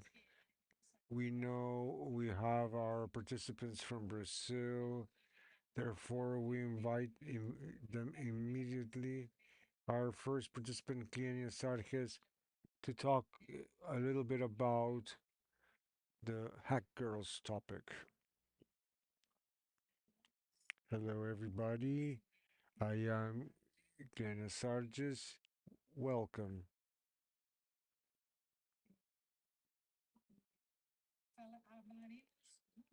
We'll talk all together, okay? Angelica, Hello, I am Angelica Batista. Good night. Hello. Go ahead, Christina. Hello, good night from Brazil. Welcome, girls. I say girls because you're all girls. You're all girls. We would like to know a little bit about and to introduce you to our audience.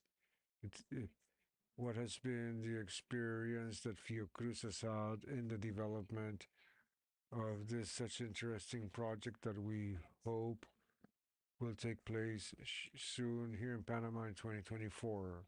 Heck, girls, let's talk about the experience you've lived and how you've developed this project.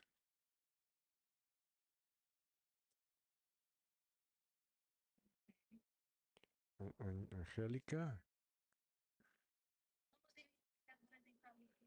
We're researchers in public health of the Osvaldo Cruz Foundation called Fallo Cruz. We're here to talk a little bit about our project called Hat Girls, that is part of the women and girls program in Fiocruz. We apologize, but our Spanish is not the best. We could speak in Portuguese slowly so you may understand. Okay? All right? Yes. Before talking about hot girls, we're going to show a video that explains the women and girls program in Fiocruz. Okay, let's look at the video.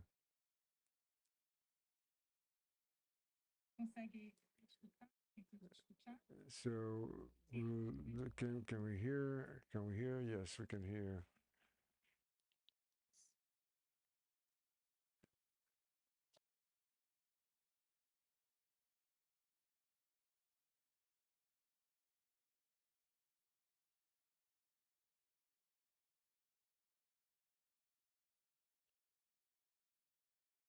If you can raise your volume on your side, that would be great.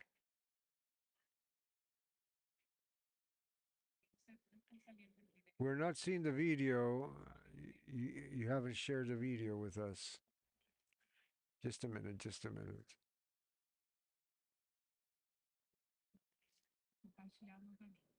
I'll try once again.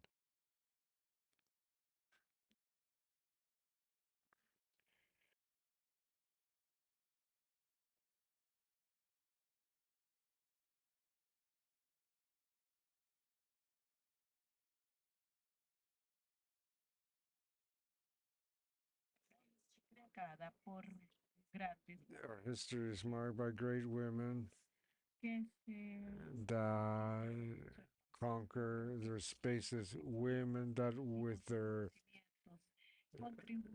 studies and knowledge contribute to to piggyback on the changes in society. But in Brazil, we're 51.8% of the population, but only 43.3%. Sorry, we cannot hear the video.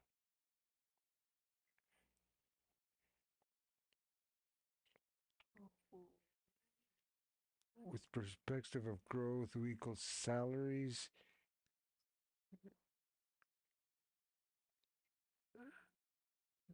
To face these hardships. I'm sorry, we're not getting an audio feed, the proper audio feed here. Women and girls in science.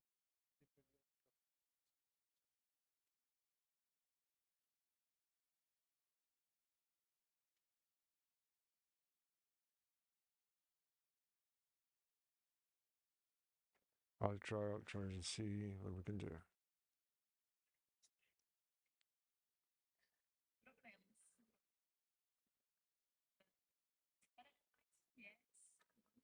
So more women can advance in their trajectory. More girls can have a structure. that will allow them to participate in elementary studies and publication in gender, science and health, and scientific production that will value analysis on science and health and include a greater participation of women in sciences where they can provide great contributions is essential to guide and inspire a new generation of girls. Let's all go together to build a fairer, a more democratic society and generate more visibility for the work of women in science. Will show us the societies today and the Fio Cruz project and the social networks.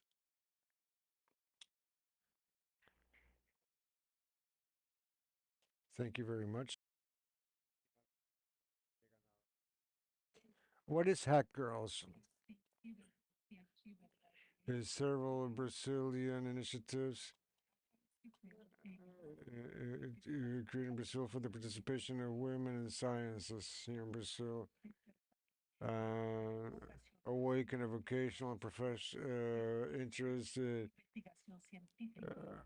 professional interest in scientific research. Hack Girls was created to introduce girls into science, and this is provided by the Women's and Girls program in Fiocruz that takes place every year in the International Week of Girls Weeks to include more women and girls in science with the purpose of adding on to other initiatives for research of the institution, bringing together women and researchers and adolescent girls that are enrolled in uh,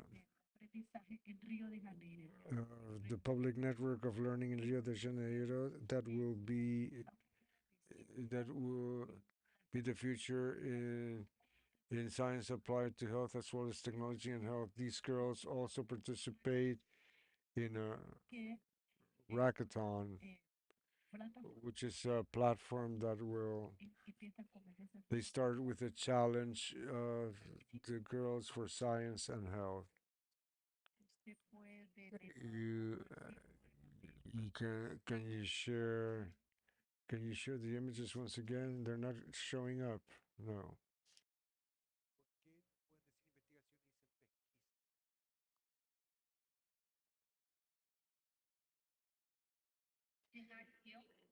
The the first day of the hackathon, girls attend the lectures and attention for health administered by the researching women, the different types of areas of Fiocruz, including the lectures on female empowerment. In this first day, they also pick their challenges that will be the guiding beacon of their ideas for their projects. On day two, girls get classes on design, thinking, and pitch that will where they will have an idea of how they will have an idea to develop a technological solution that they have in mind, and also presented in an adequate manner in conditions for evaluation and projects. And all these teams receive online education on health, technology, and innovation, and also guide the elaboration of their projects. On day three, third and last day, the teams will attend the lectures that these children who already developed the program, and they will present these ideas, and they will have their doubts cleared. And these girls present these pitches to an evaluation committee that is made up by 5 members. Uh, the 5 best projects will be chosen. The selected teams will have a prize, or there will be the first prize will have the opportunity of developing the project that's been selected by researchers of Fiocruz, and apart from that, as of this year, the 5 teams will also have training in robotics and emerging technologies jointly with the Technological Teaching Center. Apart from Rockathon, which is a technology, a project on technology, innovation, and hope for girls that has as a mission encourage and produce stimulation for science and technology through their own wisdom of the same girls within vulnerability.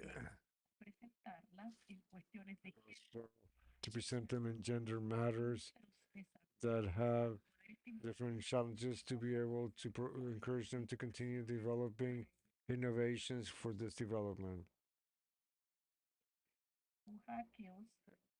Hack Girls received an award last year in 2022 for they got the award for the 5-star award of the Connection to Innovation Public Innovation Connection Network, which is awarded by to public officers in Brazil. It's a program for public workers in Brazil. It's the 3 of us, Cristina. Our head is Cristina in the Women and Girls in Science program, and it's only just one of the many projects that we have in the pipeline. Mhm. And we want to take up the opportunity of Hack Girls for all girls of all generations to solve all the challenges that are part of women's lives. The silver economy, that is why we're very excited with this project, for this program for you in 2024, and extend this project to women and girls in all Brazil and all Latin America.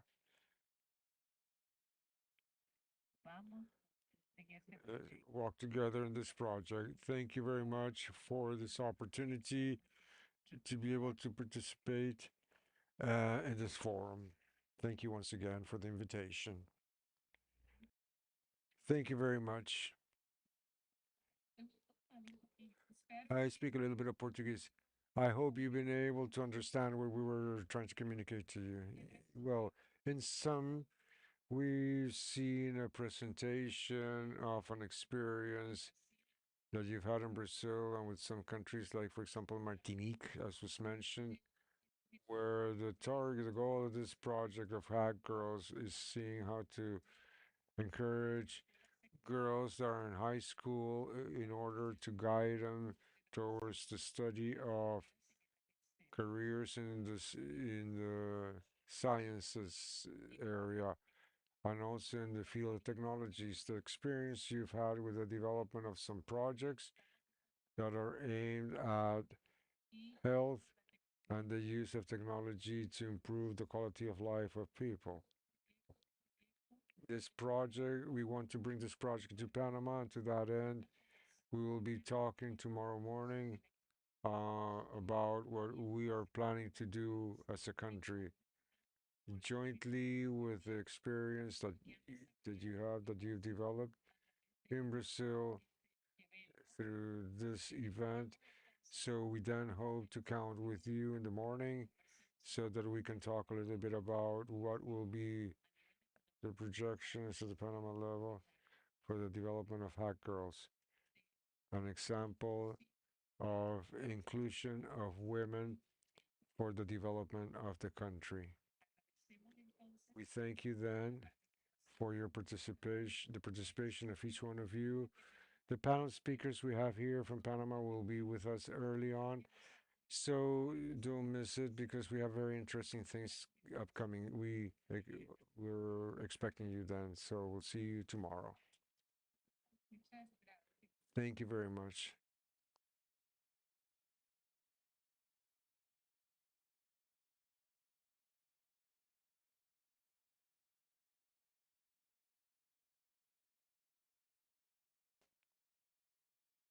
Hasta luego. Muchas Goodbye and thank you.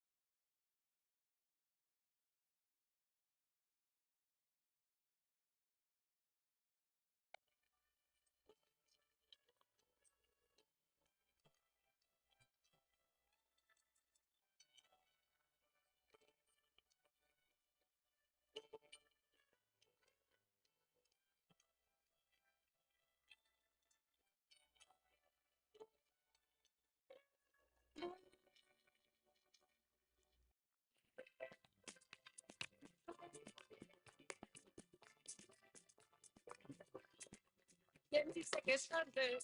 Si quieres soñar, muestra lo que sabes, cantar y bailar.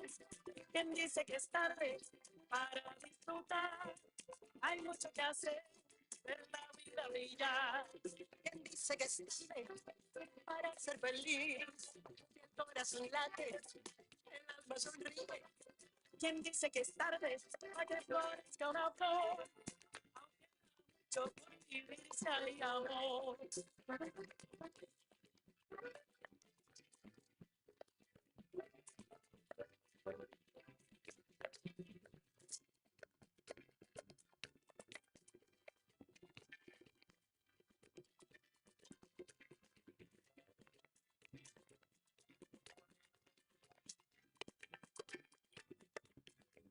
Quien dice que es tarde, si quieres soñar, muestra lo que sabes, cantar y bailar. Quien dice que es tarde para disfrutar, hay mucho que hacer, ver la vida brillar. Quien dice que es tarde para ser feliz, Que el corazón late, el alma sonríe. quien dice que es tarde para que florezca una flor, Aunque a mucho por vivir si hay amor. pero quien dice nunca es tarde, si hay salud y amor, vamos para adelante.